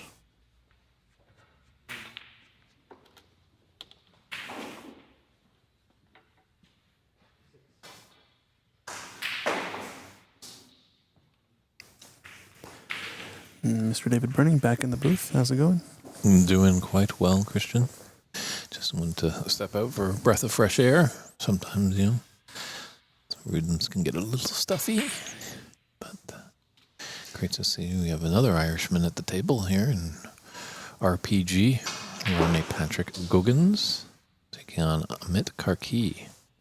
Amit, one of the more flashier dressers. That's right. Always supporting a very fancy vest. Reminds me a little bit of Ernst, the explorative vest from the previous frame. But Amit seems to like the color red. He has a few different red outfits I've noticed, I remember him wearing. And a couple of notes on Rodney Goggins. I know he was a previous pro during 04-05 seasons, 2004 and 2005 for 2 seasons, and then took a break. Came back 2007, 2008, and 2009 seasons. He came back to the tour. I think his best wins, I think he actually took down Judd Trump twice. One in a 6-red championship, one in a, I think, UK championship. His best finishes on the tour, UK championship, top 64 a couple of years. And I think he's been ranked number 2 in the world for the 40 and over level. So a lot of accolades there. And I hear he is also a member of the David Brock clan. But is there anyone that David Brock does not know? Right. This is a nice little break that he's putting together here.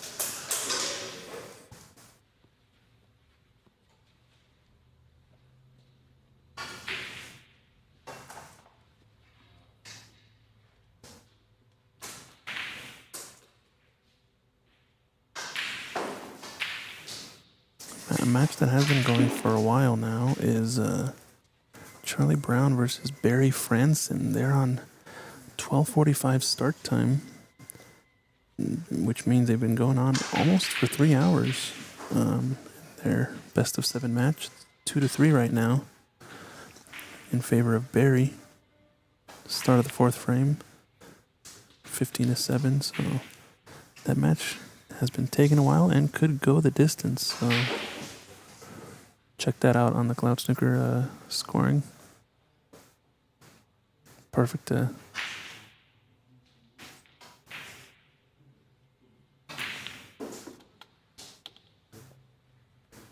Perfect angle. Blue stun over for the next red.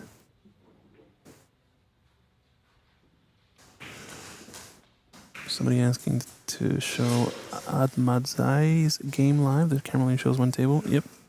Currently, we're only planning to score or show one table for the tournament, just so we can focus on getting the full match experience and a couple different camera angles. Unfortunately, we can't show the rest of the room. Tables are very spread out and would take away from the single match we're watching. So, But maybe if there's a match that comes later for Ahmad Zai, we can put it on there. I'm not sure if he's in his first or second match. somebody's saying, who's your top 4 candidates that might make it to semifinal, and who do you think will be crowned? Well, I think there's a argument to be made for probably all the players who are ex-pros. Rodney here at the table, one of them. I think there's about 6 to 7 players that have been on the pro tour in this tournament or near that level. So they're probably going to be the favorites in this one. But on the U.S. side, you've got players like Darren Taylor. You've got Renat Denka, defending U.S. champion. You You've got Sargon Isaac in the corner. I think maybe Renat could be the dark horse. Funny, we're saying Renat Danka is a dark horse, Right. one that we wouldn't think, but as you've alluded to, Christian, there's a strong field of ex-professional players here. Rodney here, as well as David Morris and Daniel Wormsley. Both had 2 impressive match victories. Brendan O'Donoghue as well. Probably one of the favorites. So I wouldn't count anybody out, but I think those are the ones to look out for, and we'll be seeing them on the TV table here today and tomorrow. I think the goal today is to get through the group stages and determine your top 24 and your bottom 12. Because then tomorrow we'll be going on to knockout stages. We'll have a second chance tournament for the bottom 12 if they choose to partake, and then top 24 are going to be going on into a single elimination knockout stage. Everything in the tournament is going to be a best of 7 until the final. It'll be a best of 9, and the final is going to be on Sunday. Only match on Sunday will be the final. Saturday, I think, will be semis, quarters. I'm not sure if they're going to put round of 16 there or not. not sure. And I think in the Round of second chance tournament, their matches are best of 5. Oh, right. Okay. And I believe 10:30 Pacific time on Sunday is when the final's going to go. For start time. Obviously, we'll update that as we know more. Yeah, thanks for the challenge. But we got it covered. Hopefully we passed. I think there are some cliche favorites in this tournament, Christian. I think finding that one that just might surprise some people, that's the one we got to the figure big out. prediction. I think for example, for U.S. Nationals, that had to have been Tom Limore, I would assume, right? The one who surprised everyone and got to the semis. That's who I was putting my money on. I remember seeing him early playing, and he just had some form. He just seemed, not knowing Tom at all, as a fresh face, but got to know him and his wife, and they're just stand-up people. And actually, Tom did a lot of coaching back over in Europe and coached some people that I know back up in Vancouver. Wow. Margot Lisovenko and Anton Fedoshin. Marco will be competing in the BC Open next weekend, and Anton will be donning his referee white gloves. Nice. Well, Rodney's making quick work of this frame. He's got a 39 break down, and he's on a second break and building.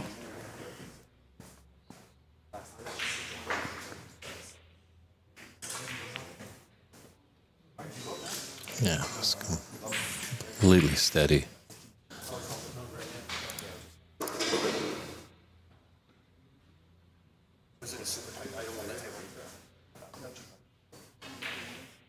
It's got almost a bit of a twist, sort of. Who am I thinking? Who's the player who kind of twists his head a little bit differently? There's a few, like Gary Wilson. Gary Wilson definitely has predominant on his dominant eye, the cue going underneath. Yeah, he almost does that kind of Gary Wilson twist. Not quite fully there, but you know, take his nose and twist it to the left a couple more inches, and he's pretty close.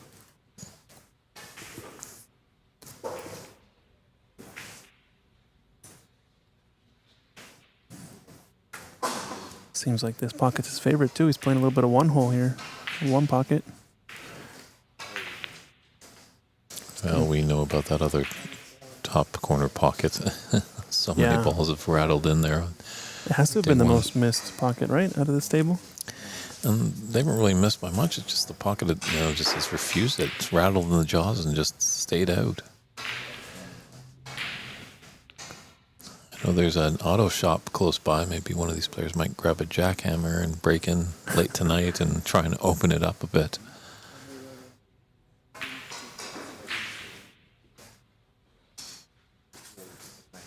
It's got a nice slow approach to the white. It's nice. Yeah, it doesn't look like Rodney's rushing at all, just coming down, keeping his focus.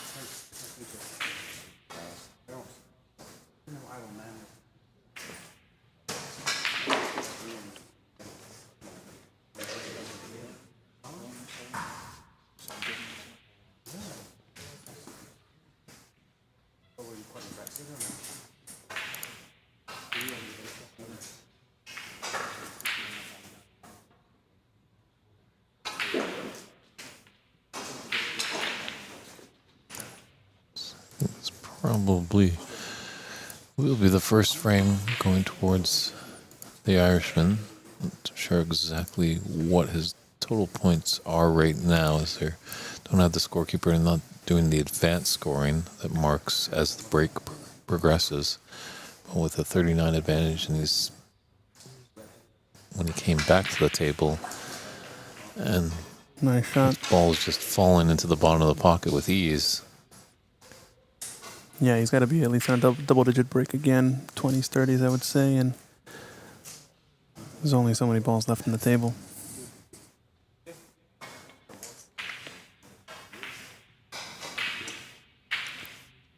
think this last red near the side pocket's going to be the tough one to get on. Has he got a line here?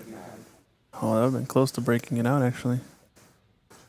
Obviously, he's playing shape for the last red. But would have been awfully convenient to get a little tap on that red and nudge it off the cushion. Now he can go for it here, off one cushion, maybe a second one, but wants to hit the cushion and the ball almost at the same time. Just to get a bit of space off of the rail to play the blue. He's missed the shot. It's a tight window, but doesn't need it. It's just kind of test the table here.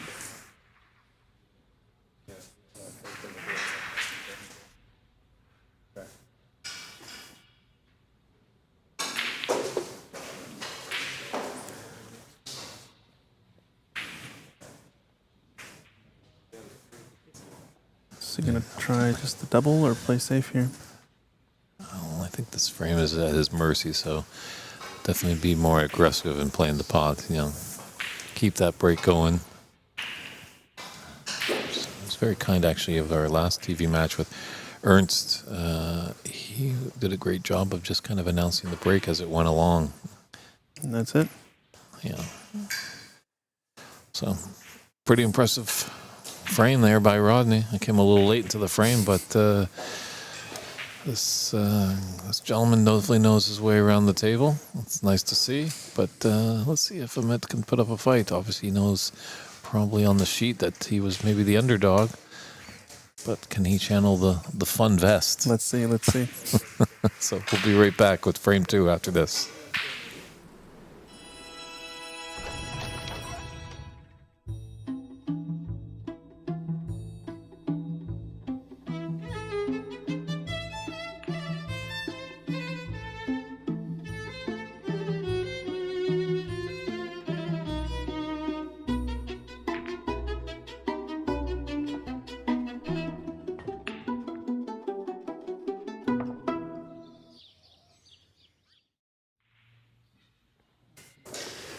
And welcome back to frame 2 of this round robin match between Rodney Patrick Goggins and Amit Karki.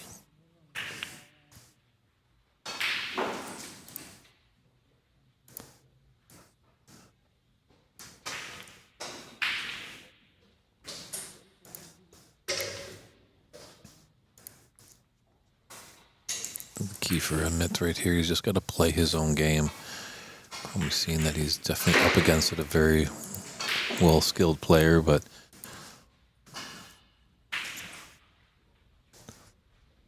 a loss is a lot easier to take when you play your game rather than when you just miss careless and silly shots, when you pretty much just gift your opponent easy opportunities to win.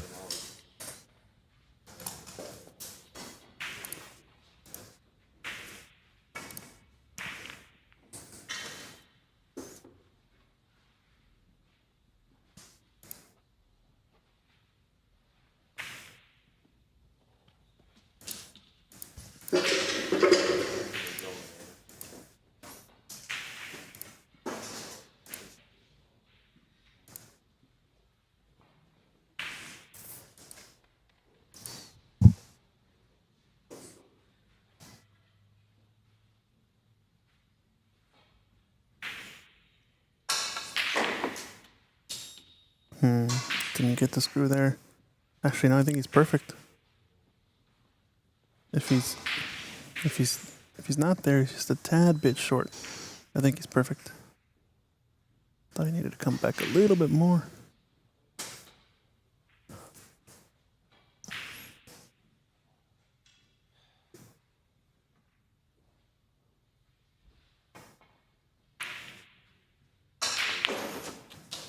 Yeah, really nice stroke there.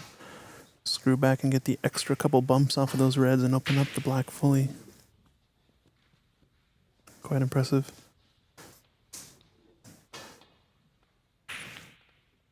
So all Amit can do is just hope for maybe a chance. Yeah, left red along the left long rail is going to make things tough to get a big break on. And the way he cannons into the second red is also going to be crucial, but he's just come short there.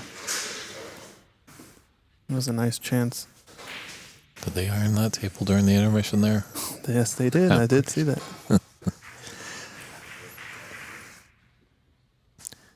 It looks like Charlie Brown and Barry Frasnen could be going into a decider. Oh, I don't know. What's the score in that last frame now? Yeah, they're already in the decider now. It just started. It looks like with time constraints, actually, it's been bottled down into a 6-red affair. Oh, really? Mm-hmm. Well, that'll be the first excuse, I guess you can mark, of the losing party if they choose to make excuses. Losers making excuses? No, never. If it comes to it, though, we'll see. I'm sure we'll hear about it either way. Well, I think obviously probably tournament director Andy McCluskey did go over and talk to both gentlemen about it. Okay. And, well, actually, no, it's a full 15 red. I just, like, bar vantage point over here, it looked like there was not as many reds on, so I stand corrected there. There's no 6 red. I would have been surprised if you made that call, because Yeah, that match has definitely been running a little bit longer than expected. And Right. sometimes I don't think it's a problem though, as long as it's a roll-on, roll-off basis. You know, as long as the average ends up being about what is calculated, it really doesn't necessarily extend the day too much. Hopefully, we're still on track. And obviously, sometimes you're in that position as a tournament director to get the best interest of the tournament going. You might have to, institute that idea of your final frame being the sixth frame, but you obviously check with both players, and if one player refuses, then you can't do anything about it. But then maybe a little teaching aid for tournaments down the way. Good pot. More of the amateur ones, because we know the amateurs can go on at lengthy distance at times. Right. I think that Stephen Wong, Ray Feng final at Ox Billiards at the 2022 That U.S. was National, that was an marathon. epic battle. Marathon. Mm-hmm.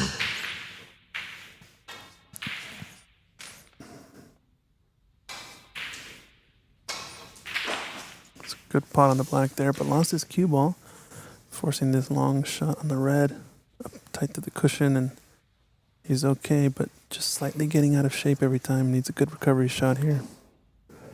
He's got a wide open red to the left corner to play for next. Can also choose to cannon underneath the pink to that cluster to try to hold for one of those reds.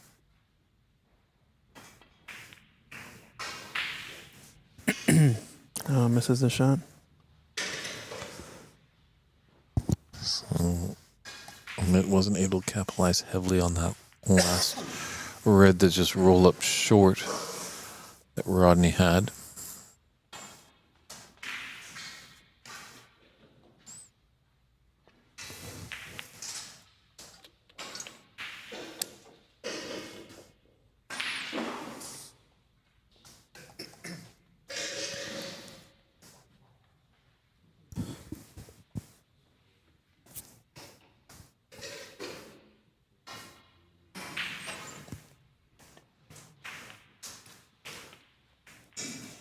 Where's this black respot? It's going to be a little tight, but everything goes.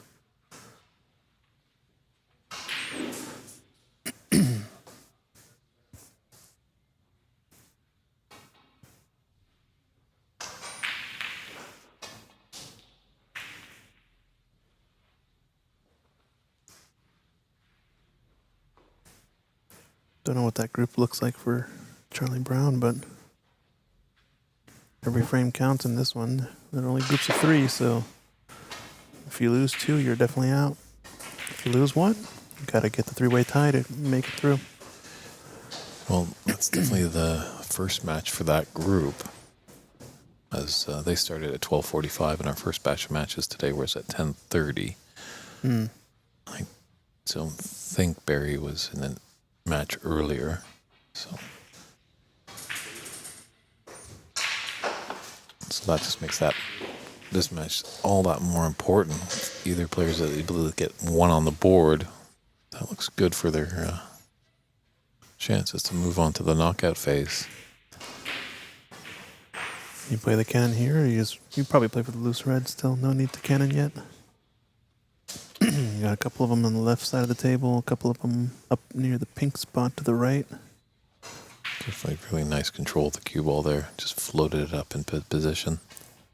And just pick off a bunch of reds.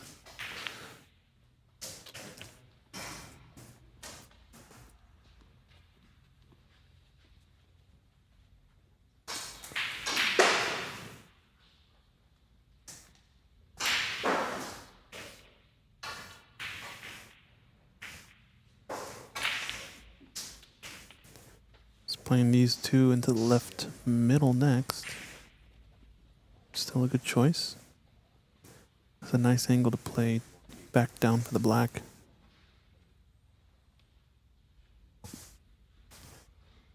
Somebody's saying the players from Ireland are impressive. They're favorites to win, I believe. Yeah, I think that's a fair statement. I think there's, contingency of about 3 or 4 Irish lads? 3 or 4, and the tournament director is Irish as well. True. He has an outside chance. Well, or let the conspiracies linger. Then we've got Ali from Qatar, the IBS USF world champion, right?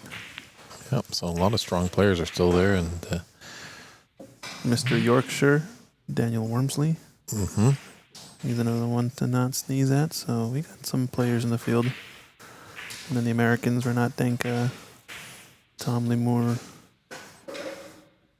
Sargon Isaac, Sargon Renat. Isaac,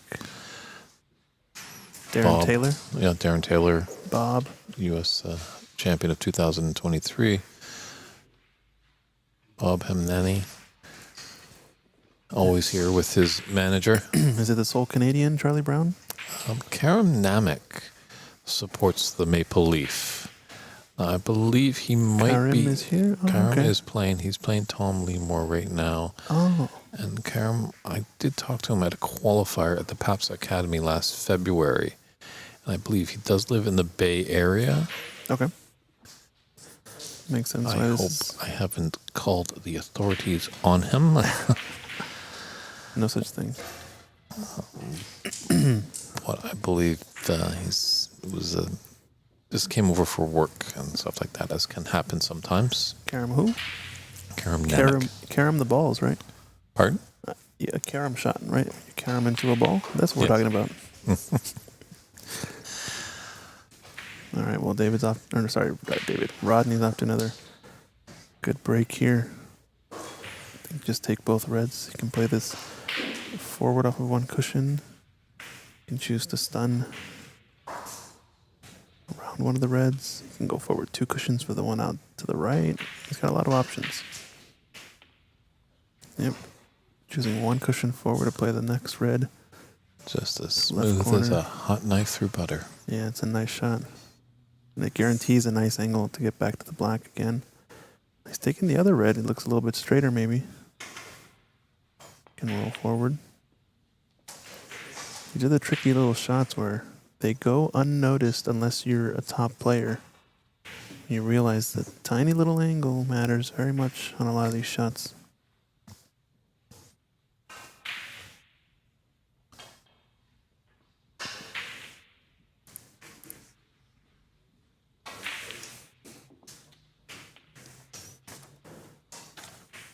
Yeah, he's got that cue ball nice under control now. Was overrunning position a little bit earlier in the frame, but he's getting in tune with the table. Quickly becoming, I think, one of the strongest players in the TV table so far today.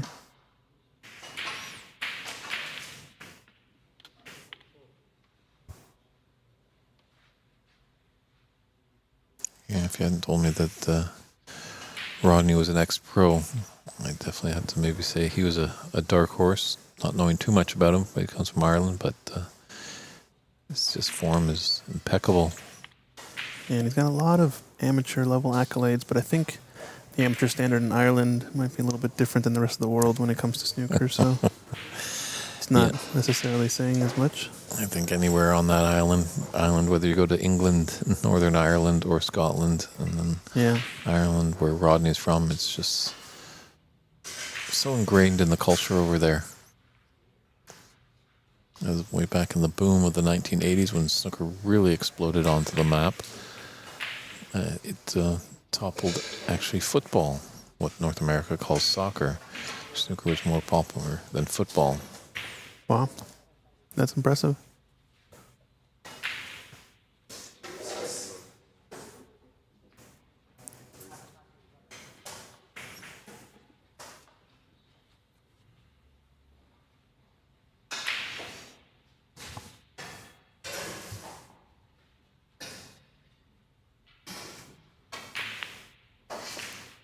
Good strike. Yeah, he's feeling it now. Yeah, I think the second frame is his. Obviously tough to see with the updated scoring. It's been at the table for quite a while. So we're already looking to extend his lead in this match by 2 frames to 0.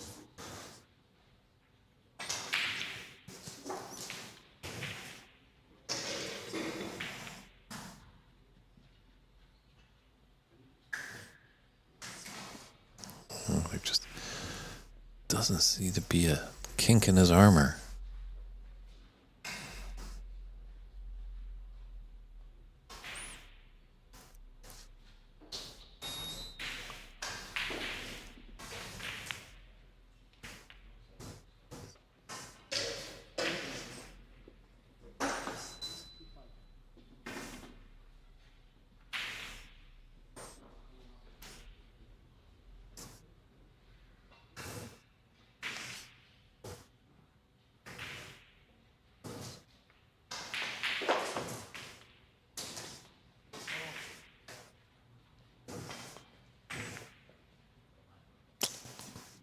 It's just not going to fall. Maybe object ball tied to the cushion and using the rest is the kryptonite for Mr. Gauguin's. But he takes that frame. We'll just step aside for a few short moments as they get all the balls ready for frame 3, and we'll be right back, everybody.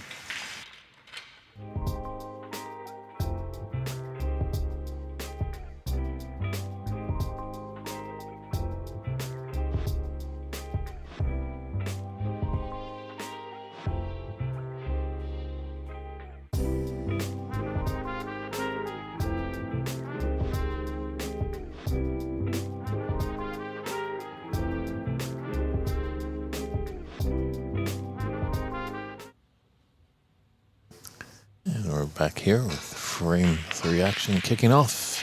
Rodney getting things started, has a commanding 2-0 lead. And let's see how Amit Karki can respond here. He had a few chances. There were some blown opportunities by Rodney. Just couldn't really capitalize strongly. But it's definitely going to be a great learning experience for Amit.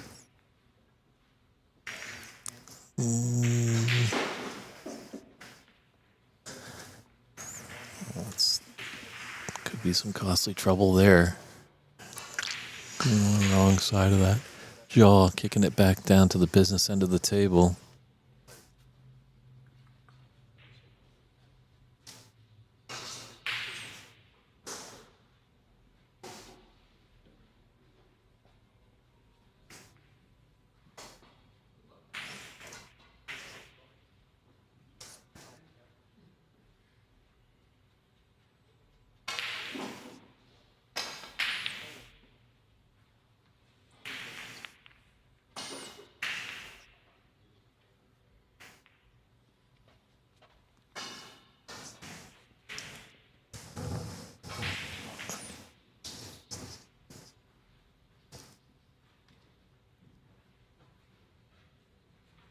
Shot I think I like for Amit is kicking off the left or the right side of that, right near the bunch, but he's looking for maybe a blind cut here. That's going to be a problem.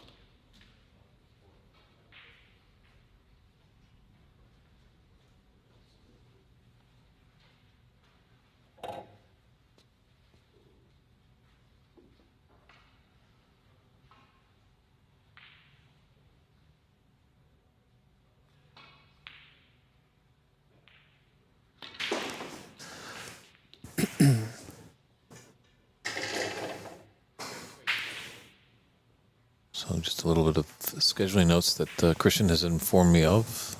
Correct? That they're going to have one match after this, and then we're going to be taking down the stream for about an hour. Hour and a half, 2 hours maybe. Okay, for a little bit of a rest for religious purposes, I believe. There's some players that are practicing Ramadan.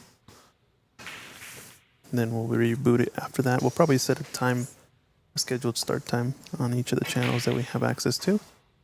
And then we'll reboot the stream. We'll probably have one more TV match later tonight, which we don't want to miss. It's going to be Tournament Director Extraordinaire matching up against IBSF World Champion, right? So I think it's going to be a good one. Sounds good. But I think our next one actually is going to be Canada's Charlie Brown taking on Nazir Sadiqui. Yeah, I think so. Yeah. Charlie Brown is still in the decider over here on his match. As you say, Charlie Brown brings some of the fans into the viewership, right? True. He might need an hour and a half break after his match. That will happen obviously at the conclusion of this match, but Rodney has got an impressive 2-frame advantage here. But we're in the 3rd frame, just in the beginning of it.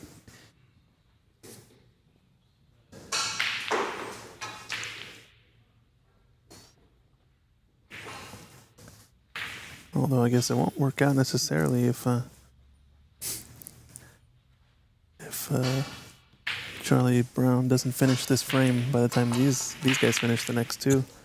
Especially with Amit missing the reds like that. Gonna spread them all out, but gets away with one? No. There's a red onto left middle. Mm-hmm. I was also told Mr. Rodney's good in the commentary booth, so I may have to have him pop in maybe later tonight if he's around, or later on in the tournament. I'm sure he'll be willing and able. Ooh, little table roll there to avoid getting behind that red. And he'll take it.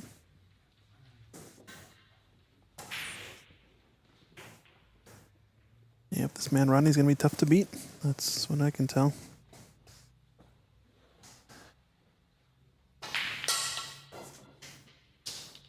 Yeah, it really hasn't faltered. Saw a little, it was close in our previous match with Ernst Bezimer taking on David Morris.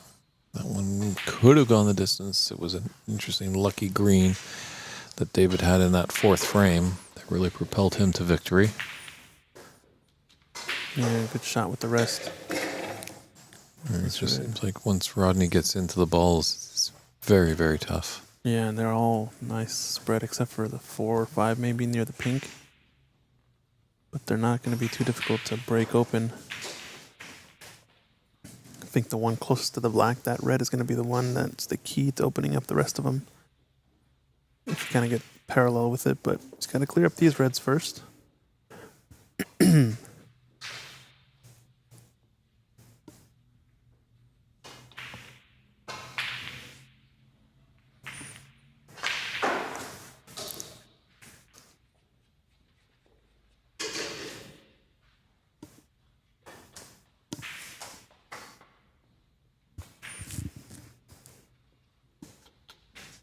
Nice. He's got an angle, I think, on the red just below the pink if he wants it. Because it does open up the shots there, and he just took a peek there to see if the black passes the red. It's closest to the corner pocket. As if it does, it's the automatic option here.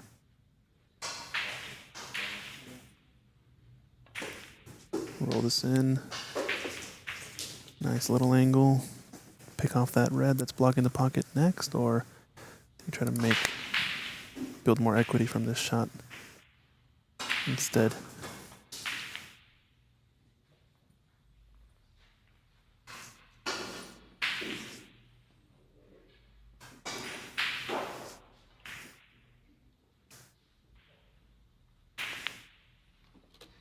Yep, just shot it into the left part of the pocket there, you can see.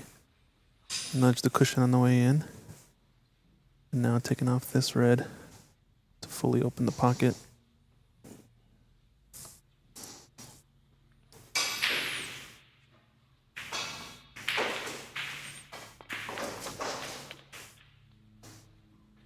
Oh, beautiful path there between the yellow and red to get on blue. He's got the last red up table in case he's off angle on this blue. Just looking to see if he wants the mid-range shot or if he wants to float past it into the opposite middle. I don't think the stun is really in order here. It's a slight draw, just get on that red that's to the right of the pink and red. Yeah. That sometimes painful top right corner pocket. Or might be coming back with the rest with the red just below the yellow. He called it, might as well keep that red up table for insurance for later.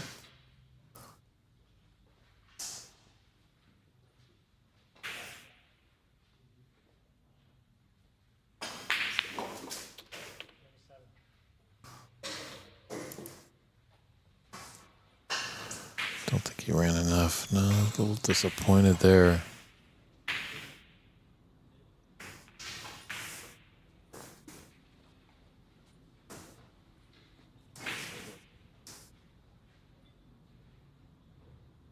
Looks like potential end of break.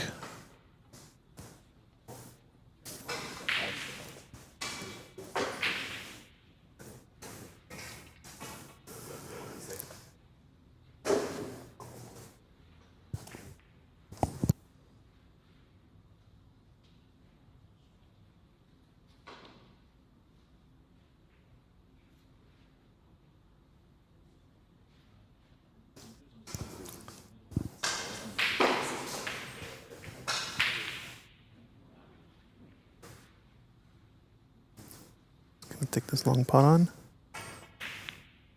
Oh, take it into the middle. It's not a bad choice. It's kind of a shot to nothing that way. You get a good cue ball back in the bulk. Yeah, he's left a long red. I feel like almost maybe just clipping off the right side of that red to the right of the pink. It's just been the better. It's, the safety shot. Obviously, he's trailing by 25 points. Still lots of points on the table. You don't have to force the issue too much. Great pot. It's also tough when you're playing an opponent that's just potting it from everywhere. Right. Not missing many shots here.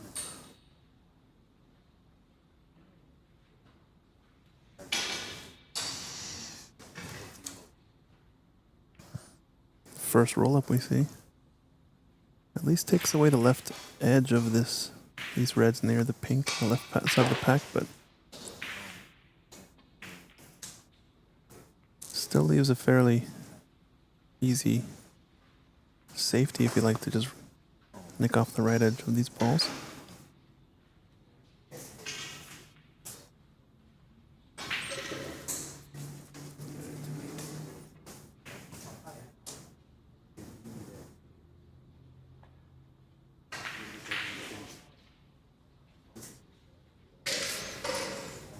It's going for this right corner pocket. Manages to find the line, escape. Didn't hit the blue there either, so nice shot.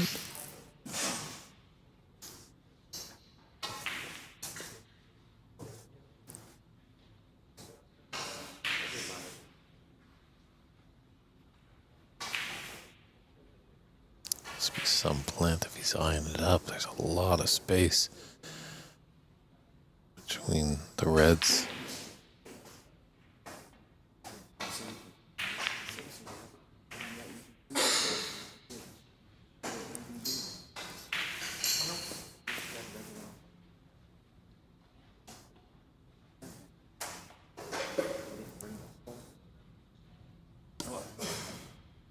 Take a thin cut on that red, right of the black.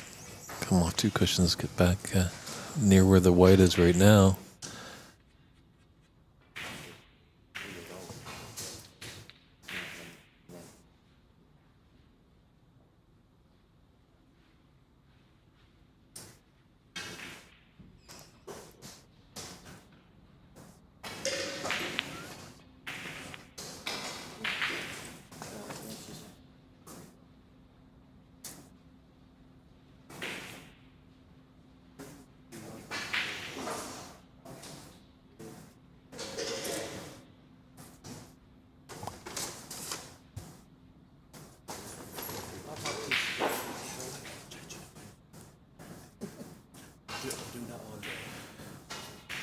Cross double here on this red, left of the yellow.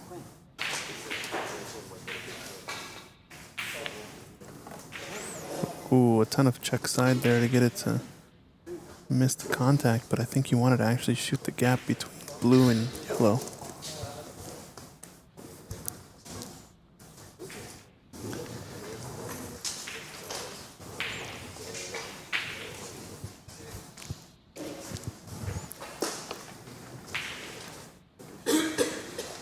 Yeah, it's got a chance to. Is there a pathway for that red?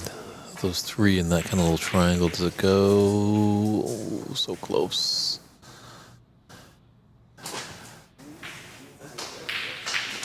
Just That mixed match of reds over there on the right side, not really letting any really easy red go in.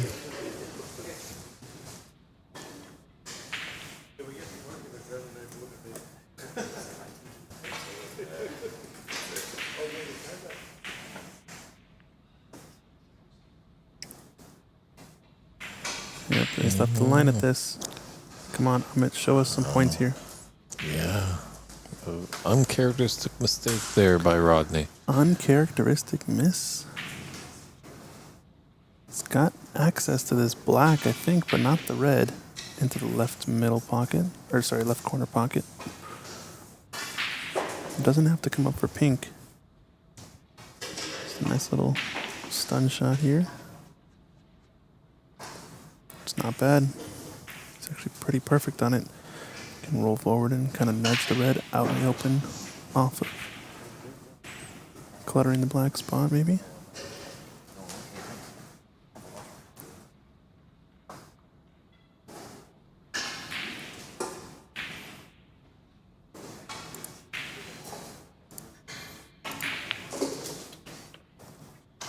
It's just overhit it a bit.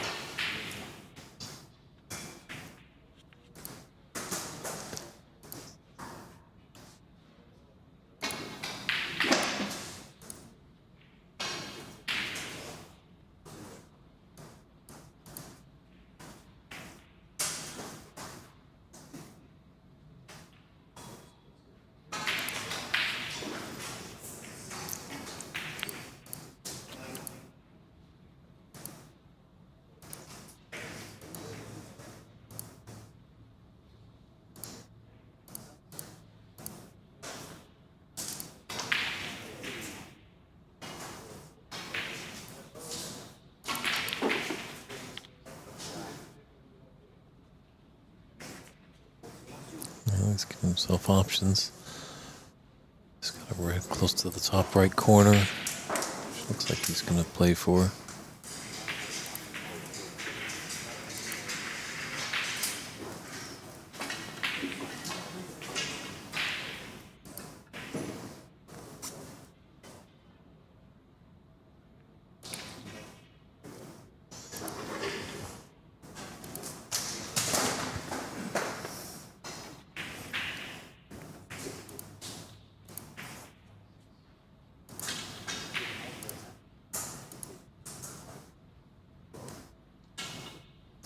Nice little delicate shot there by Amit.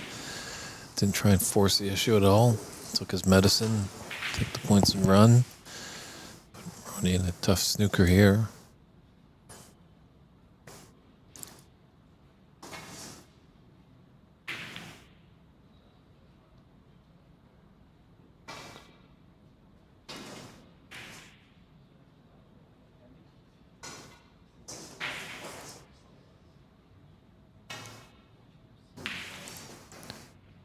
Didn't touch a thing. So they'll go back. Attempt number 2 here. Sometimes can be dangerous. You know, always weighing the options when that happens. As Rodney probably will make the minor adjustments to be successful here. But I don't blame Amit, 'cause looking at his last shot, he didn't really have any real advantage.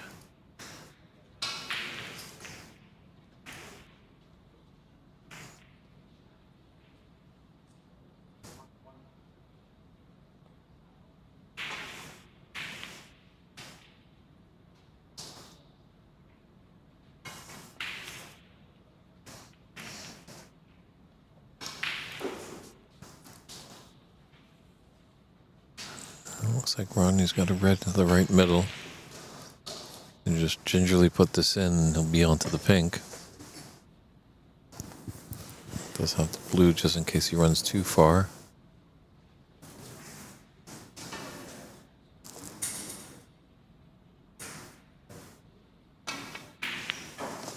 Center pocket and a nice nudge on that last red. Although he's gotten a little unfortunate tight to this green. Gonna be awkward queuing if he tries to go for the brown.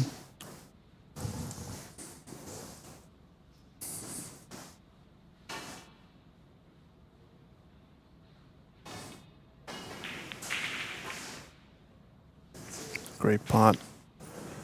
Jacked up over the ball.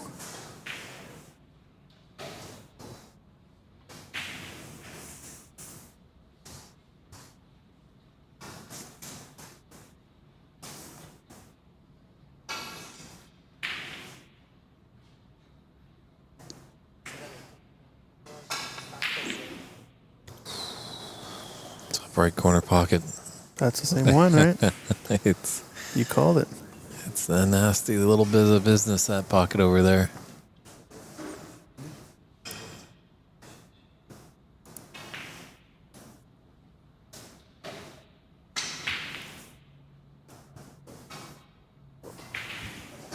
Just a quick little update from another table. That Charlie Brown Barry Franzine match is in the decider, but Charlie leads 47-11. So there's 36 points in it, and it looks like they're on the final red. I believe, just trying to see if there's any other reds. No 35 Yeah. on that table. So Last red over there. the Canadian in the driver's seat over the Dutchman.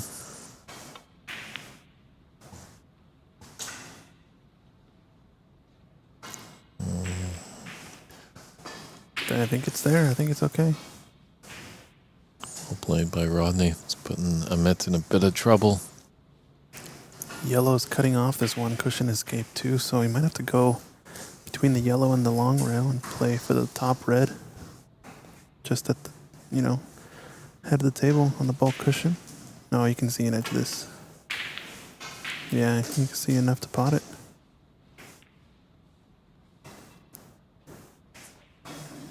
So he's saying thank you for broadcasting the tournament, wishing the best of luck to all players. Most favorite to win the trophy is Rodney Patricks. Okay. This means Rodney Patrick Goggins is at the table now.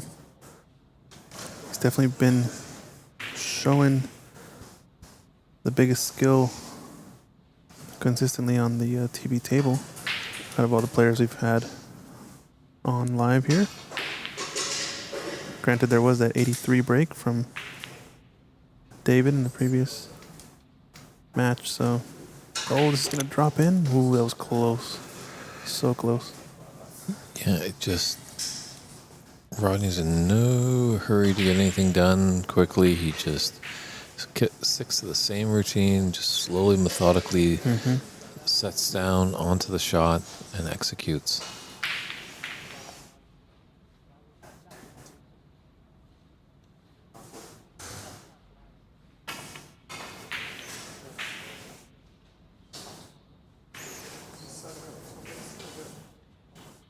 Go for this white. It's just going to avoid that top left corner.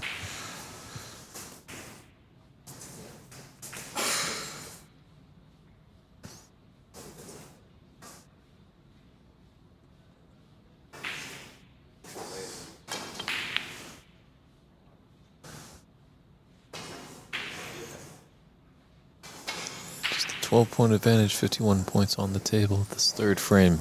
Big one for Amit Karki to win. Definitely would like to get his first frame on the board. With this frame, it's trailing 3-0 in a best of 7 against a very strong competitors at almost Mount Everest hill to climb.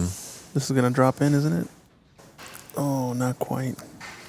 Yeah, he's not Irish. Yeah, it's not going to work out. This is also a cushion first, so should have no problem potting this. Those are the shots that really hurt, when you just leave your opponent pretty much a Stevie Wonder shot that a blind person could easily pot. Yeah, that's going to be tough because it might be enough to close out this frame. Well, he ended up coming a bit long on this black here. It's nudge up nicely and tight to that black. This is Charlie Brown in the decider on the side table. This red, I think, might be enough to close out his frame, and doesn't pot it. winning line can be so close sometimes, and just Yeah. you can smell it, and it's just so tough to grab. 32 points ahead. That was definitely his frame ball. Just missed the pot. It wasn't easy down the cushion. We'll keep an eye on that one.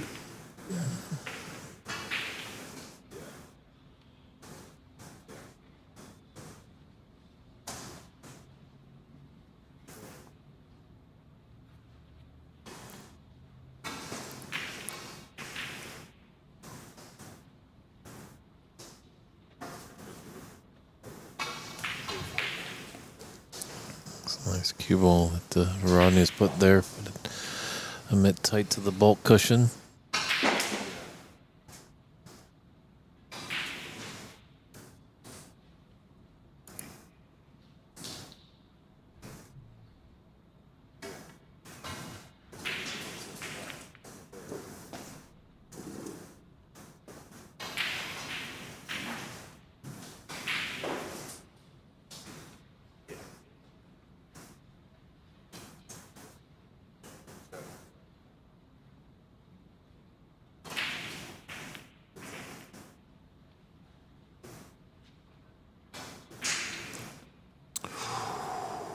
Wow. Just saw it on the side table, but this black has held up over the pocket, leaving Charlie Brown in. I think he might have enough.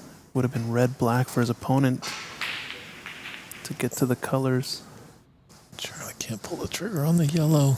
Oh, It's back and forth drama. where are those additional cameras? We apologize. It's just we've got a good vantage point here. It's just in a decider. Sometimes it gets real exciting. This is kind of just been a little safety battle here between Amit and Rodney.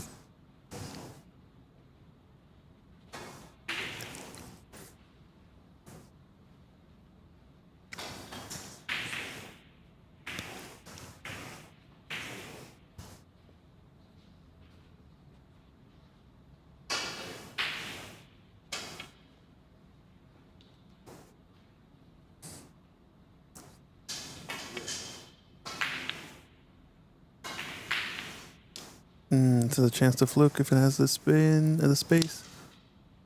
Oh no, the line was just off. It's gonna sit right there.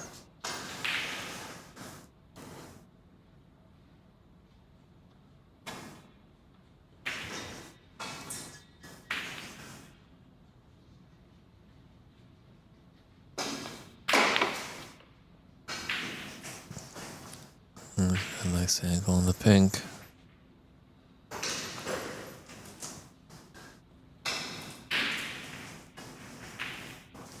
Maybe electing for a blue instead. Maybe it was just maybe too straight of an angle on the pink. Tough to tell from our vantage point. With the blue, he's going to negotiate that black.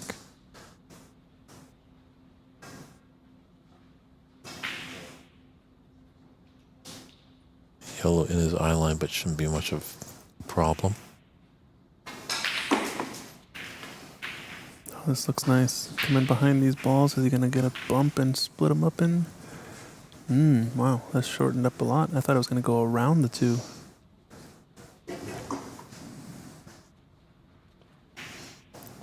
Can use that green and brown as a wall here. Play a thin off of one cushion in behind yellow. Can also push it down two cushions and play the cue ball behind the black.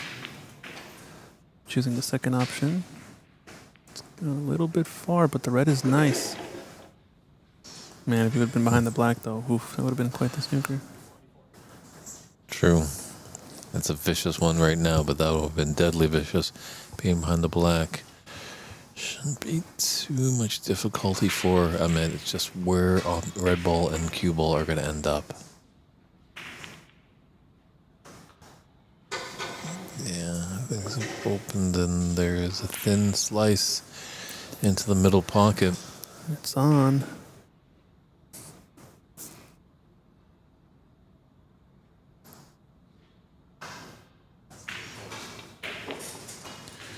And you could use a high value color. Perhaps the Probably blue. blue. Blue would be a tie. Pink would be great. But, but in the blue, he's still at the table.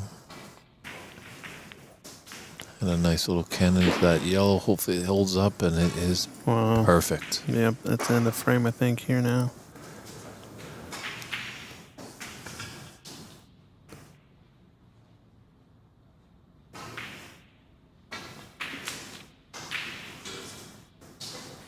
Nice position for the green if it holds up.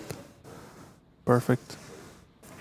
So Rodney Patrick Goggins looking to take a commanding 3-0 lead in this round robin match.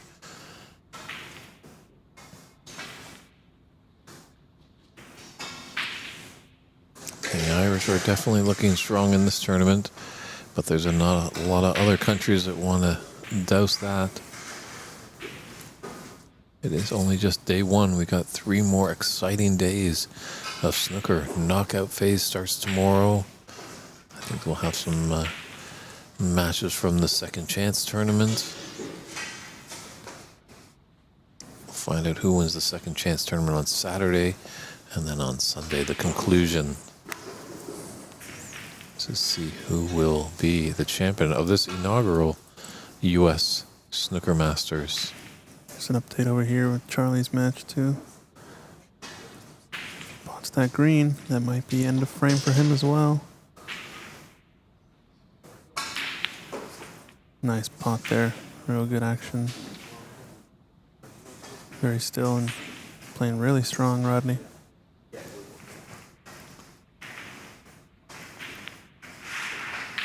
Oh, didn't need the red though, or the black I should say. So Rodney Goggins takes a 3-0 advantage in this best of 7. We will be right back with frame 4. Can he take it in a whitewash, or can Amit Karki crawl back in and start the comeback with 1 frame to the good? Time will tell, and we'll be right back, everybody.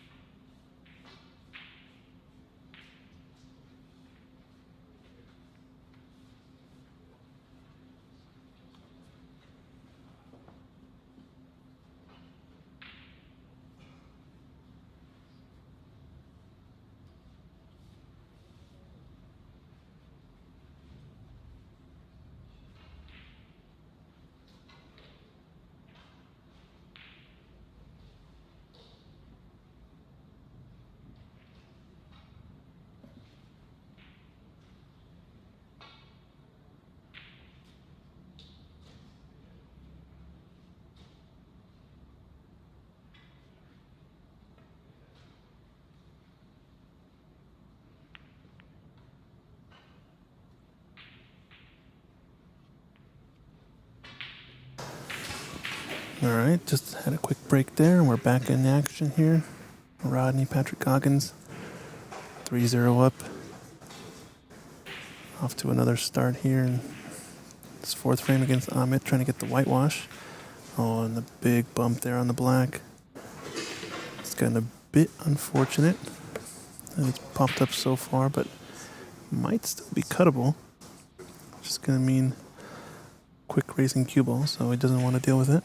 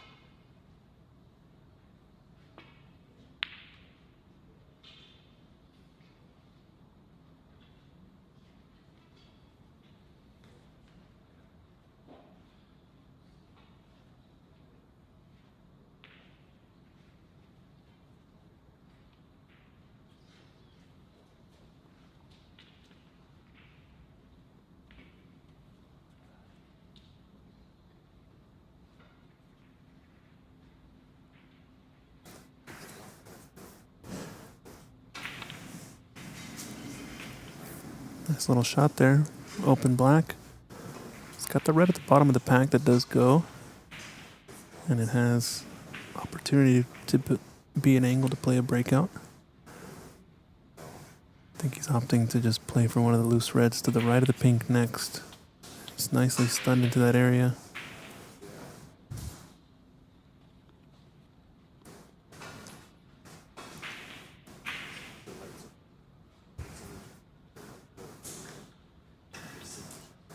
Bit of a screw shot here. Wants to get on the black or high on the blue.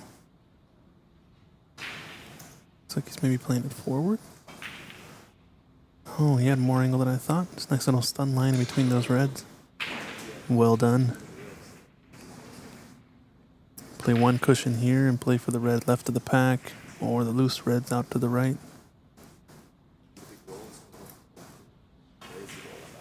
Don't think he tries to hold this. Yeah, decided to go into him. That's not bad if he's got to look at this red to the left corner pocket. Looks like he does.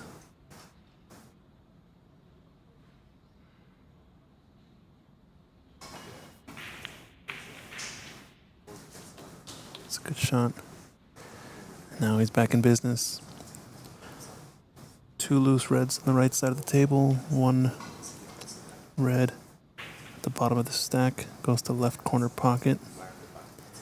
So he's got the left red of the blue to the left middle pocket as insurance if he gets out of shape. Would have liked to get on that red to left corner.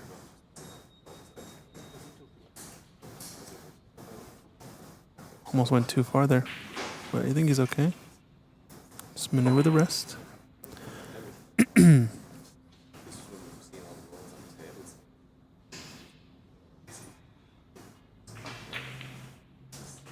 Oh, nice shot. Especially with the rest. Well controlled. Now he can go forward and play for that gap between the two reds to the right of the black. Wouldn't mind a nudge on that red below the pink, or can play for the loose red up by the blue, the one to the right side of the table. It's got plenty of options left. No do or die shots here. Oh, he tried to stun it and catch that red half ball, but still okay. Maybe he was trying to avoid the cannon altogether, actually, since red does go. This looks nice. Hey, what's up? I'm assuming is this Raymond Fung? How's it going? Over on YouTube. Hello, hello.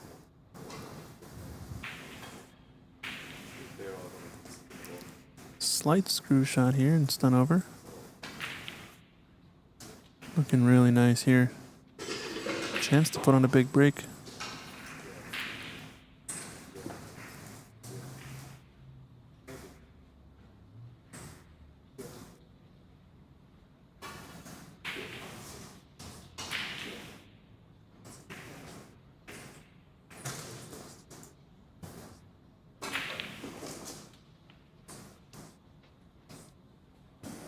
cushions, nice angle on the red. To the left middle pocket. Blue up next. Nice to see you, Ray. Can also opt to take yellow if he's got too much angle here.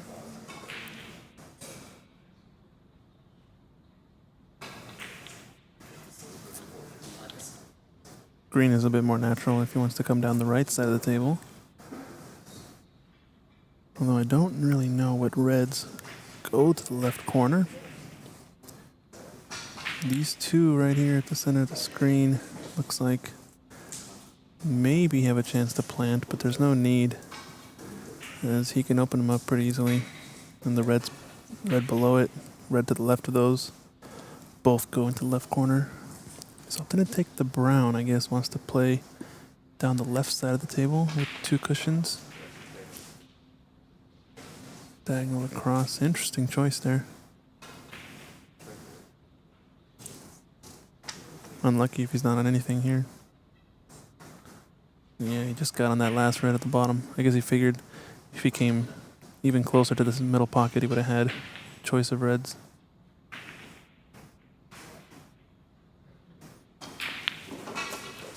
Nice stun run through there. Perfect shape. Now, does he play the cannon now or wait till later? They're kind of like a little bit awkwardly placed, the red, so I don't mind the cannon now. But I think the soft screw is next. The red right above. Then you use this red to play the cannon and get on the black.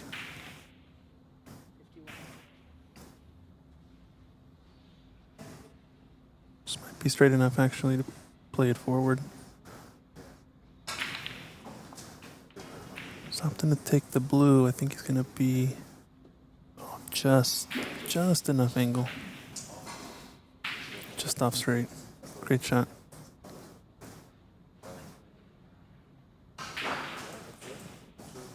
It's all about these reds though. To the left corner pocket next. So I don't think any of them go to the right corner other than the one right to the pink. Let us know where you guys are watching from too. We got a lot of good views here. A lot of folks in the chat saying hello. Got 76 concurrent viewers across all of our channels, so let's get the viewership up. Drop the like, subscribe to our channel, show us some love. Top donation for the day is $10 from Mr. Bike Garrett over on the Ox channel, so show us some love if you guys are watching from home. Helps us get more camera angles, more cameras, more equipment. Broadcast more tables.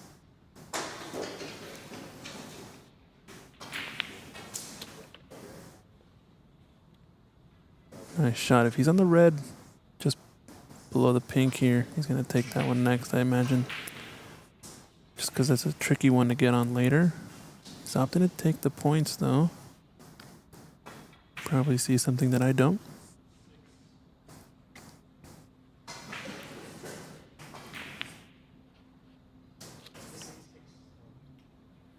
Choosing to take the pink next, I see. So if he's straight on the pink, he has that same red dead on. With this much angle, though, he might have to do one more cannon into these reds. Just nip the top red of that bunch. About half ball.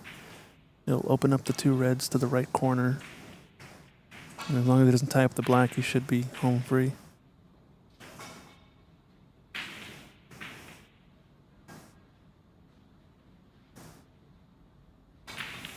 Done. No, so the red goes then. Bottom red to the left middle pocket. Just checking to see if it doesn't go, it's going to go on the yellow spot.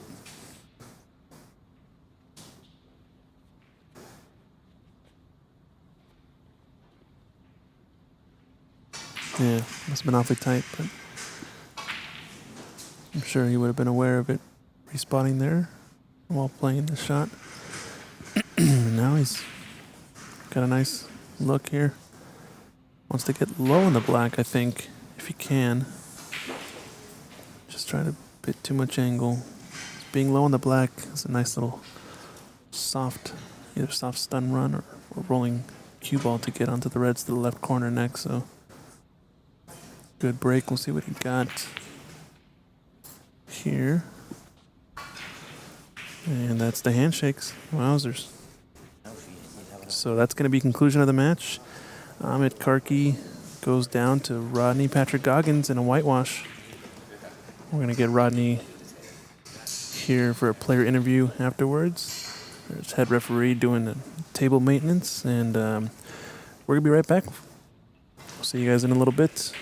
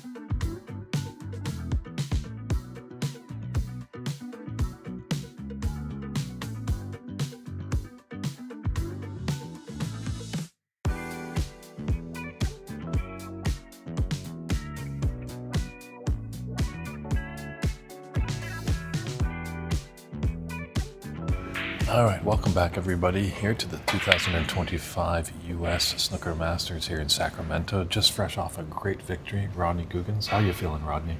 Feeling good, yeah. I won my 2 matches there today. I felt I was playing halfway okay, so I'm looking forward to tomorrow now. Halfway okay. I was watching and commentating on your match. You were every shot by the book, slow, methodical, just everything's the same. How did you come across that? It's great discipline. Yeah, I suppose looking at Steve Davis, Stephen Hendry all those years ago, and I kind of modelled my game on the 2 of them. Fantastic, fantastic. Is this the first time you've been in Sacramento? It is first time I've ever been in America. Fantastic. Yeah. So probably first time playing snooker in America. Yeah, definitely. Did you ever think that would happen? No, no doubt. It's a fine setup. Good. You enjoying your time here in this It's facility? brilliant, absolutely brilliant. We landed in San Francisco on Monday morning, and we made a day out of it. So great sightseeing, and then we came up on Tuesday evening to Sacramento. Fantastic. Yeah. One final question. Do you have anything to say to David Brock? Because I know he's tuning in. Yeah, keep watching, David. Okay, I won't keep you. I know you got Thank you a little very bit much. of celebrating, 2 victories, but Yeah. you're going to go back at it tomorrow. No Knockout problem. phase, so thank you very much, Robbie. That's lovely. Thanks very much for having me. Thank No you. problem. All right, everybody, we're going to take a short little break, but we'll be back here at the Sacramento Snooker and Billiards Room for another round-robin match here at the 2025 U.S. Snooker Masters.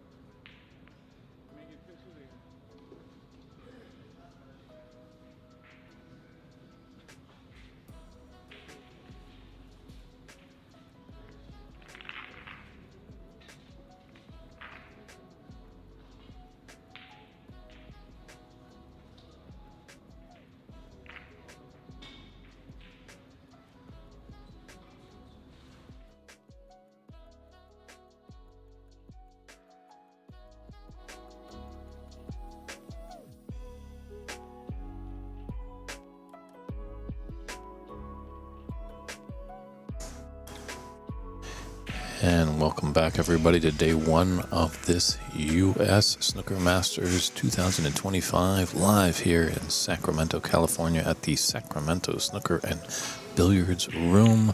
Great match we got going on here with Canada's own Charlie Brown taking on Nasser Siddiqui. And Charlie has broken off in this best of 7. It's David Burney in the booth along with Christian Youngers. How's it going? How's it going, Dave?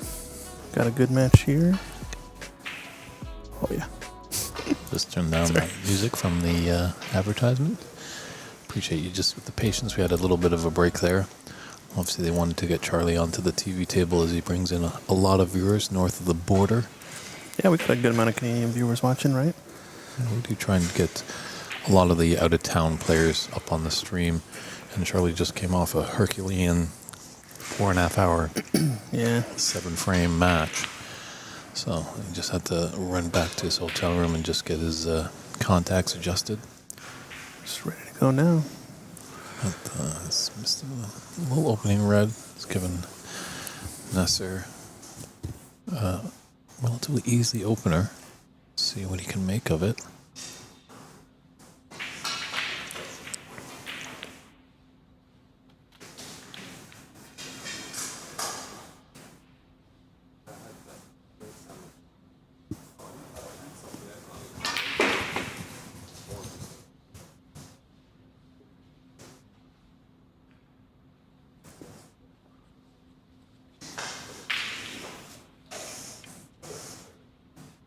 This is Nasser's first match of the day.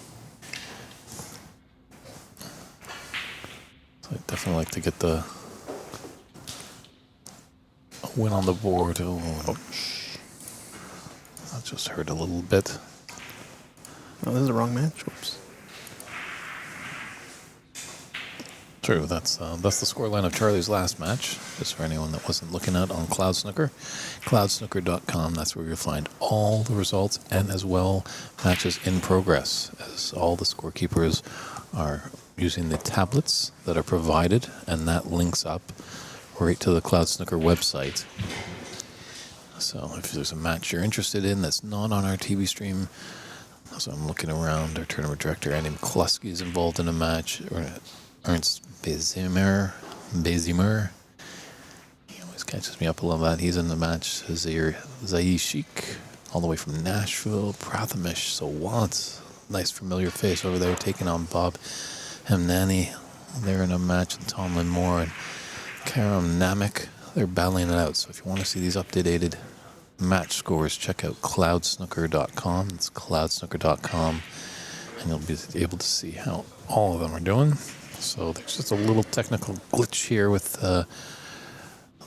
their tablet right here. So Christian Youngers is just confirming with Nasser to get everything dialed in. And then when we come back, Charlie Brown will have ball in hand after that in-off. Unfortunately went in for Nasser.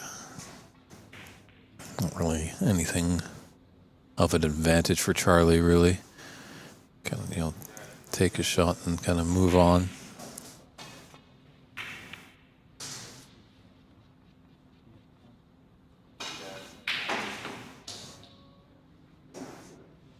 Looks to be all right.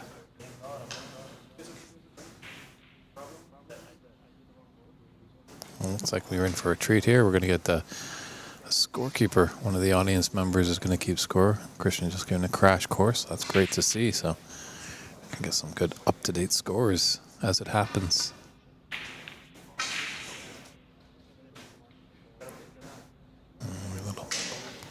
A lot of check side on that just to straighten it out.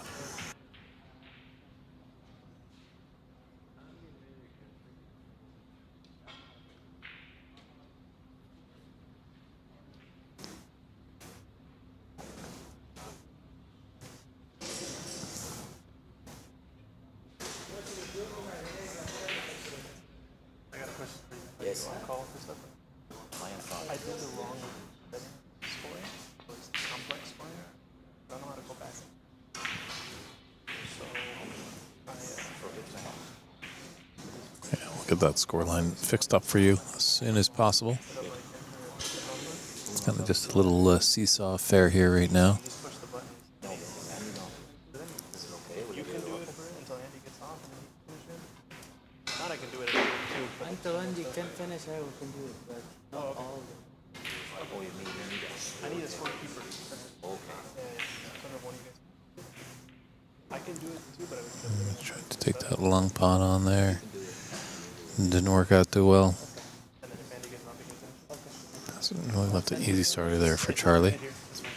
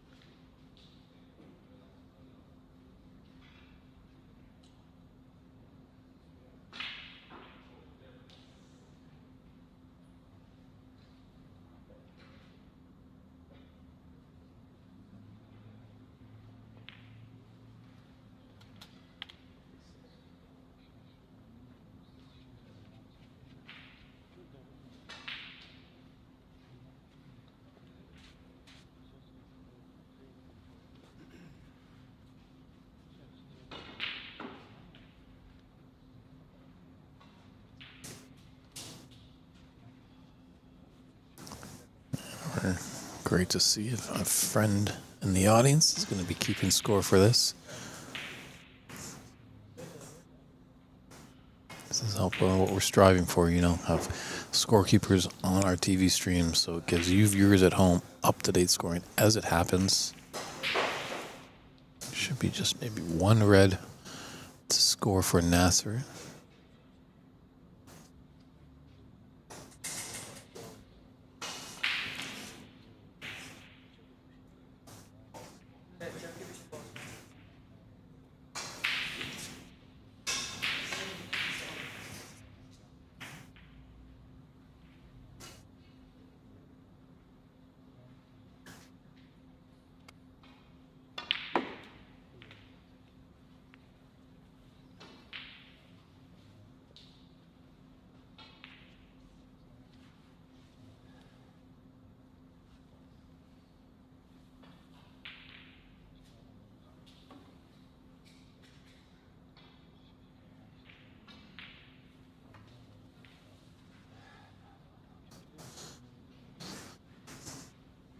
So they're just getting it under control with the tablet there to get the scorekeeping. The one thing is, unfortunately, it's out to the side of the players, so the scorekeeper's going to be pretty busy. They don't have fitted out this place with the old-fashioned sliding scoreboards.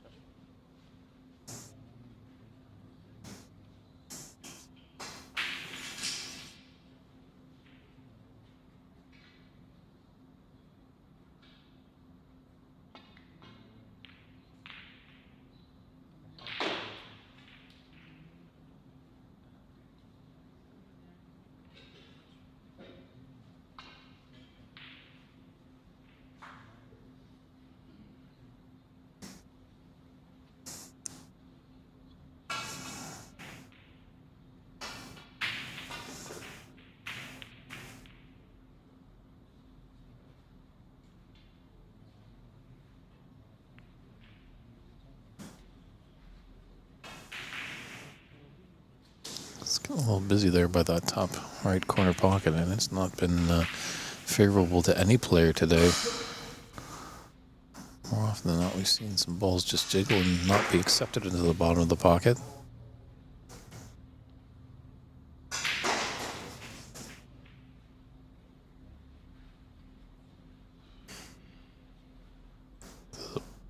Best of 7 matches, all the matches in the tournament are until the final is a best of 9. And then there is a second chance tournament that will be running. And those will be matches, will be best of 5. I think those are going to go to all the players that do not move on. As there's 12 groups of 3, so 36 players in total. And 24 players will be moving on to the knockout phase. And 12 will get a chance at that second chance tournament. And Masters kind of left a relatively easy starter here for Charlie, and that black is open. There's balls that are rather open, so a couple good shots, and Charlie could be in the driver's seat here. Pink really out of commission, tight to the left cushion.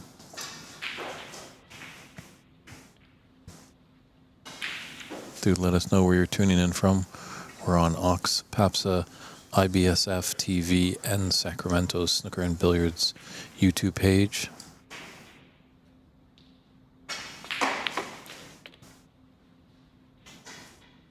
If you have any comments or questions, or even support, if you're rooting for one of these players, we'd like to hear it in the chat.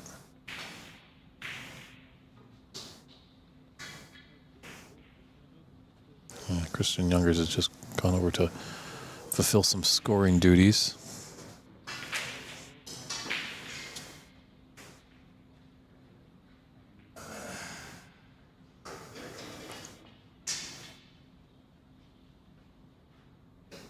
And nice to hear some friends from just up the road on the I-5 in Portland are tuning in. Hope you're enjoying the action, Wolf.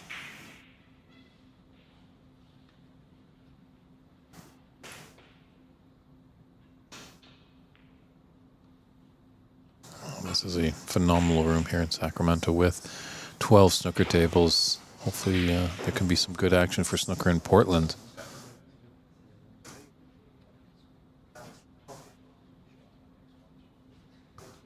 I know that Wolf, there is a second chance tournament. He's probably out of the big prize.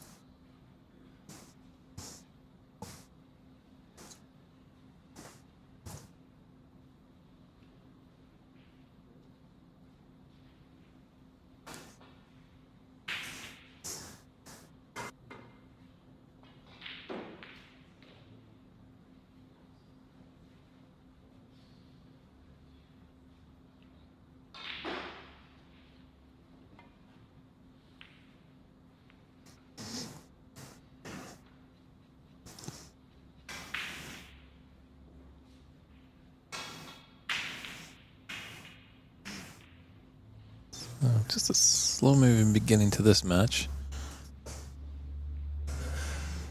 It's Nasser's first of the tournament.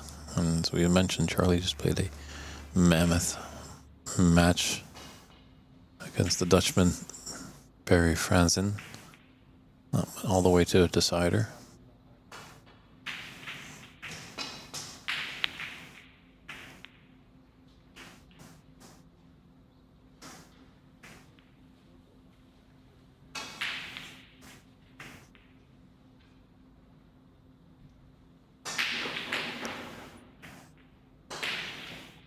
He's got a red to the left middle, the one that's just underneath the black.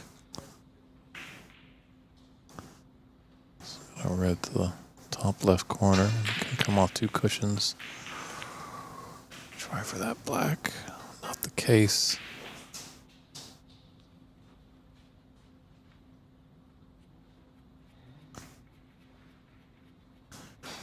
Charlie will try that same red that I was alluding to before.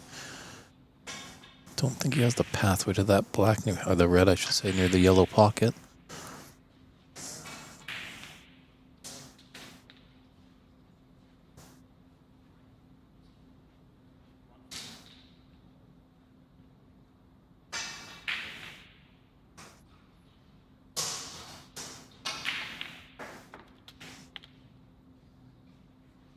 Yeah, played that nicely with some check side just to straighten it up and hold for the black. I think he's got an angle for the red that's close to the right middle. Obviously playing for the relatively elementary one into the yellow pocket.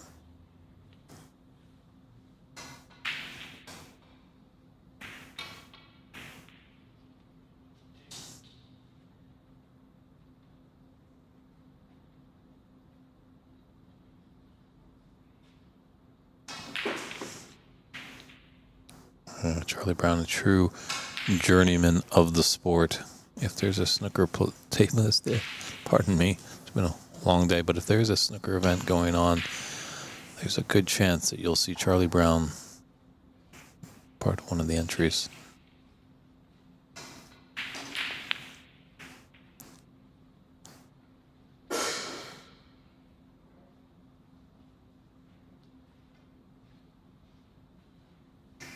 Definitely like to have that shot back.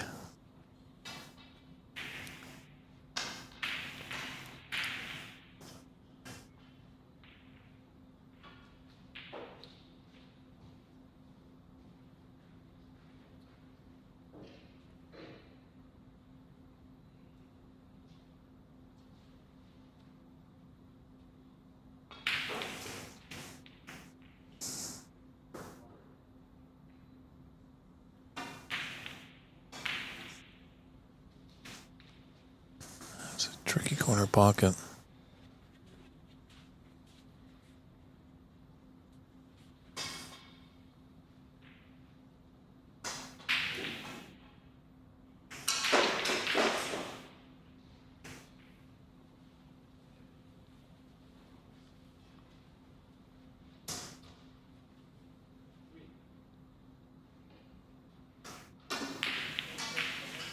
I'm pretty sure Nasser was informed of the dress code because he's not wearing a waistcoat. He has kind of rolled up his sleeves. Sometimes that's a little bit of a no-no, but I'd have to check with tournament director Andy McCluskey what the ruling is on that. Andy was going to put his cue aside and just focus heavily on tournament direction. And he had about 35 entries coming in. And to make it a nice, sweet 36, he put himself into the tournament.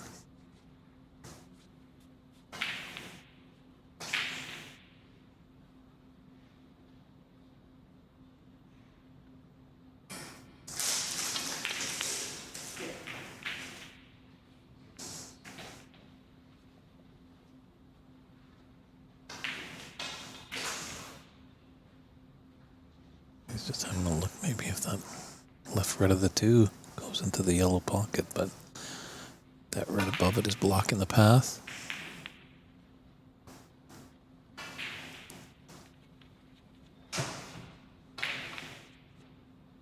And I think that blue's going to spoil the fun for Charlie taking that red. It's a tough, thin cut into the left middle. And really is pushing his cue ball towards all those reds on the right bulk side.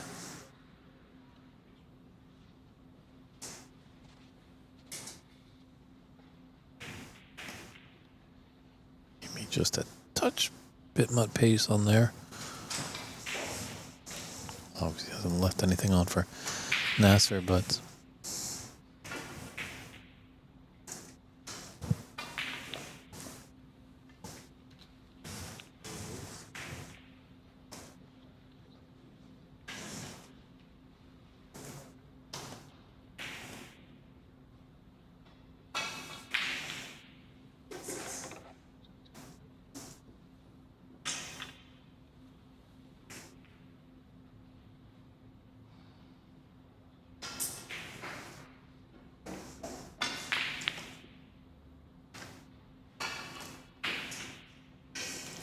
just not finding the middle of the pocket there.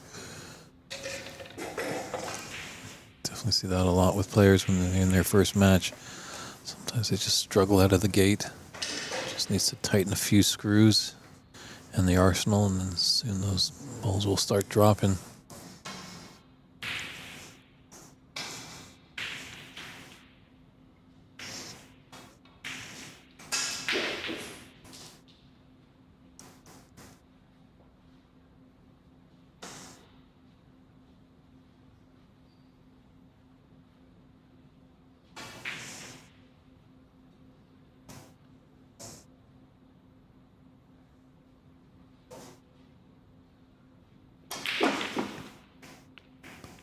guys in here at the Sacramento Snooker and Billiards room.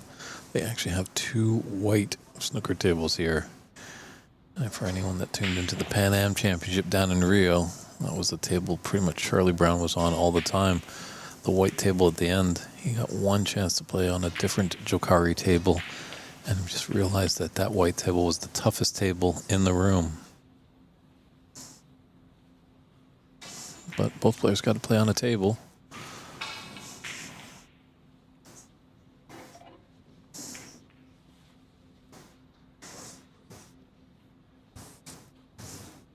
This will actually be the site of this year's PAPSA Open and Senior Championship. That will run from August 30th to 7th of September. Always an exciting tournament there as the open side plays for a 2-year card and the senior side plays for a chance to play at the famed Crucible Theater at the World's Seniors Snooker Championships.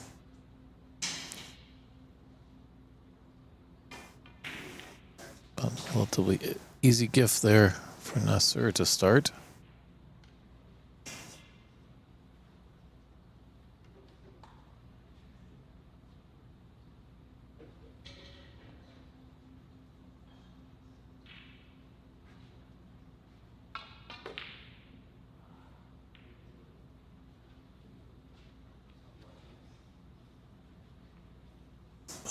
Can we capitalize a lot there? Not sure how familiar either of these players are with each other, but it's a high-level tournament, players from all over the world, so you can expect players didn't make it here just on a fluke. So when a player misses, you got to really put them in the chair.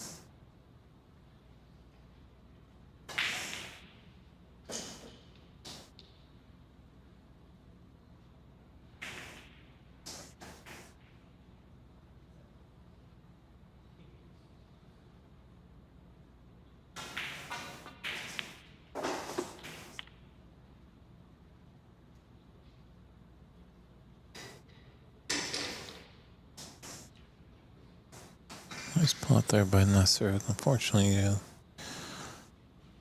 there's no colors on the spot. Yellow and pink are definitely safe.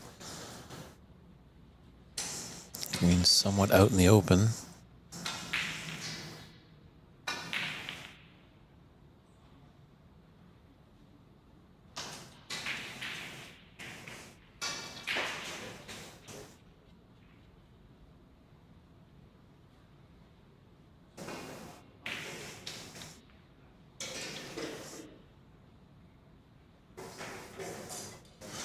That one red to the right middle may look easy on the TV screen, but it is so tough.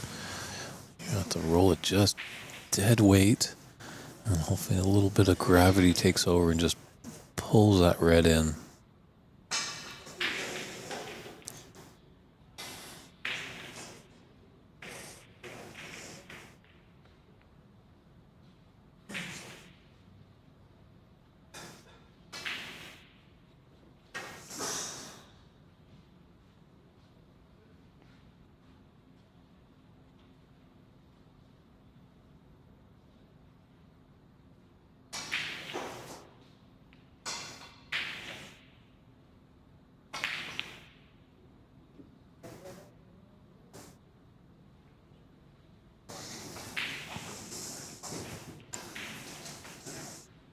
Yeah, Nasser not even thinking about that red near the right middle.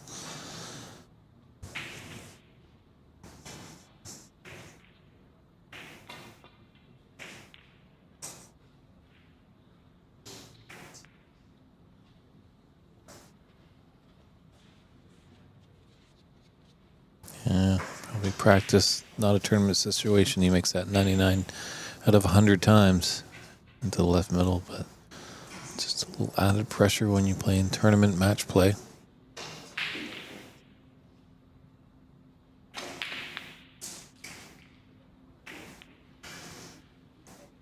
Yeah, anything can be missed.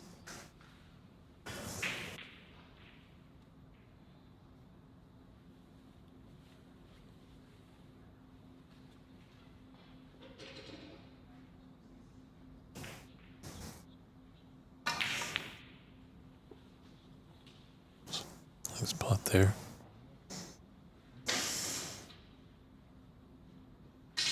Yeah, that's excruciatingly thin. This is a long black.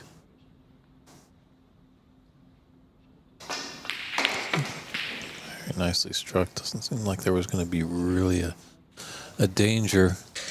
Uh-oh.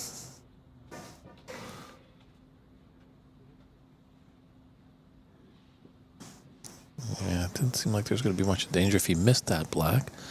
These reds are in tough positions, but unfortunately going in off the black. There's collateral damage there. So that's a 7-point foul.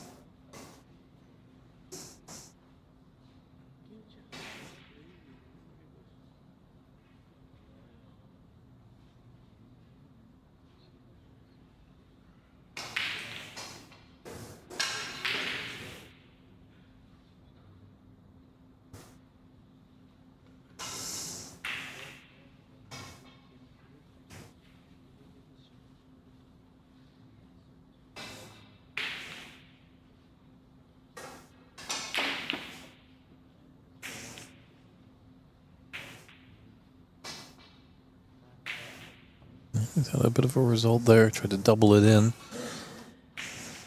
But both reds in relatively safe positions.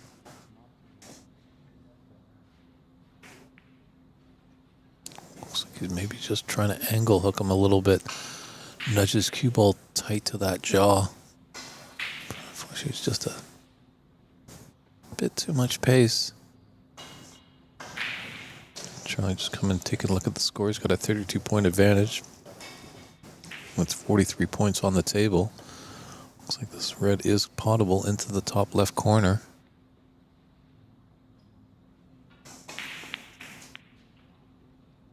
And it's there. That green just might have popped up to block the path of the black.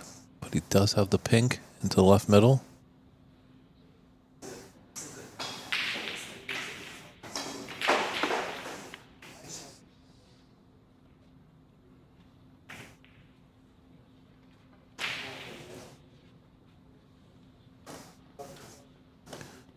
Hello, great friends out there with the CBBS, Confederación Brasileira dos Billiards e Snooker.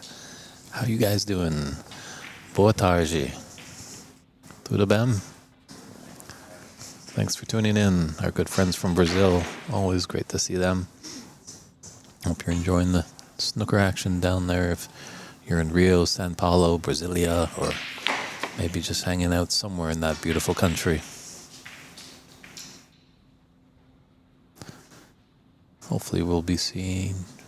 Oh, thought that was just going to stay out for Charlie, but unfortunately it dropped. But yes, CBBS friends. Mr. Chefe, the boss man, hopefully you're tuning in. Hopefully we'll see all you up here in this room, as it's going to be the site of the PAPSA Senior and Open Championship. Getting close to the end of summer.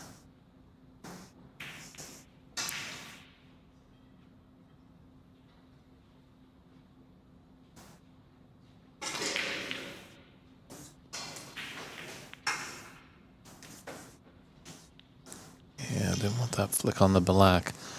Really kicked the yellow around, and it's a bit tricky for Charlie, obviously, just with his cue ball up against the cushion there.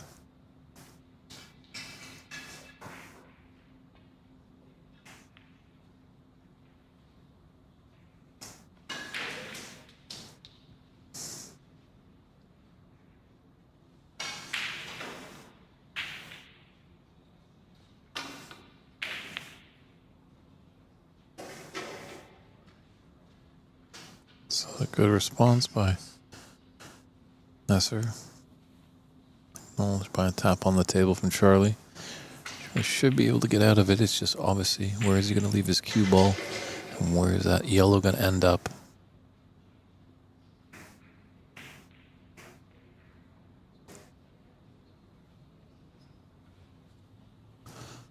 That's going to be a free ball. Didn't hit the black, so only a 4-point foul. And Nasser has the option of putting him back, taking a free ball, or putting Charlie back in from this position.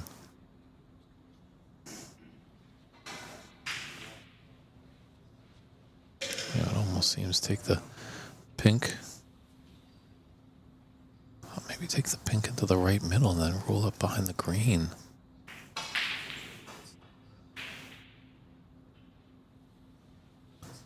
One thing, obviously, when a free ball is awarded and the player nominates which ball is the free ball, they cannot snooker their opponent behind the free ball unless only pink and black are left on the table. So 30 points in it, and there's 27 on the table, so Nasir does need at least one snooker to get back into it.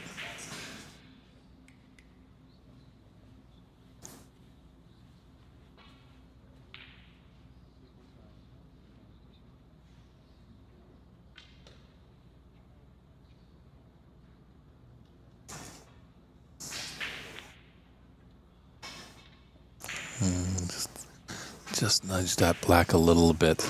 It's a little wry smile to himself there. No, he kind of missed a little bit of a trick there.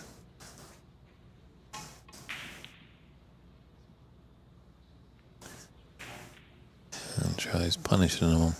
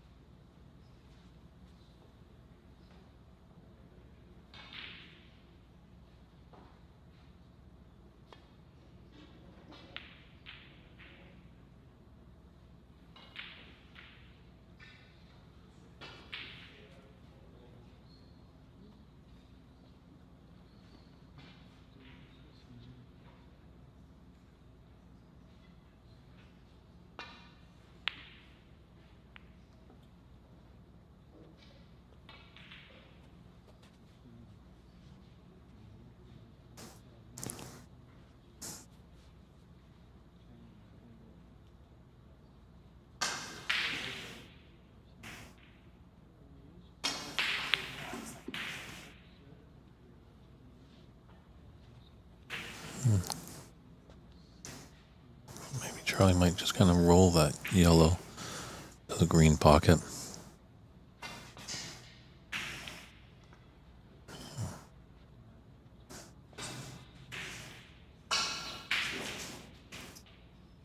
Nasser needs 2 snookers. There's 27 on the table. That would put him at 45, trailing by 7 points.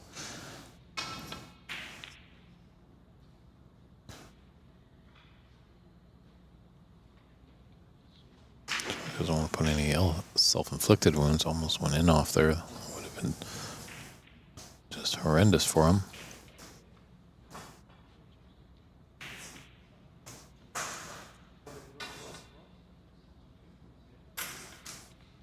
This might be end of frame. I think there's the white flag. There's the concession by Nassar Siddiqui.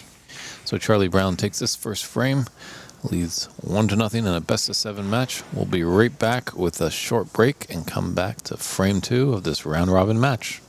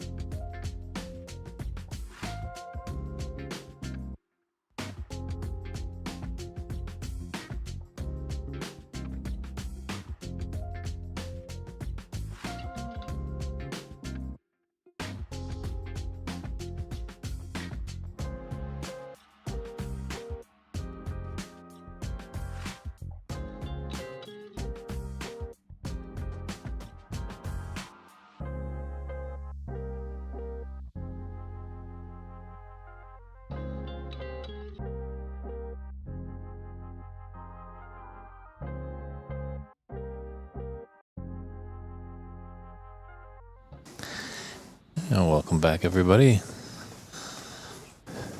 Nasser Siddiqui has just broken off on the second frame. He's trailing 1 frame to nothing. Struggling a little bit to find the bottom of the pocket. There's some of his object balls in that first frame. This might be the first frame jitters. Oops, he thought he might be starting a little bit sooner, but his other 2 group mates got into quite a battle, going all the way down to a 7th frame.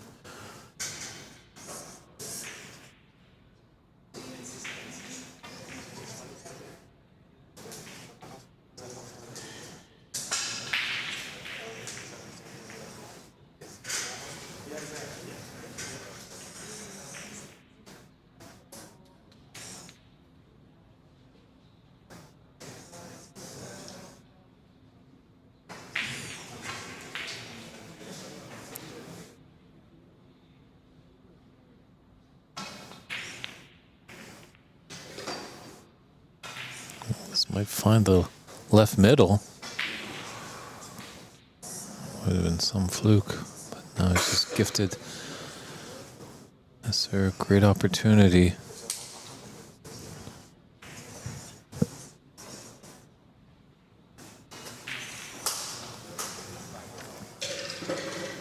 If you are interested in any of the scores or any results, definitely take a look at cloudsnooker.com. Oh.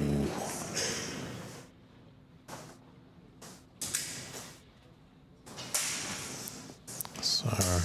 Can't believe that. That's a was an opportunity that was really squandered there, I should say.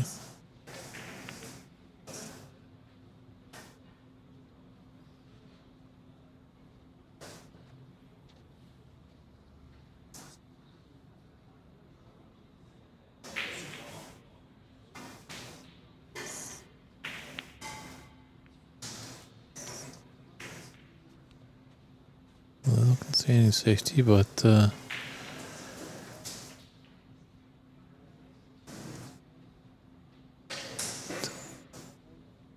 if you can just slide this red into the right middle. Oh.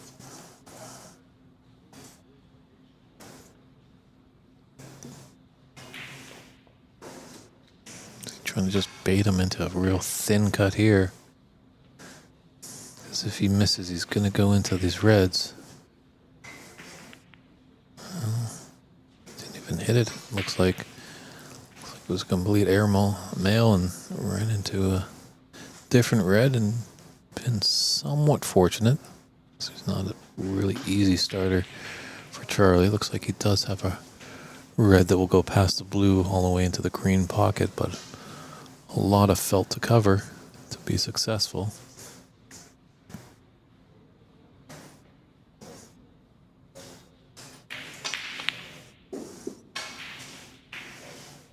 Then he's drawn it back nicely with an element of safe, obviously, if that red wasn't to fall. He's leaving his cue ball against the bulk, or the top cushion, I should say. Bringing it back, and he's got an up here on the black.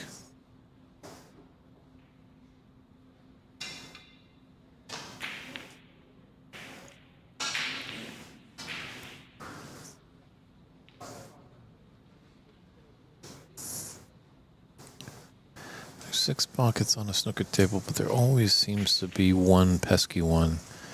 In all the tournaments we do, sometimes that middle pocket can be treacherous, as we've seen at a couple tournaments at NBC Billiards just down the road in San Gabriel, California, and up here in Sacramento in the northern part of the state of California. That top right corner pocket on the TV table is definitely refusing a lot of balls.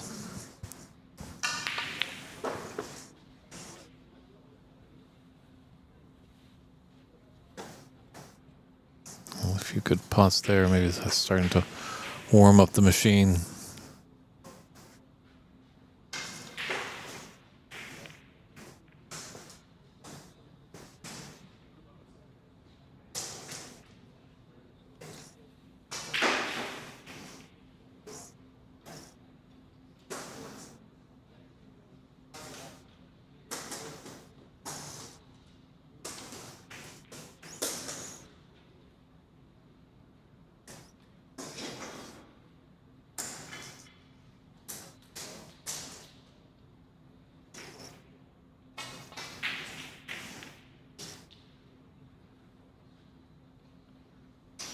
Shot to nothing there by Charlie. Gave that red an attempt with the blind cut into that top right.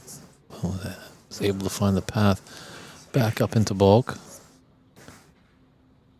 This is a dangerous shot here. Oh, just gonna kind of contain it a little bit.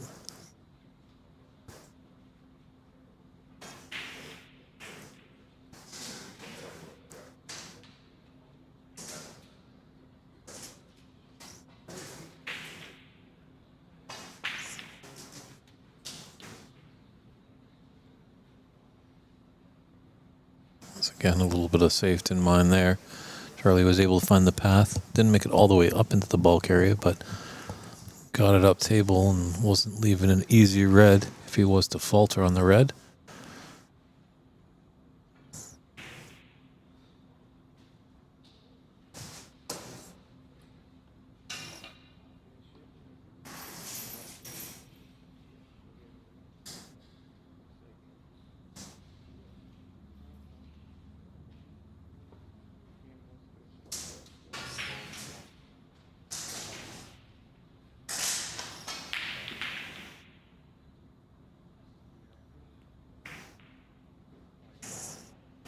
Another one of these corner pockets refusing it.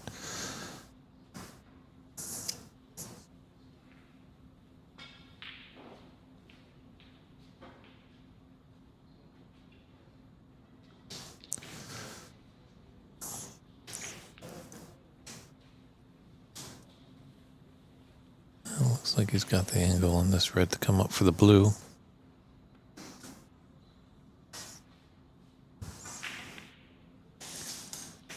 He's trying to hold for the black. It was a tough shot. I feel if he stunned into that red, he could have just floated up for the blue and had a rather easy shot and maybe been on the right side of the blue and continued the break.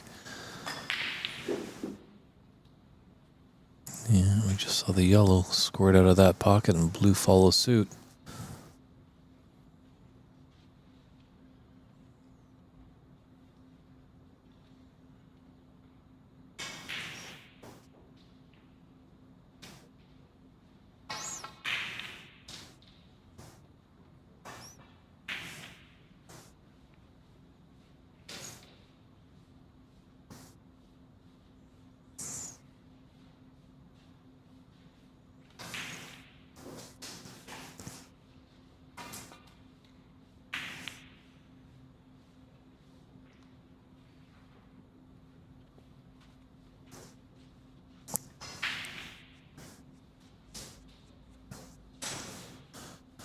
Yeah, these tables are running really slick. It's just a testament to these Liberwin cloth that is on these tables. But looking at, they are Rasson tables, and usually the Rasson's ones are fitted with heaters, but I don't see anything being plugged in. So if these were heated as well with this cloth, it certainly would be a very slick skating surface out there on the table.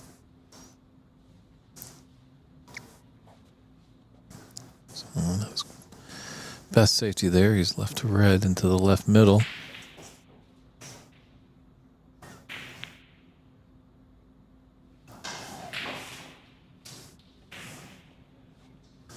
Both players just struggling just a little bit with some form.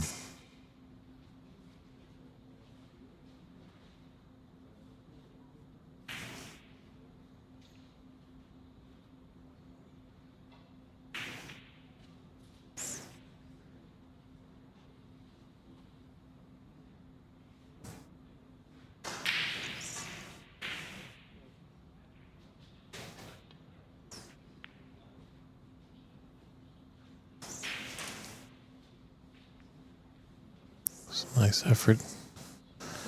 Acknowledged by the tap on the table from his opponent. Really could have put him in a lot of bother there of getting tight behind the yellow. But still.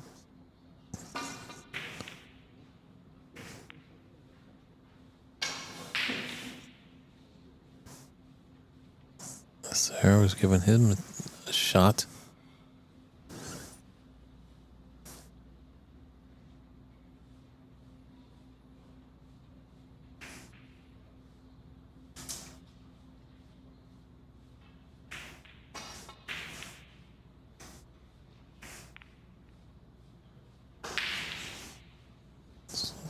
player's just trying to find some protection behind that yellow. Might be a good shot here for Nasser to get behind the green off 2 cushions. Maybe the third, using the bulk cushion.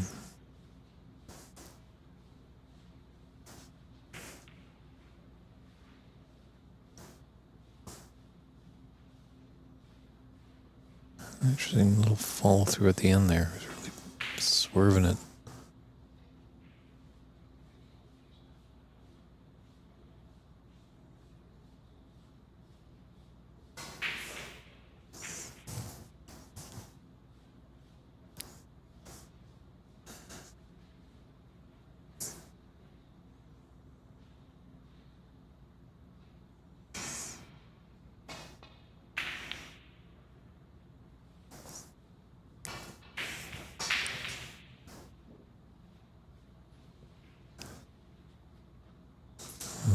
Rolled out a little bit, make it a little bit easier for this cut into the green pocket. Lots of distance to travel though, over 11 feet.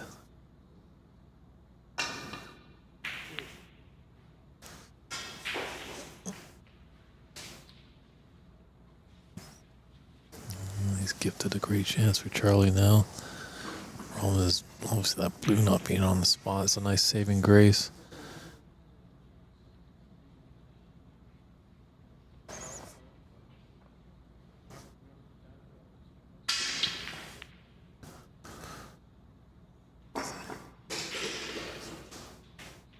Oh, the luck there. Sometimes it's so bad it's good. Oh, definitely Charlie puts up his hand there and has to go down to his cue case, get a little tools there. Obviously the black was there, but he did want to draw back that last red to get up table.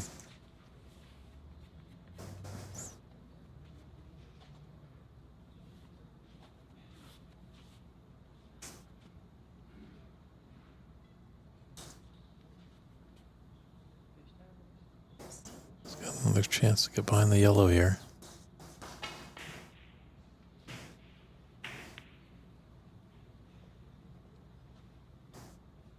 He's still got a nice cue ball up against the bulk cushion. There's a pathway though, it looks like, for this red.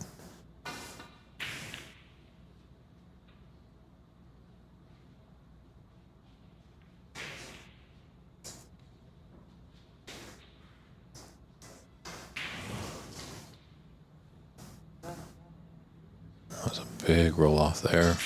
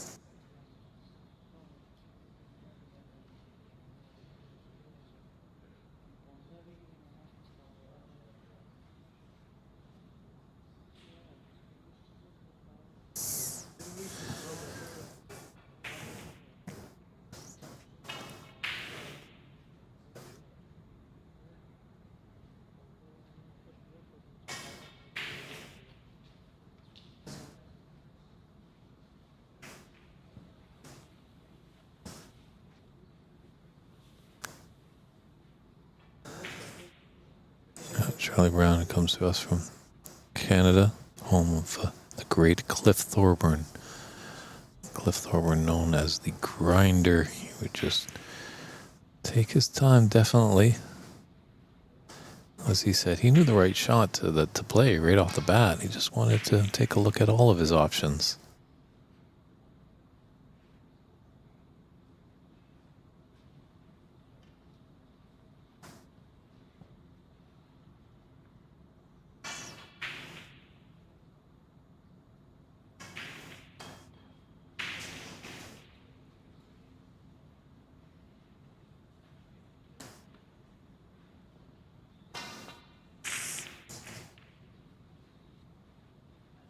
He needs to get some cover.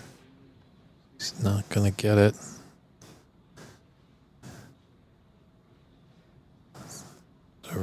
into this top right corner, but the top right corner has been rather nasty all day long.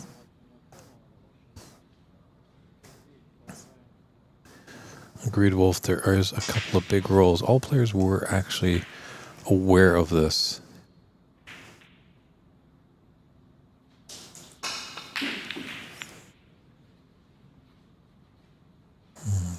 Let's really take a shot there. Yeah. At the players' meeting last night, tournament director Andy McCluskey had aware that they weren't too sure who was the table mechanics. You know, someone coming in, giving their best. You know, they are human. We're prone to make mistakes, as we see on the table. Not all players are hitting every ball in. But when you start seeing those rolls, you know, it can wreak havoc. But at least if it's consistent, then players can adapt. But it's always tough when you come into a great room like this with these nice tables, prestigious tournament. You think all the conditions are going to be great. But both players have to play on the table.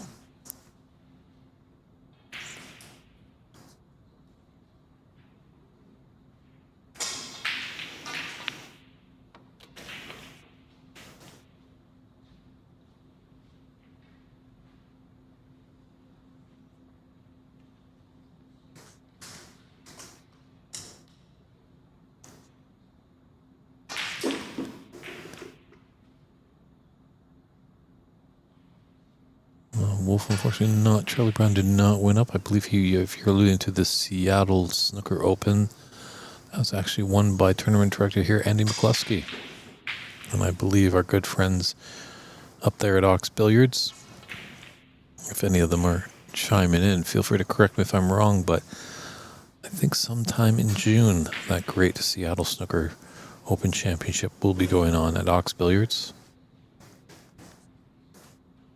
But definitely, if you want to know any business going on with Ox, feel free to find them on Facebook, like, subscribe, maybe even send them an email to get onto their mailing list, as they periodically send updates of what's happening in the community in the Seattle area. A great scene for snooker.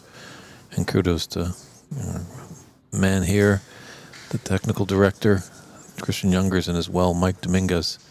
Done some wonderful things. They've got a really good family up there. I know Dave Daly likes to help out quite a lot. Prathamesh Sawant, who's in this tournament, does lend a hand. As much as it's an individual sport, we need everybody working on all facets to continue to grow the community.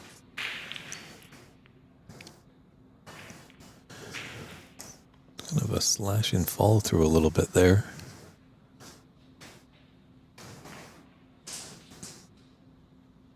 And we have just a little safety exchange, or is there going to be a player that can really excel at their long potting?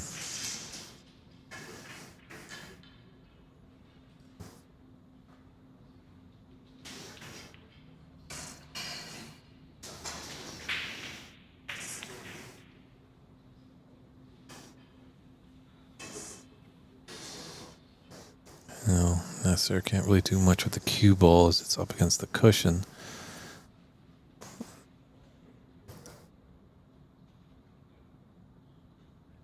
Let's have some res into the left middle.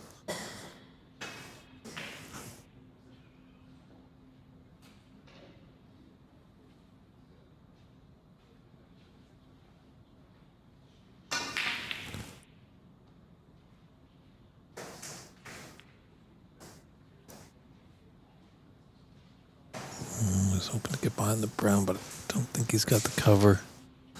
He's left a long red on for Charlie. But this is definitely dangerous. The length of the shot. If he's to miss, a lot of open reds. Black is available with both corner pockets.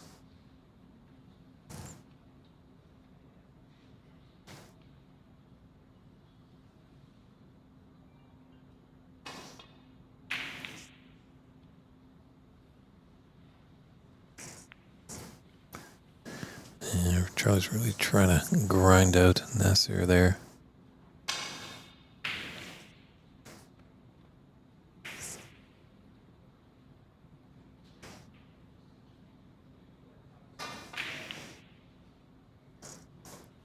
Canada that did have a very rich history in snooker, hosting the first world champion from overseas, Cliff Thorburn, in 1980. And along came Kirk Stevens and Bill Werbenick. The three of them were Team Canada and won the first ever World Cup of snooker. And then many more came along, likes of Jim White, Brady Golan, to name a few, Bernie Mickelson, Jim Bear. And then up until last year, the last Canadian who was on the tour was Alain Robidoux. He stepped off the tour in 2003, and it took until the fall of 2024 to get a Canadian back on the tour as Sahil Nair took the PAPS Open Championship in Saint-Lambert, Quebec to get a 2-year card that will start this next season. It's going to find it tough, but it's just going to be a great experience. I'm pretty sure it's every player's dream when they pick up a cue to play on the Pro Tour.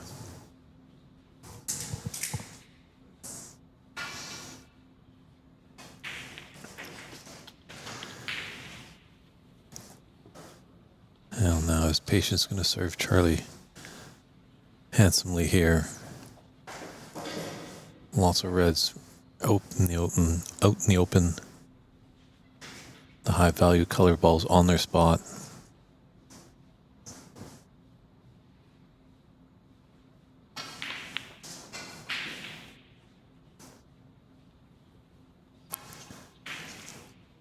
When it does come down to dollars and cents, there is definitely possibilities of simultaneously providing live streams of multiple tables.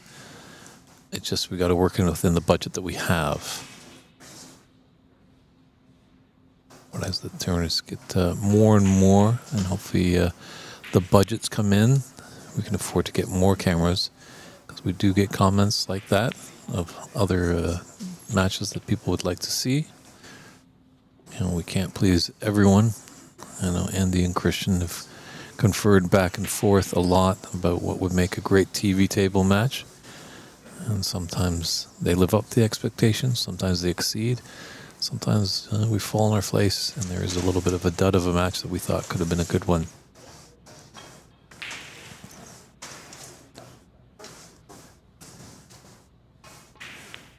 But if you want to know how Zia is doing, feel free to check over on cloudsnooker.com. It's cloudsnooker.com.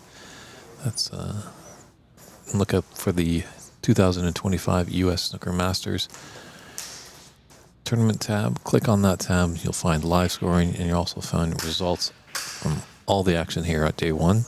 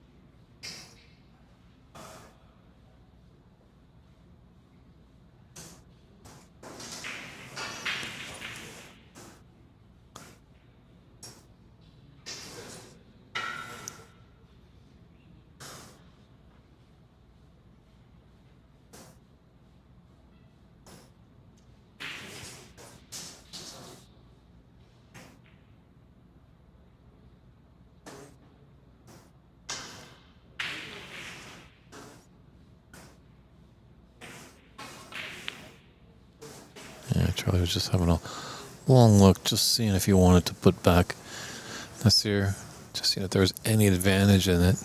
But that, let's see, Nasir is not going to carelessly miss the shot again by running at that yellow. So Charlie surveys his options.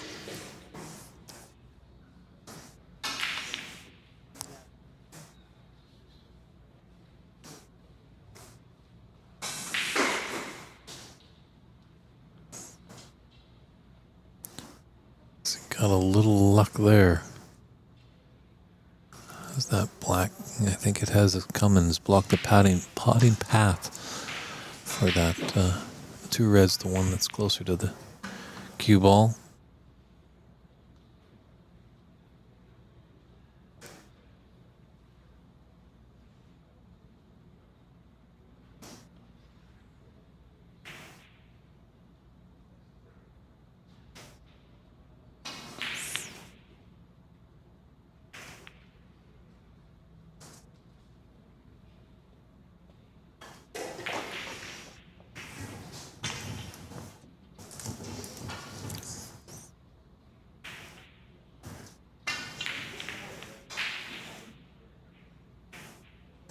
Very nice shot there.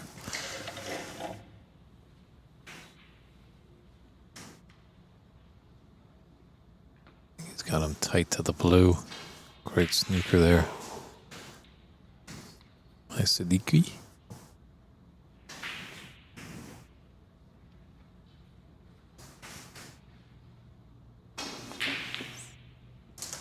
Maybe a triple here. After that other bounce, and Charlie going to return the favor. Oh, we almost got behind the blue.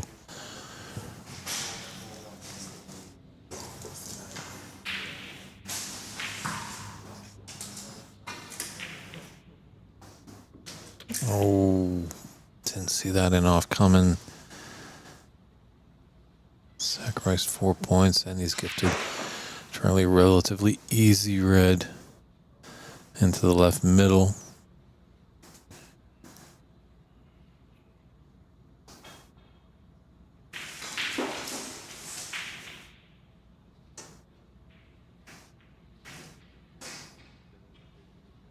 Always dangerous when a player does that little jostling. I know they've been around the game for quite a while, but just one little kind of slip.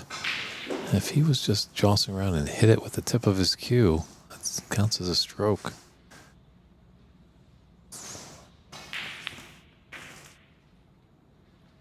Just playing for that pink, played nicely, but unfortunately, he's got to get the red.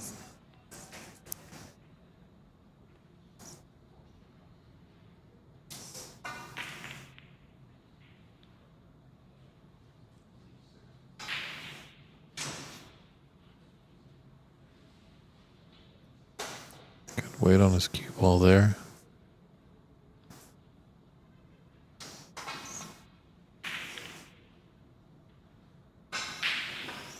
This could be lots of trouble here.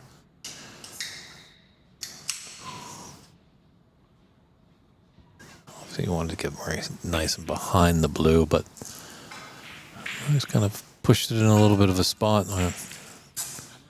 Whoever's able to. Oh, another in off.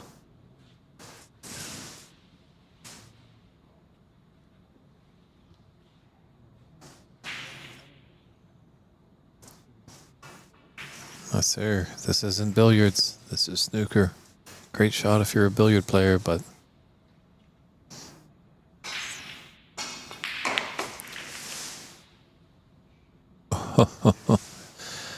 Charlie a little happy now with that tough top right corner pocket.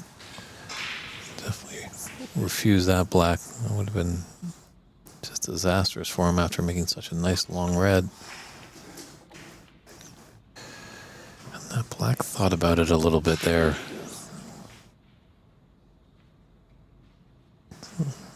.30-point advantage for Charlie with 51 points on the table in this second frame, best of 7 round robin match. It's Charlie's last of the day, as there's 12 groups of 3.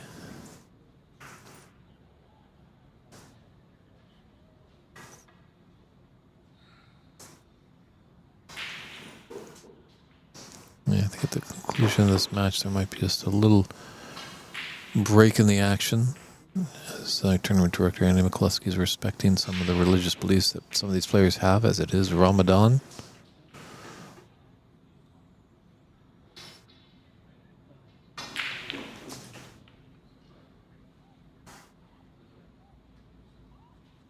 There's something to be said about playing angry, and maybe Nasser is just feeling a little bit. He's had a few in-offs that are just been unfortunate. He almost had another too.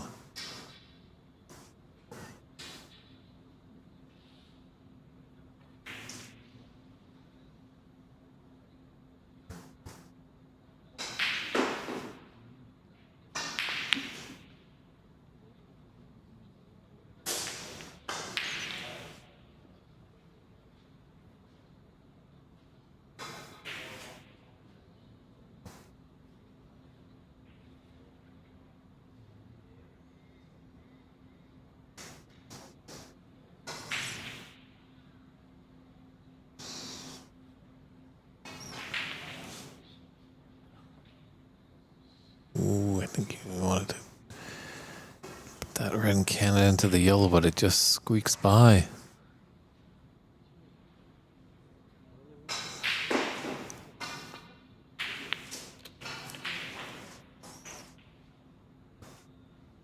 But,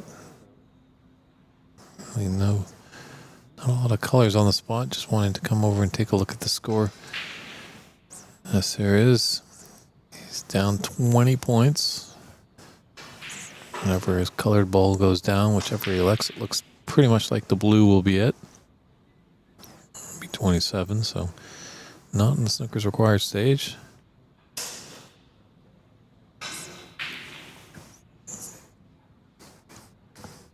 Just the second frame didn't kind of trying to take the frame.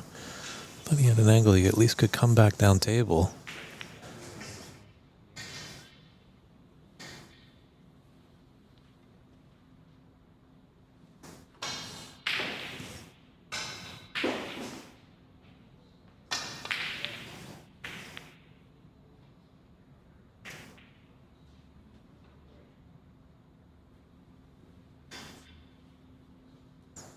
There's a path for this yellow to go into the top left corner. It is difficult. It's a long range pot.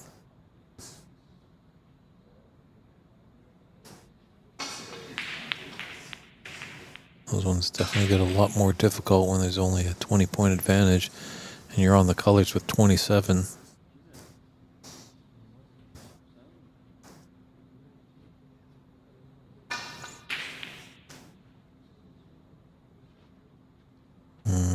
Don't think he's going to like where this is going to go. Actually going to... Alright. I thought it was going to be closer to the yellow pocket.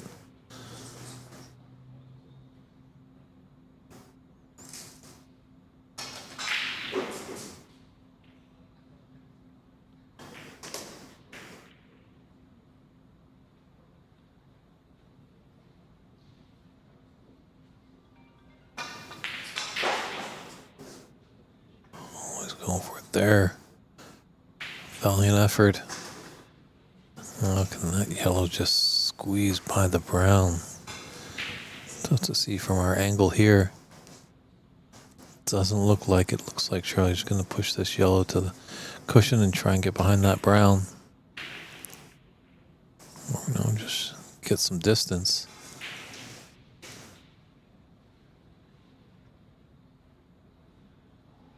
Don't think he's got enough of the yellow to pot it. He did.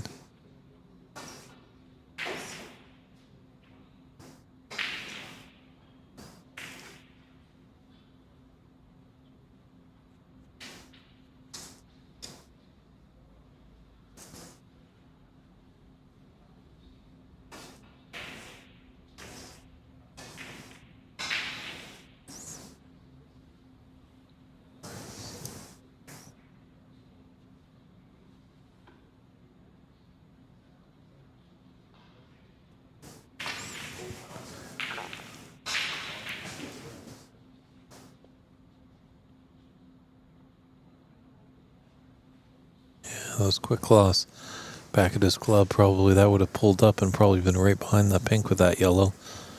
But with these slick Lieberwind claws, just rolls a few more inches.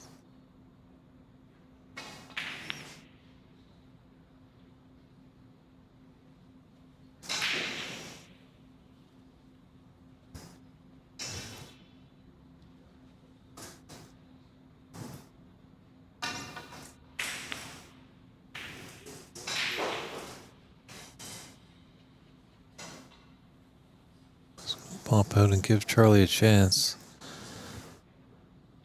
I wonder if it's straight on. If it's straight on, it's just the most toughest shot, obviously, in the game, as Dennis Taylor says. It's a shot straight into the pocket. You always like a little bit of angle.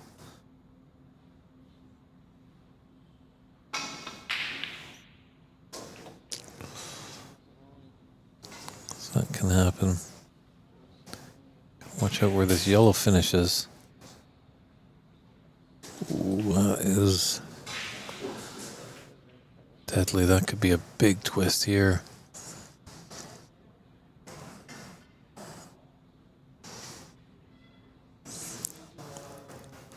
Free ball, but he can't use. He's stating free ball is the blue, but can't use that.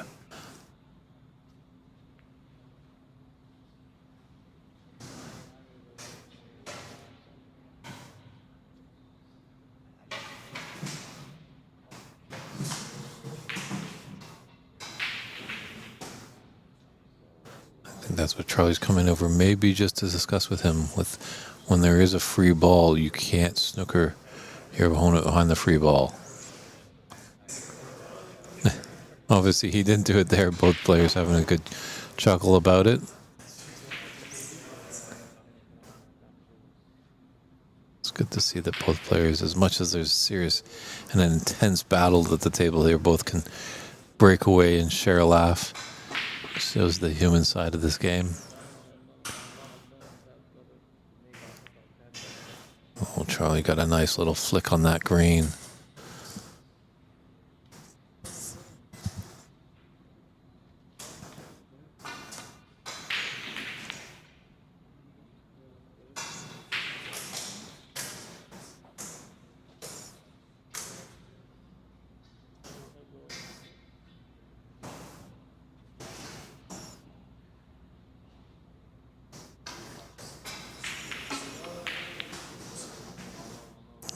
More etiquette should be necessary. Should kind of return to his chair. He's kind of a bit in the line of the shot of his opponent. You youngsters and new players, always good just to get away from the table. When your opponent is there, you just don't want to be the eye line. So if you're playing in the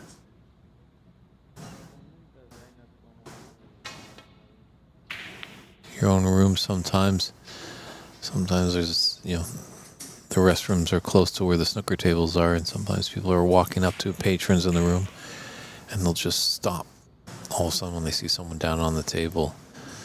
They feel like anything will throw them off. But most of the time it's just players kind of getting their tunnel vision, and it just becomes like kind of white noise if there's just continuous walking in the background, and that jerky movement of obviously going from walking to standing can throw them off, as opposed to just continue walking on your mission where you need to go.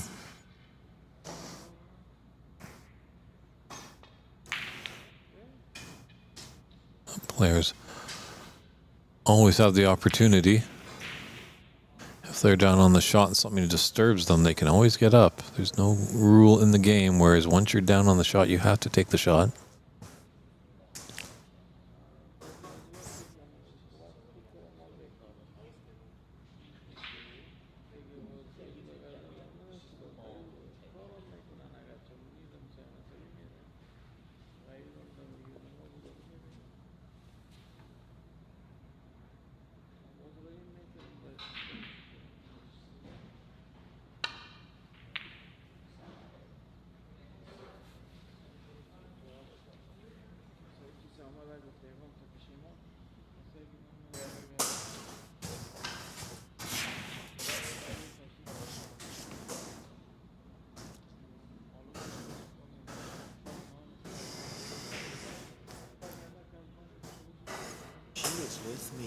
She was with me.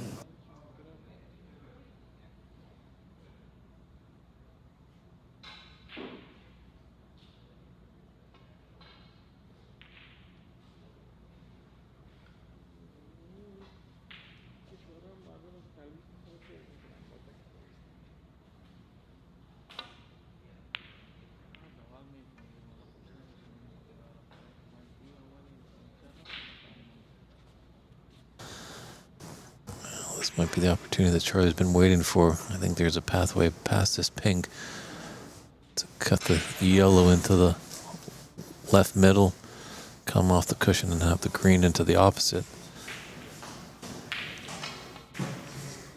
Oh, and it just can't pull the trigger on it. Looks like he's got the snooker, but I'm pretty sure he really would have appreciated the pot.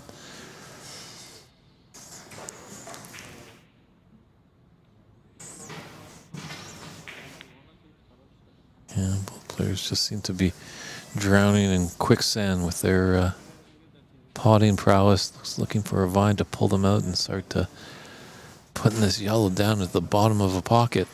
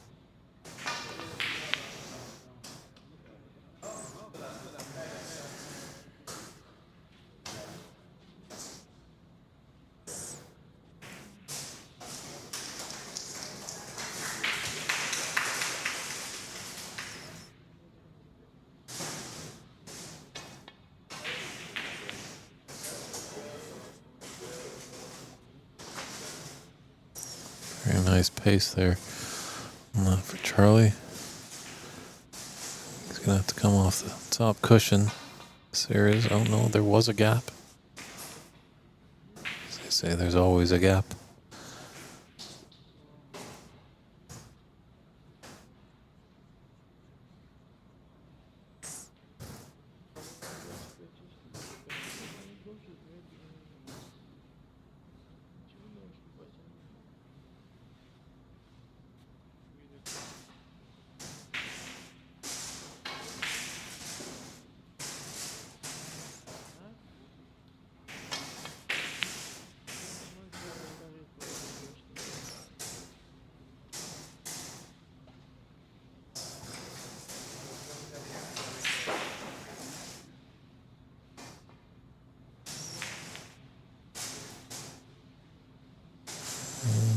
Find that brown is a bit of a pain. There's definitely going to be some awkward queuing over it for Charlie.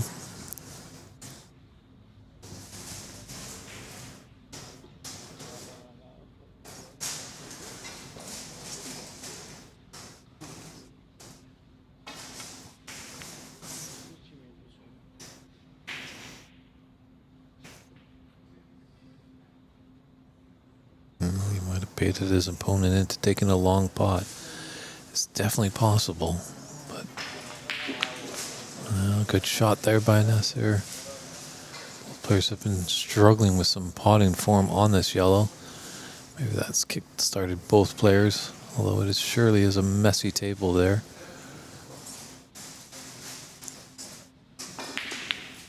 It might just come down to this brown. Just looking where it is.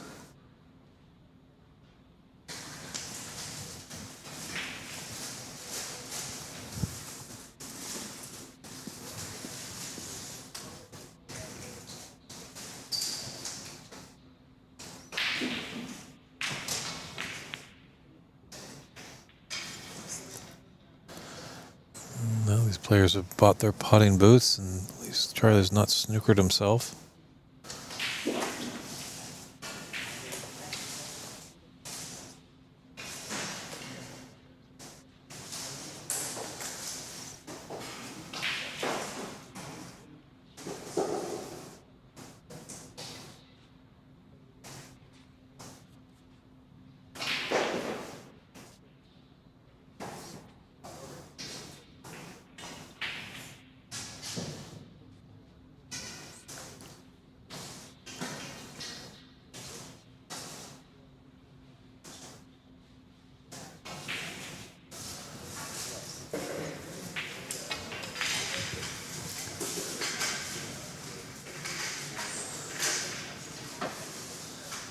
Just on that ruling, as I was kind of pointing out, noticing Nasser is not wearing a vest. kind of has rolled up his sleeves as well. I think there was just a mix-up on the communication with the dress code.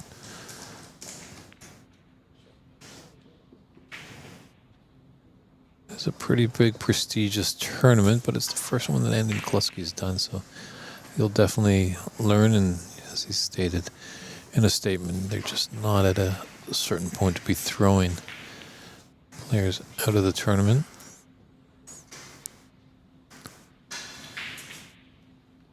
Not sure about the racket. It might be someone throwing some ice into the ice cream machine that is here.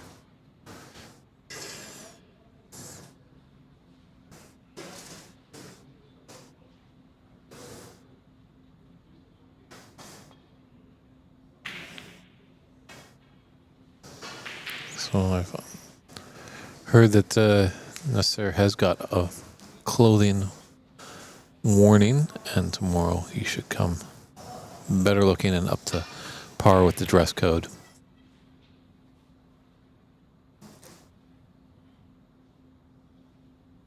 So he's not got the cover behind the blue.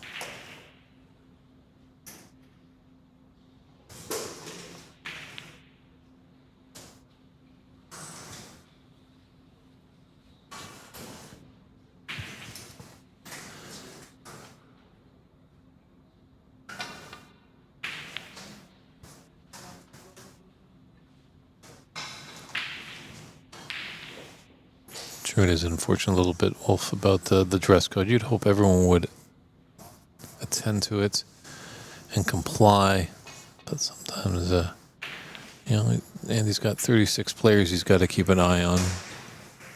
He just wants to keep the tournament going. You can't really have an inspection of every player once they come in.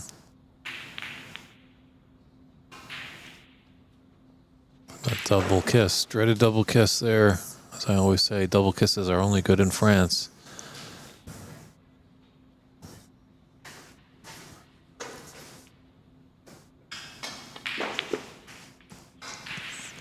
Well, this is definitely looking promising for Charlie to take the second frame. It's been quite a slog. Really hasn't, some good tactical battles. Both players struggled a little bit with some potting. That yellow just didn't seem like it was going to drop at any point in time.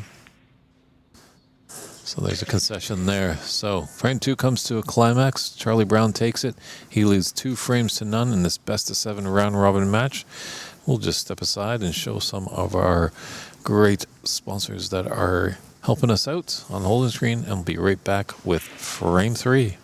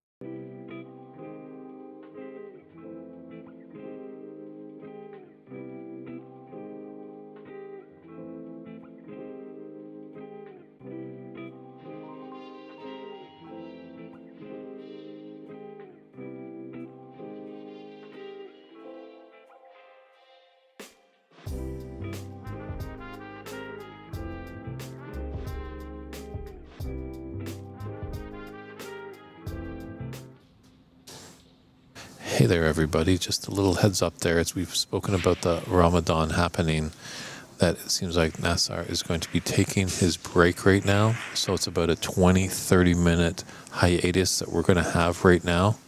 So it's right now about 7:15 in Sacramento. So that's Pacific time. So definitely tune back into us. I say give us a feeler about 7:35. Hopefully we'll be getting back into the action here. It's one thing that a little caveat to this tournament that Andy McCluskey is complying, just with certain people's religious beliefs.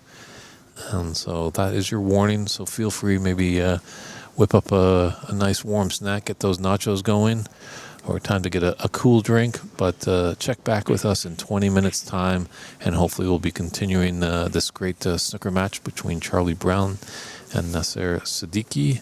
Charlie Brown, who has a 2-frame-to-0 lead. So stay tuned, everybody, and check back 20 minutes. That's your countdown. Thanks again.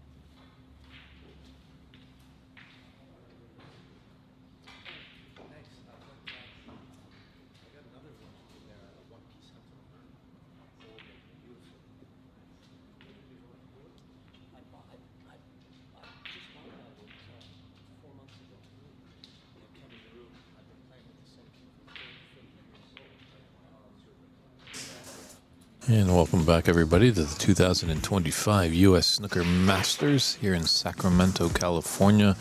We're at the Sacramento Snooker and Billiards Room.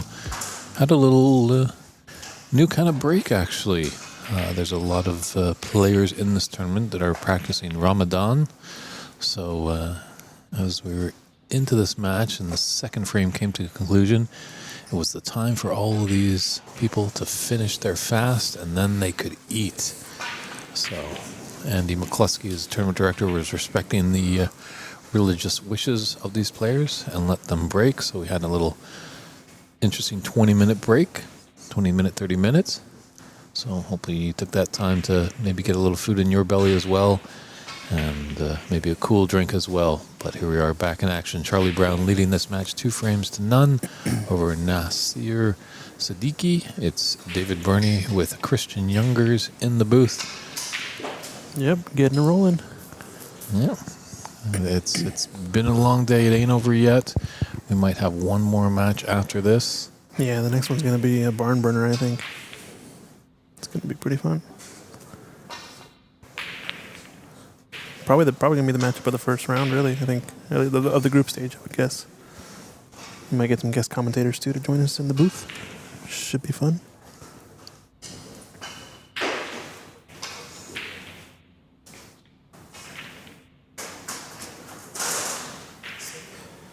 So Charlie Brown off to a quick start in this frame back from the break. If he can get a couple of pots here, he'll get in rhythm pretty quickly. It's a nice starter on that red. Nothing really on, though, looking at the cluster. Maybe something to the right corner pocket. Maybe just playing for the open red up by the blue. Just going to play defensive shot, maybe.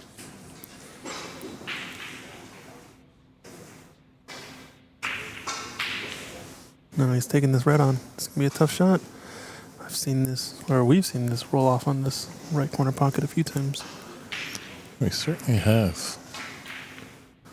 He's just playing the safety behind the black. Good shot. Needs this to hold up, though. If this leaks out, it's a mistake.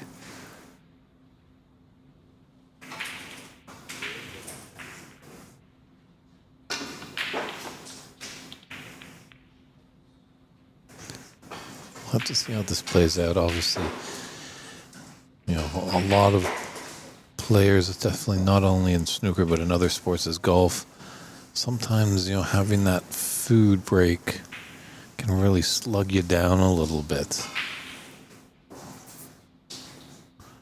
It's playing hungry has more meaning. So we'll see what can happen, but it looks like both players are kind of re-energized, getting a little bit more excited.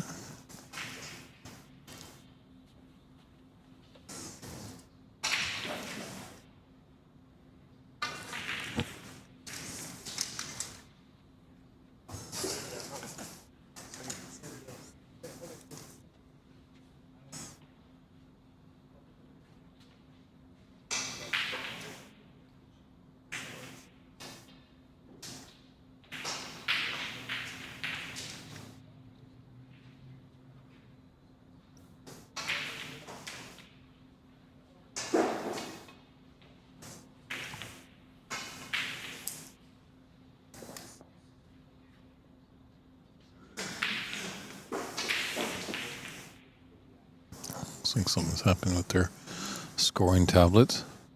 There's Andy McCluskey, tournament director, just instructing both players.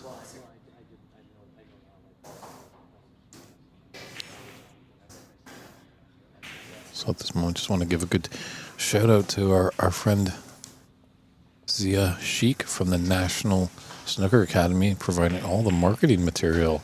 He's done a wonderful job putting a lot of great things together. A fantastic design of that group stage.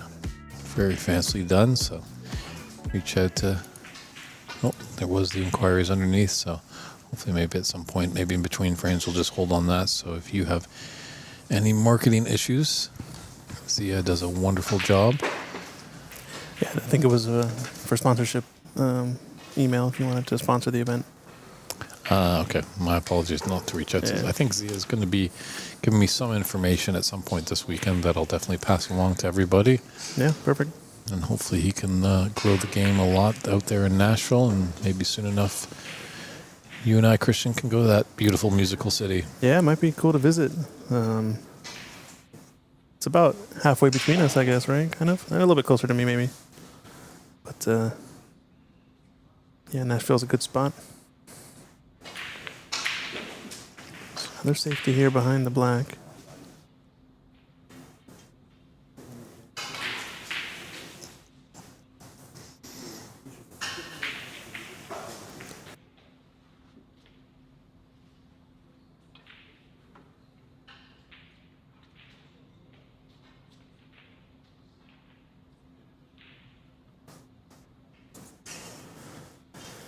Oof, that's tucked in there nice and tight. Is there a touching ball, maybe?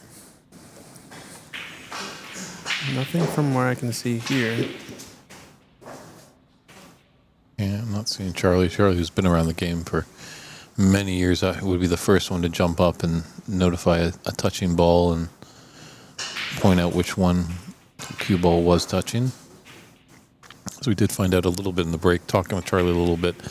It was correct, that little explanation that I was alluding to all the viewers, that Charlie was trying to inform them of when the free ball happens. You cannot snooker your opponent on the free ball only when the pink and black are the last on the table. That's when you can, but all the times, if you nominate a brown as a free ball, you can't roll up right behind it. So, head over to WST.tv. They've got a link there where you can download the rules in a PDF file. Always good to know all the rules, so nothing surprises you in this game of snooker.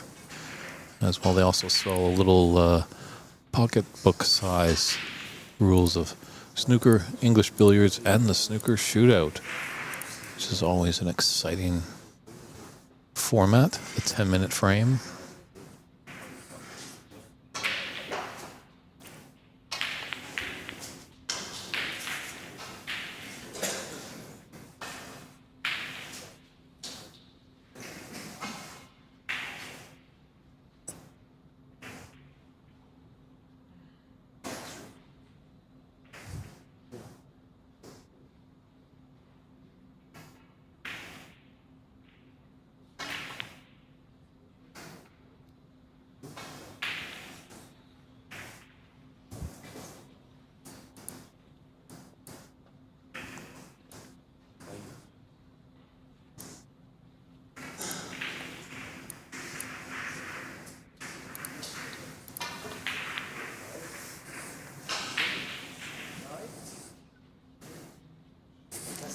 It's interesting just watching this match. Like both players, it's definitely quite late in the day one.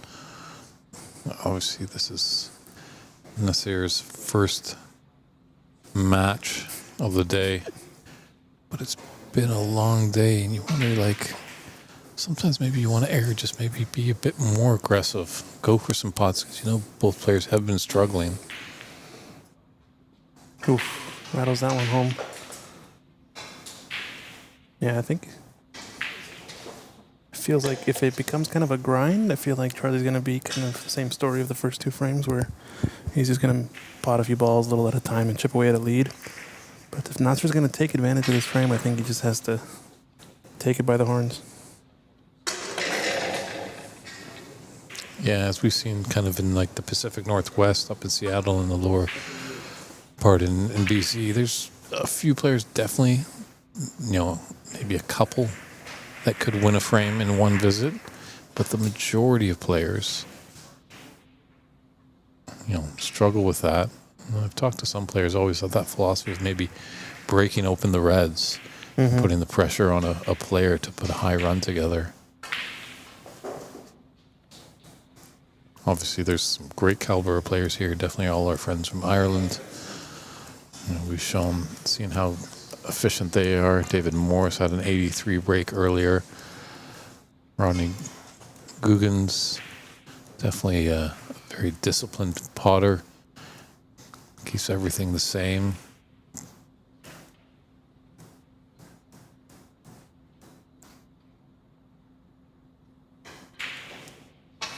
Daniel Walmsley, although not from England, he's from Leeds in England. Yorkshire.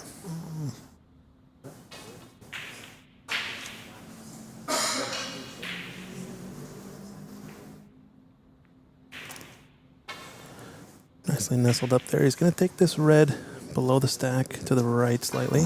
Just shot to nothing. Try to cut this into the corner. Play the cue ball back in the bulk. Pretty natural, that shot.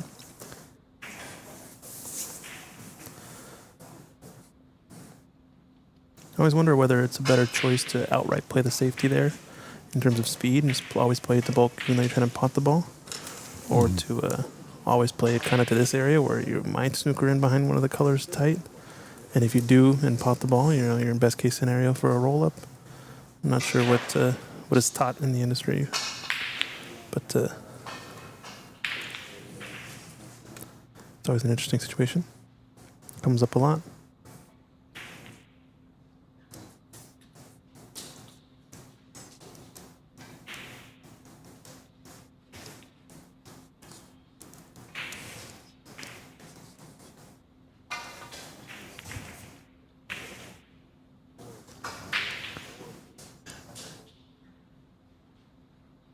Needs to pull up. No, easy starter for Charlie Brown here. Just waiting for the 2023 U.S. National Champion Darren Morgan to take his, or Darren Taylor, I should say. Darren Morgan. Where did that come from? Well, that's another snooker player. That other snooker player? Okay. Well, yeah, over there on the pro scene.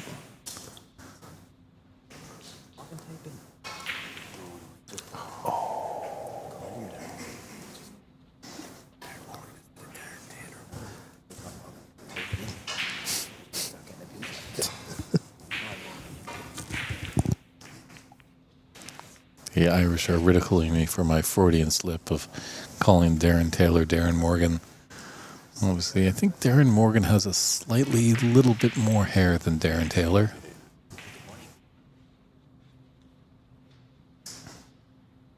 Either way, I'm kind of just struggling a little bit to find some form. Should have made great on that last potential red.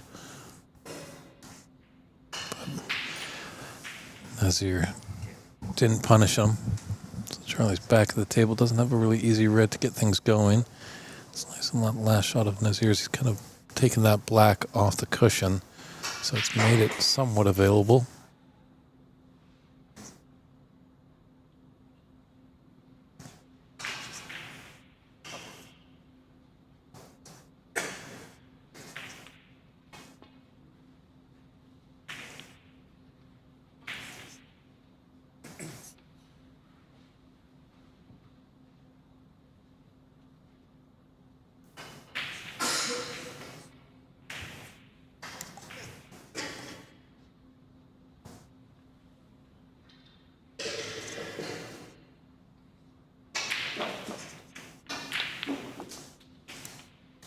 Solid pot to that tricky top right corner. Just got the pink into the same. Then maybe you can come up off the top cushion, find that gap, take that red. It's open on the left side into the top left corner. Does have a saving grace if he doesn't find the gap. There is a red into the right middle. Oh no. Just took his eye off of that pot. Just might have been thinking about that red. Obviously, when you're doing your pre-shot routine, that is something you want to do. You want to think about a few shots ahead. Where do you want to put that cue ball after the shot you make? Where do you want to place it? But you can't get too far ahead. As we see, it can spell disaster. Second pot, he misses into that left middle pocket, kind of the same way. Wonder if it's gotten in his head now. It's true. It definitely can happen. It really, confidence is such a big thing in this game. You know, you start putting in a few shots here and there, feel like you can't miss. But then when you've missed, as you said, Christian, a couple easier shots into those middle pockets, Yeah. you get tense when another opportunity presents itself. But Charlie's still got another chance here. This one definitely more difficult, but watch him pot this red.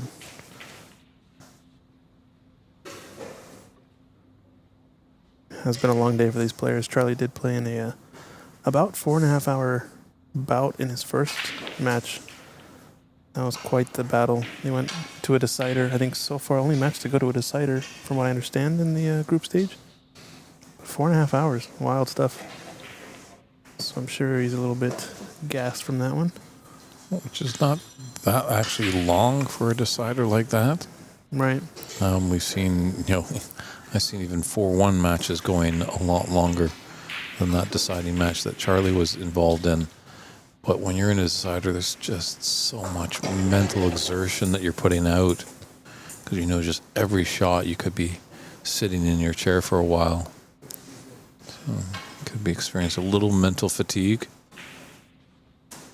It also was his first match of the tournament,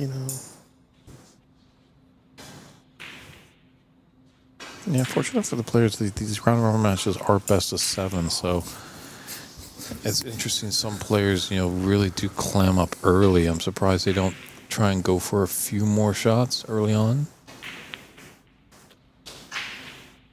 It's going to overrun. He's gotten out of shape, and he's just getting straight to it. I think he's a little bit frustrated with that position. Could have played a little bit better safety, maybe, in that shot, but I think he just wants to get on with it. It's a potable ball. Yeah, decent shot to nothing there. It's got a result.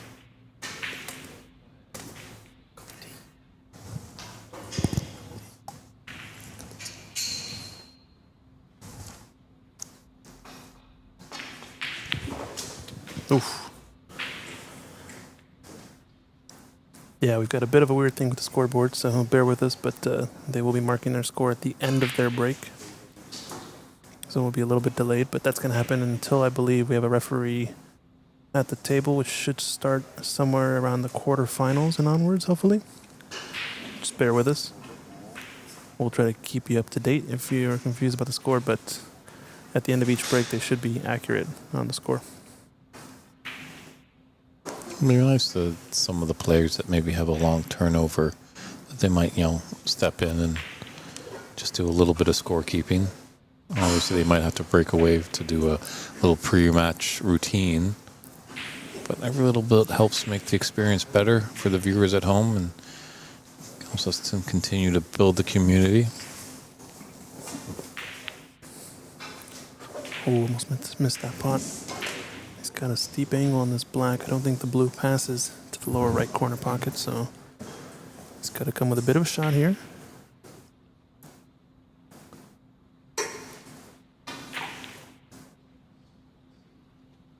Bit overcut. I wonder if this plant is on into the right corner. Do you think these two balls are close?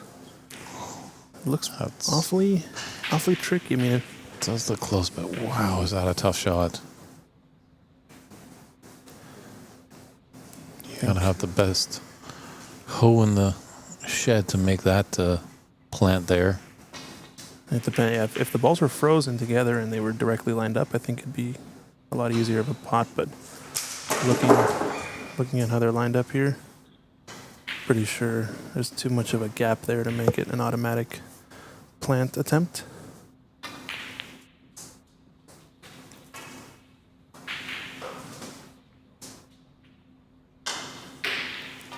It's getting right down to it quickly, and he's overcut it. Bit of a frustration, I think, from both players a little bit. You can see they're quickening up their routines, maybe the mid-match break throwing them off a little bit, I'm not sure.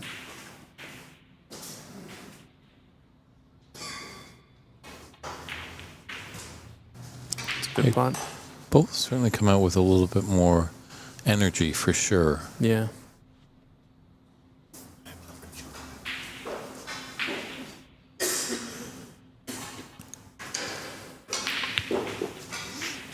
Oh, look at this. Nice Look to at Philip. this. All right, give him a chance.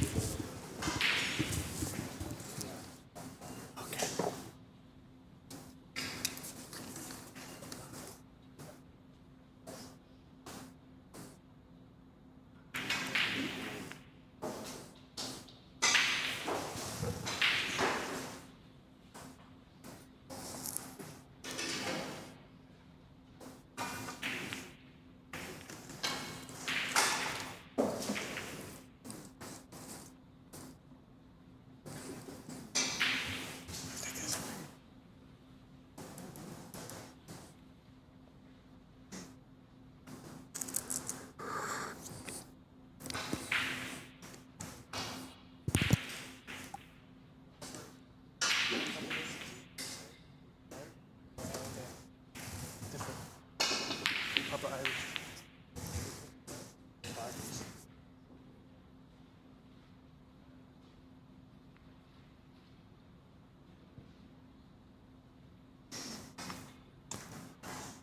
Looks like that black is blocking the pawning angle for the red into the right middle.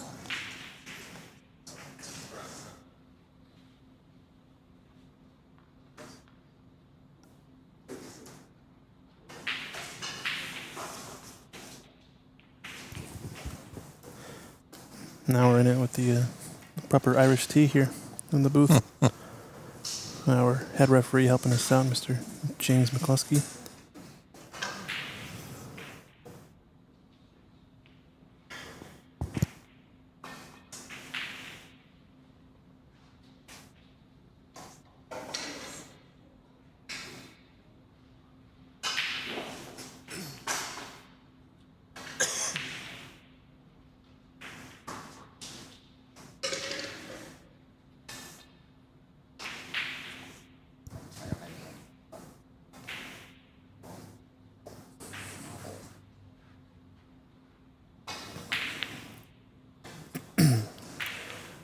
Bit of an aggressive safety there. He's trying to get him behind the blue, and he's always going to get real close to that red, but you can see his hand kind of guiding that the table rolled off a little bit on him.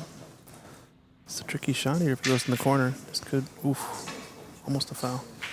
Sure, I think he was a little It's a good hit. fortunate with the roll of the table. That kind of Helped Charlie rolled out. close, for Charlie to roll his cue ball and make it a little bit difficult for Nasir.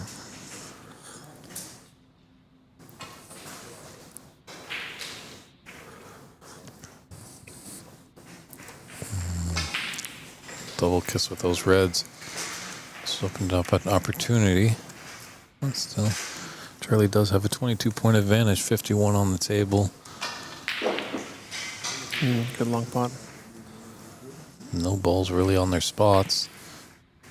Potentially the pink, it's tough to tell from our end. It just might be below its own spot. Just thinking about black here to come one cushion toward the last red. Gotta make sure he gets it down and did nicely.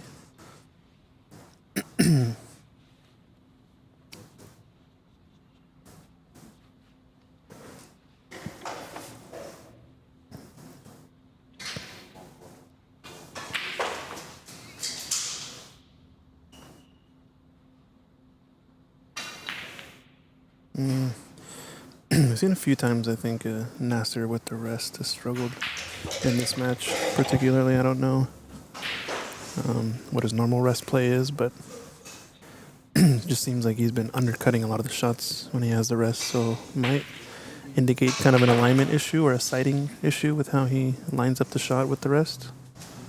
True. Maybe the ghost of Bill Werbennick will pay him a visit. Was he a bad rest player or a good rest player? Bill was phenomenal with the rest. Bill actually, at one point, he was watching a player up in Canada, a gentleman by the name of Gary Spence play. Helps out a lot with the BC Open. If you're turning in, Gary, hope you are. Glad to hear. Glad that you're helping out next week at the BC Open. Oh, he is? Nice. But Bill was noticing how horrendous Gary was with the rest. And Bill was like, Gary, come with me. We're going to do something.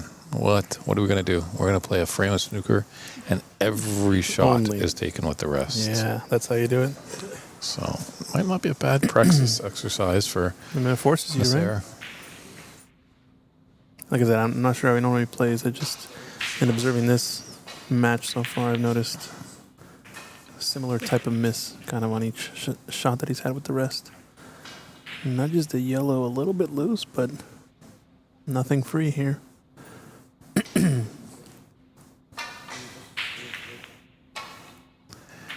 This is a chance now for...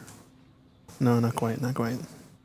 Tough game, this game of snooker. Just when you think you have one shot mastered or a piece of equipment, you've mastered the rest, then you have to worry about a stun shot or a screw shot or a follow shot or being put inside on various shots.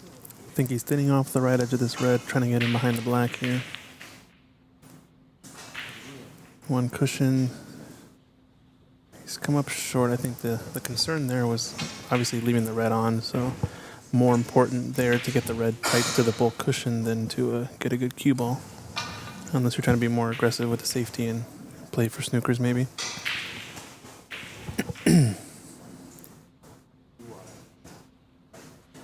Shot a shot earlier. I think it's going to come up again maybe. Charlie Brown trebling this red, possibly up table and trying to get him behind the yellow with a screw shot, you think? Screw off this red and play. Or is he playing a shot to nothing? Maybe double into the right middle. Double to the right middle, okay. Oh, no, just... He's done this again where he's trying to play in behind this blue. And I don't think he needs to, you know. With the lead, I think you just got to play the containing safety there. I don't think you have to worry so much about getting in behind a ball and playing a really tight snooker. You really just want your opponent to leave you a shot.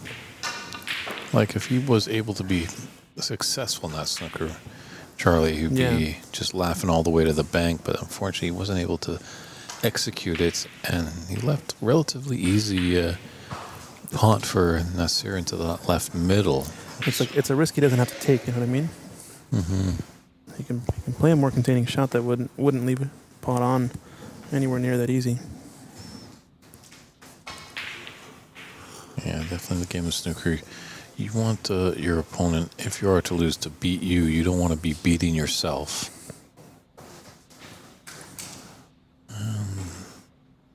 Looks like Nasir's going to maybe have to pull out the redwoods here. Just got to be mindful with the extra equipment on his cue. It's going to make it a little bit heavier, so you don't have to use your traditional stroke when you just have the regular size cue. So the extra weight will make it go a lot quicker.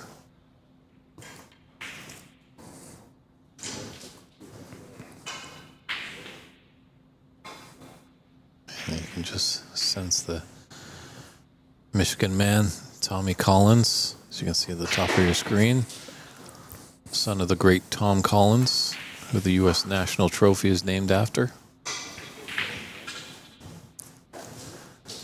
That great event will be in Concord, California, which is just around the San Jose area on Memorial Day weekend in May.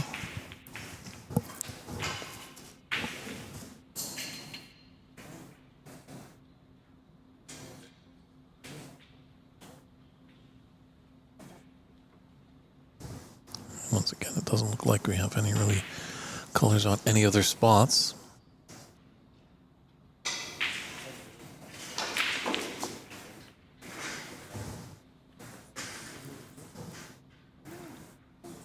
Most players have shown at times little moments of brilliance, but they just can't keep it together.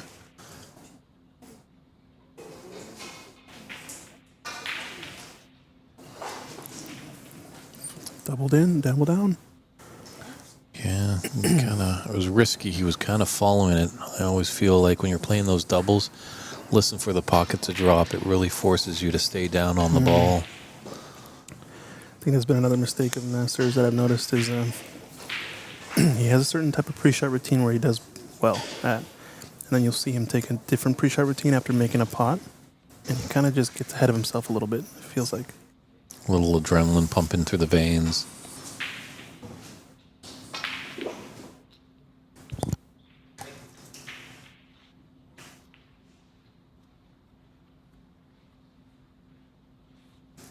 A nice yellow, but I think Charlie might be snookered here for the potting angle for the green.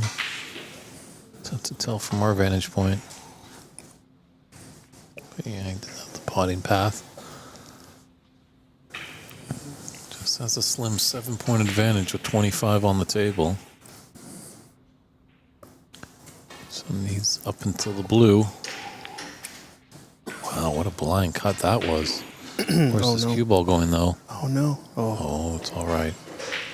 See here, though, he's getting straight to the next one. I think he's just got to take his normal routine when he gets down. You just don't see the same sort of execution, you know what I mean? Makes a good pot. Kind of gets ahead of himself on the next one, takes it too quick. Yeah, he should be... Yes, I should go home, and we did have Rodney Googans on the TV table. Watch that gentleman. It's textbook, his routine. Doesn't deviate from everything. It's the same all the time in his pre-shot routine.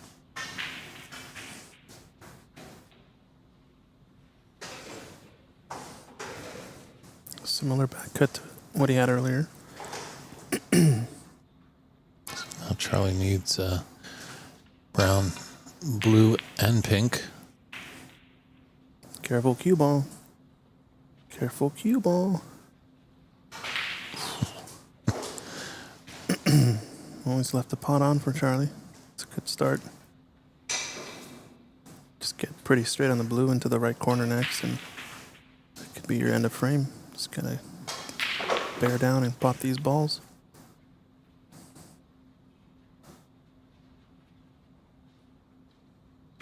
It's okay, it's a mid-ranger here. Don't overthink this, just knock it in, like little stun over. Don't know if I like rolling this ball in, especially with how this corner pocket has been playing.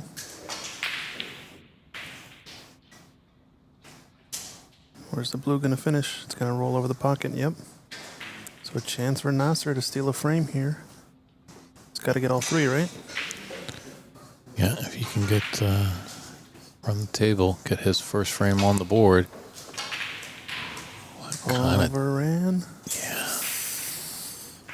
Just like a half, like 6 inches short of that position would have been perfect. As you can tell, using the jaws a little bit to help that blue find the bottom of the pocket.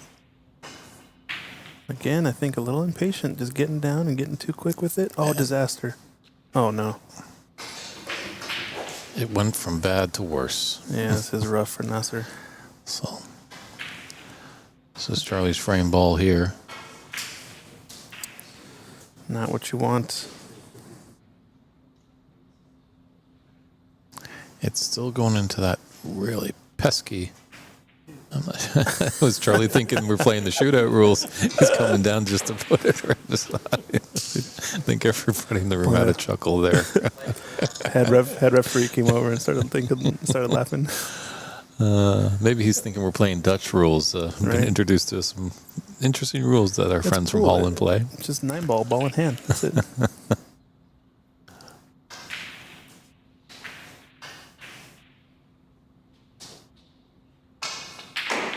Nice pot from Charlie. Good that he could settle his nerves after that little laughter there. So Charlie Brown takes that third frame, 42-27. He's got a commanding lead, leading 3 frames to nothing. Obviously, Nasser Sadiqui needs to pull something together and at least get a frame on the board to start some sort of comeback. But hopefully Charlie can get this done and dusted. It's been a long day for the Canadian, so he wants to get this one done soon. And it looks like both players are getting on with nice and quickly here. So frame 4 is going to commence very shortly. And Nasser set to break off. Here we go.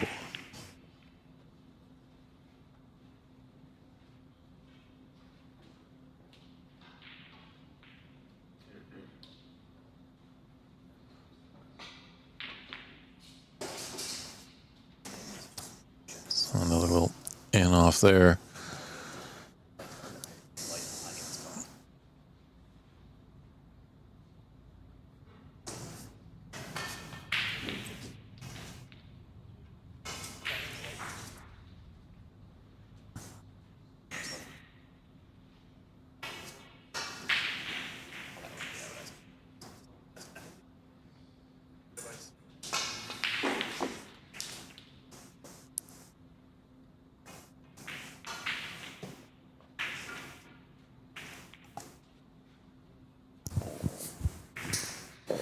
Getting down to it quick, huh?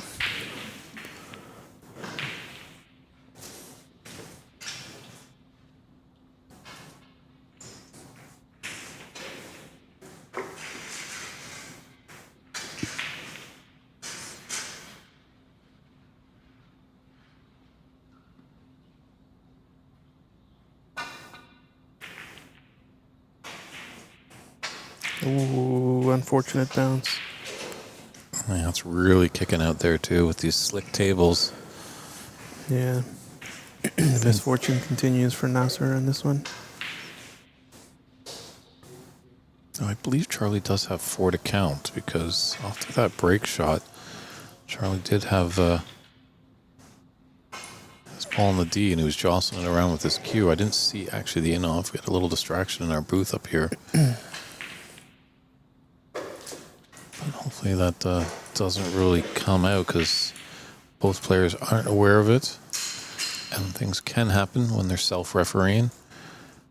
We saw earlier today a player respotted black on the blue spot because the black was covered, but not realizing that the pink spot was available.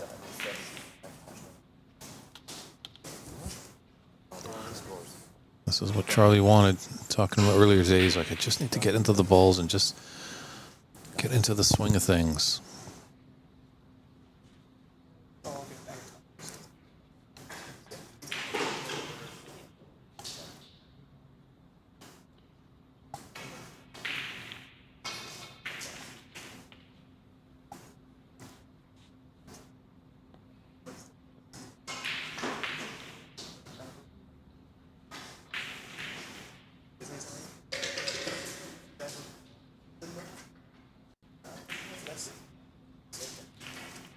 I do agree, Paul, making the comment of Charlie should have 5, obviously building with this little break here. But both players haven't really noticed it. We just have to let them play on. Good stuff. I like Star Wars. Get some Star Wars stuff. Okay, well, could be the greatest tech.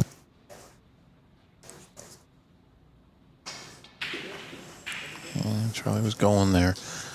Just nicely on the black. That red was to drop.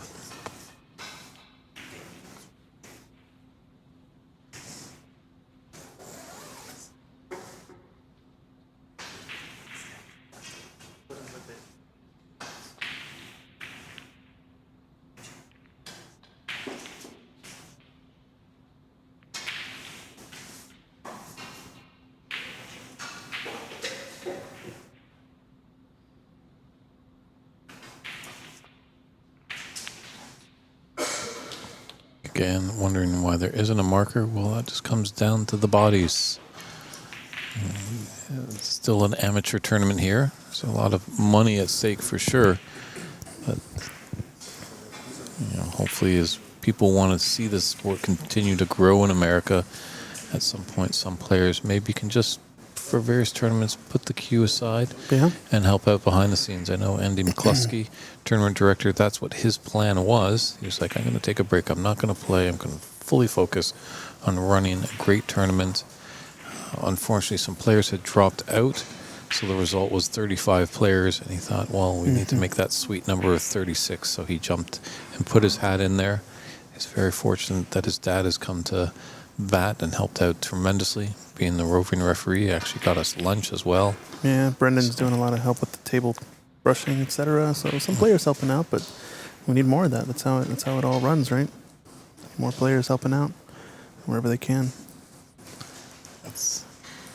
Hopefully, though, we'll have a referee for the final, semifinal, maybe the quarterfinal TV table match. We'll see.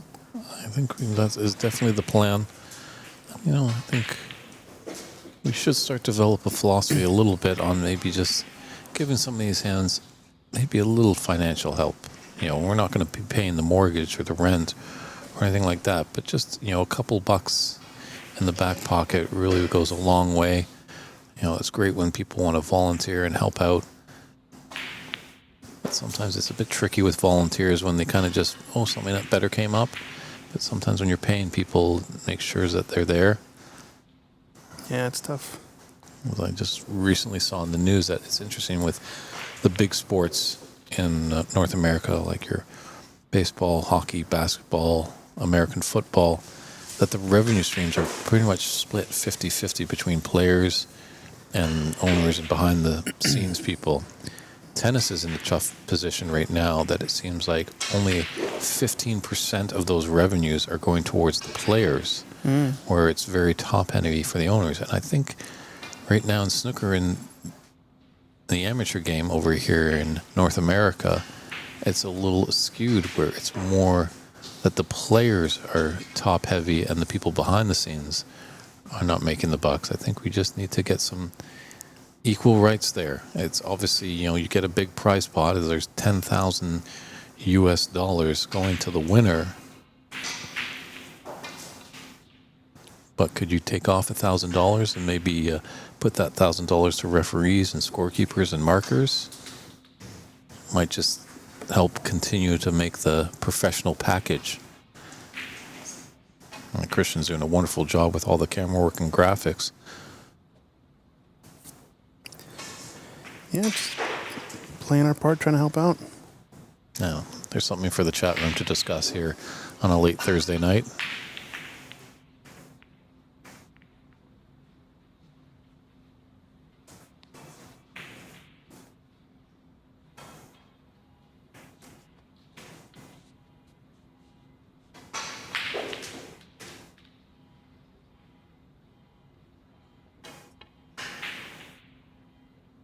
Oh, careful, corner pocket. This is going to be close, but just overran. If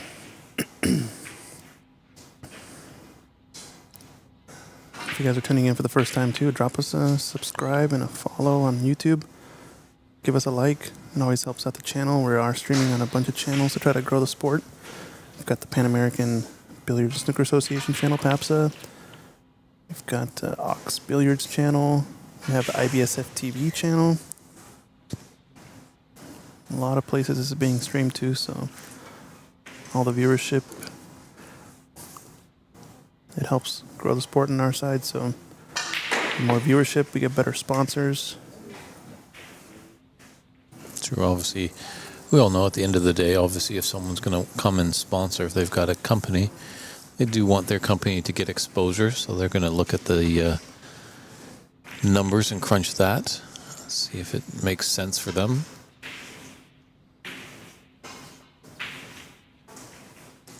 And I think if we all work together, create a good system, get good governing bodies in our countries, then some of these companies will take a look and be like, oh, this snooker thing, they've got all their ducks in a row. It's exciting. Seen some very dramatic matches, pretty much off table. To say the biggest dramatic one we've seen was kind of from afar with Charlie Brown in his first match of the day. Yeah, that was a barn burner or big long marathon type match, But we've also seen some highly skilled players. Our friends from Ireland and England, where it's really in the blood. We've been seeing how really great snooker is being played.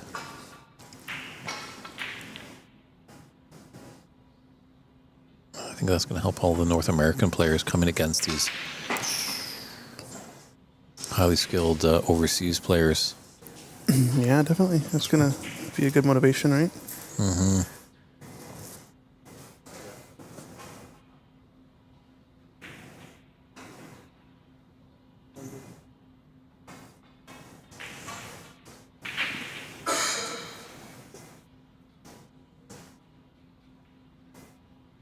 I think we're always going to have players. Anyone that picks up a cue, anyone that sees, gets inspired to play this. There's a lot of people that want to play. Sometimes for a sport to grow, it's a great long pot there by Charlie. For a sport to grow, sometimes some people have to sacrifice that. Or you find someone that just really wants to make something grow. Doesn't really have a real emotional connection. Their only connection is taking something small and expanding it. Mm-hmm.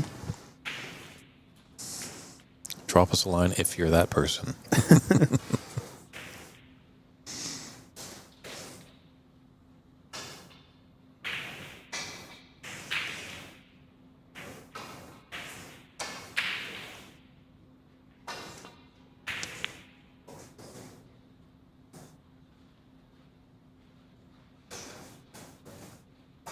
I think just, back to our little discussion here.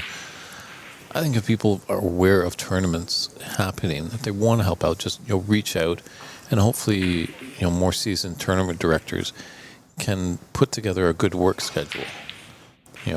Christian, you want to, say scorekeep, you're willing to scorekeep for this tournament. Okay, can I get you at Thursday from 2 to 5 and Friday from 10 to 1? Right. At least then you'll know where you're needed, and you can look and go, yeah, I can do that. Whereas unfortunately sometimes, these tournaments happen and then, people are, scorekeeping is a great idea, and someone just on the day wants to jump in and help. And Yeah, it's a little. It feels a little too late, right? Too little, too late, almost, right? it's just nice to plan it out, Yeah. Especially with things that have points of failure, stuff like streaming and scorekeeping. Those are not perfect things, and the more you can test them and set them up ahead of time, the more resilient they'll be, for the full event. Yeah, so many moving points. Not everything's going to be perfect. It's like a snooker player. They're always striving for perfection, making that 147. Mm-hmm. That's what always brings us back to the table. And I think that's what brings me back to the commentating booth. I don't think I've had a perfect broadcast ever. I don't know if you've had a perfect stream, No, Christian. never. We're always fighting to get that perfection. Mm-hmm.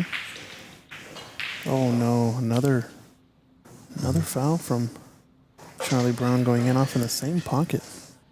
Yeah. He just needs that one frame left to get over the line. As the pendulum switched a little bit, it seemed like Nasser was the one that was going in off quite a lot. Uh-oh, this is going to set up something though, maybe. Mid-range pot attempt coming up, possibly. He's got two options. Screw shot into the lower left corner. Try to protect the white. Maybe play the right red to the right corner off of two cushions. He's picking the former. Let's play in behind the pink here. Oh, he's playing it all out. Nice pot.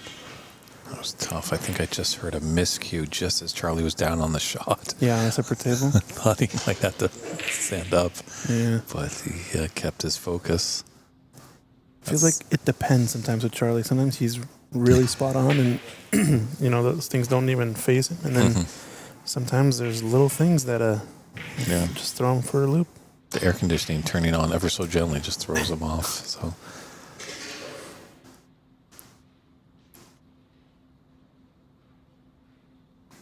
that's another little facet to the game for all you newer comers or junior players. When you're down on the shot, you can always get up and refocus if something isn't right. A lot of the time when we see things fail, that people are down and they're just like, well, I'm down, I have to take the shot, I must take it. But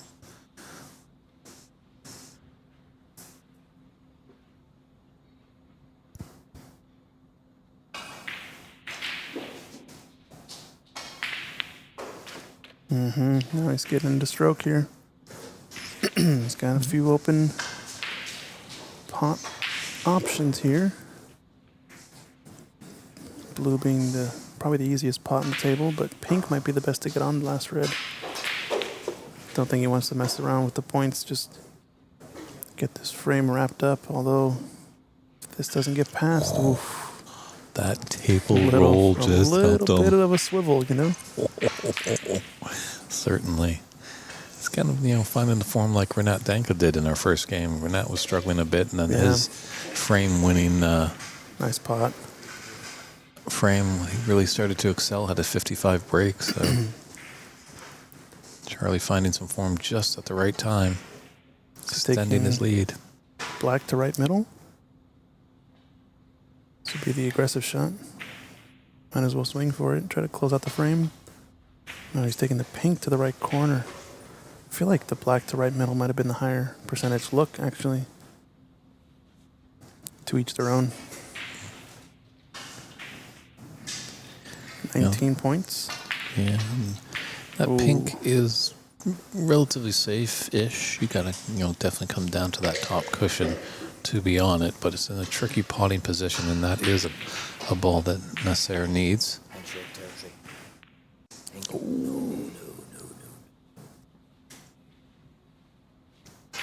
And definitely, if Charlie is victorious in this match, At the conclusion, we'll just have a little short post-game interview with him.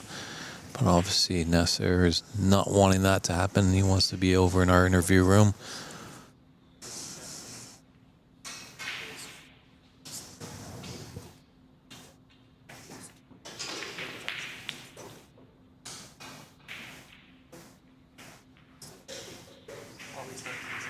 Nice shot there by Charlie. Looks like he definitely has got the snooker.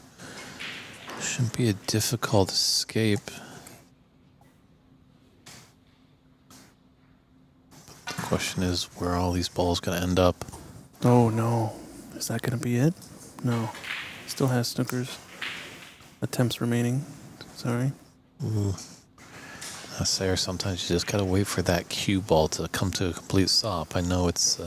Well, Charlie called it early, so proper rules dictate yes, you're right, but that they should just, because the rule does say that if you touch the cue ball while it's moving on the table, it's a 7-point foul. yeah.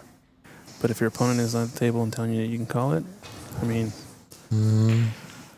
I Is agree. he baiting you into doing that? No, I don't think you would take. I don't think that would. I think tournament director wouldn't even agree with it. It'd be a sticky point, that's for sure. Maybe we can, if we get a chance, maybe to talk to Andy to see what his ruling would be. I think it would be pretty one-sided, but that's just my guess.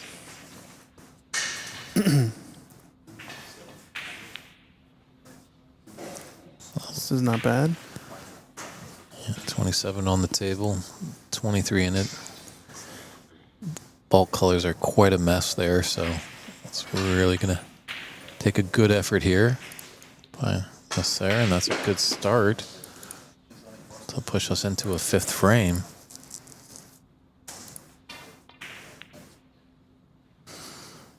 So I think at the conclusion of this, we're going to have to reboot the live stream since we are running up against some time limits, and we don't know if the next one will finish by the 12-hour mark. So, Do we have time for our post-interview match on of the course, stream? yeah, we'll do the post interview, and then we'll do a reboot of the stream. So make sure you guys are aware of that. Stay tuned. We'll be doing a reboot of the stream after this match interview concludes. We'll definitely take this one to conclusion first. But all you got to do is refresh the page on the respective channel that you're on, and you'll get the live stream back up and running. Should be almost no downtime at all.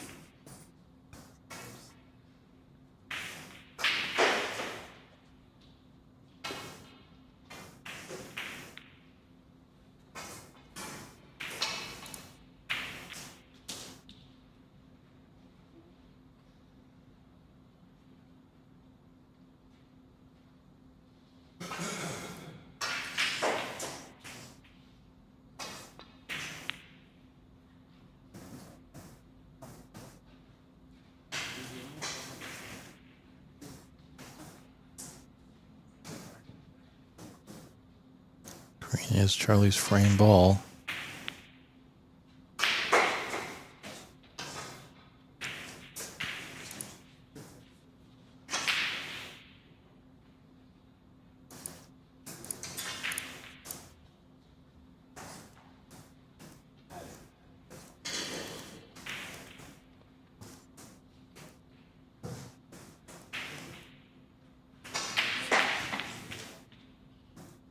Ooh, this is a good one. Nice shot if it holds up. Gotta come short of the black line. Ooh, I think it might have just leaked out. It's a good attempt there. It's a big pocket with his pink over the hole. Then I wouldn't have minded going for that pot as he could make it going off of the pink, heart of the pocket, or rail first even off the pink. What do you think? Cross double into the yellow pocket here for Charlie. Yeah, I mean, that would end the match.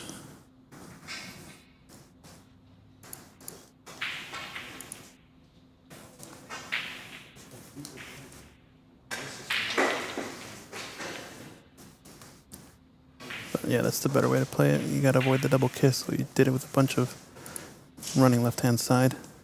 I think you might have got the snooker there. Oh, it might have an edge.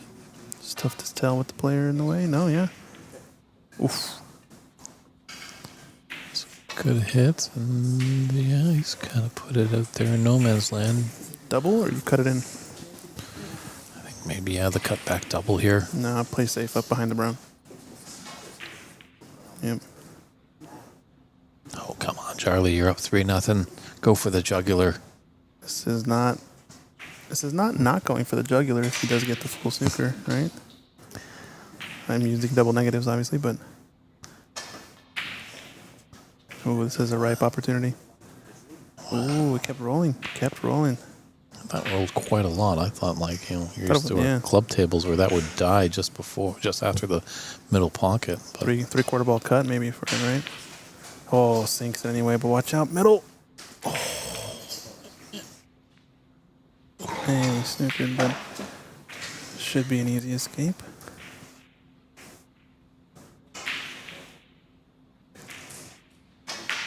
No, you can see it. Oh, what a pot. Cameras deceive me all the time. they are tricky, so this is looking like a whitewash victory for Charlie, who was in quite a grind fest in his first match. But with 2 matches to the win, it's going to be good for his campaign. He might be one of the top 8 seeds. You know, all the winners in the groups, it all depends on match ratio. If you are going to be the top 8s, and those go immediately to the round of 16. So we're just going to step aside for a few short moments, and we'll come back with a nice post-game interview And then we'll with reboot. the winner. And then Christian will walk you through after the reboot, after our interview, and we'll get ready for our final match of this day 1 of the 2025 U.S. Snooker Masters. See you soon, everybody.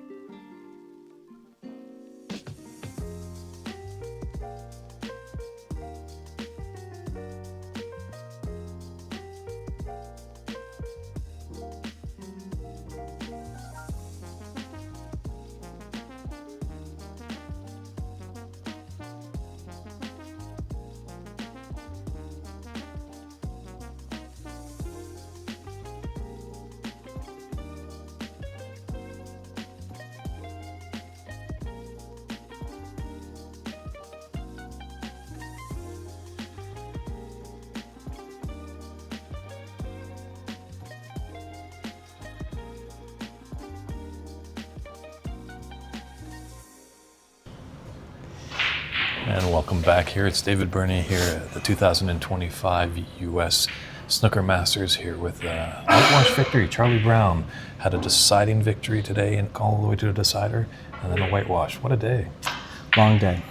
Long day. Even the 4-0 felt long. Fair enough, fair enough. How you feeling the room here? Have you ever been here before? No, I haven't. No. No, I've never been here, but the room is, when you go into a club and no pool tables, that's pretty rare. Definitely in America. That's a snooker club.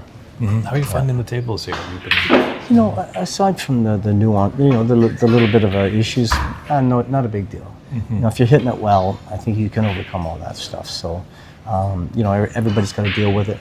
You know, but no, the tables are wonderful. The room is great. You know, the hosts are great. It's a nice event. Yeah. Awesome. Well, 2 match wins. You're moving on to the knockout. How do you feel your chances are at this tournament? I got to find something. You know, I'm gonna go home, back to the hotel, and do push-ups and see what happens. Yeah, no, Okay. I don't know, man. I'm struggling. I haven't played a match since Qatar. You know, back in November. So I knew I'd be a little bit rusty for sure.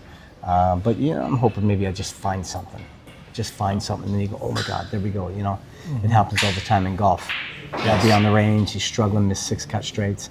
All of a sudden, he just hits one good, and you find it. So I'm relying on that right now. Okay. Yeah. Well, I don't think it's too late in the evening, and I think maybe a little guy up north, the little Jack Bear, might be still tuning in. You got any words? Well, Jack, I hope, what time is it? Oh, well, no, he should be in bed right now. Anyway, I hope he's watching. Love you, buddy. All right, well, thanks for taking some time for us. Thanks, All man. the best on the way. Right on. And we're going to get back to another great match here. It'll be our final one of the day here at the 2025 U.S. Snooker Masters. It's David Burney. We'll see you shortly.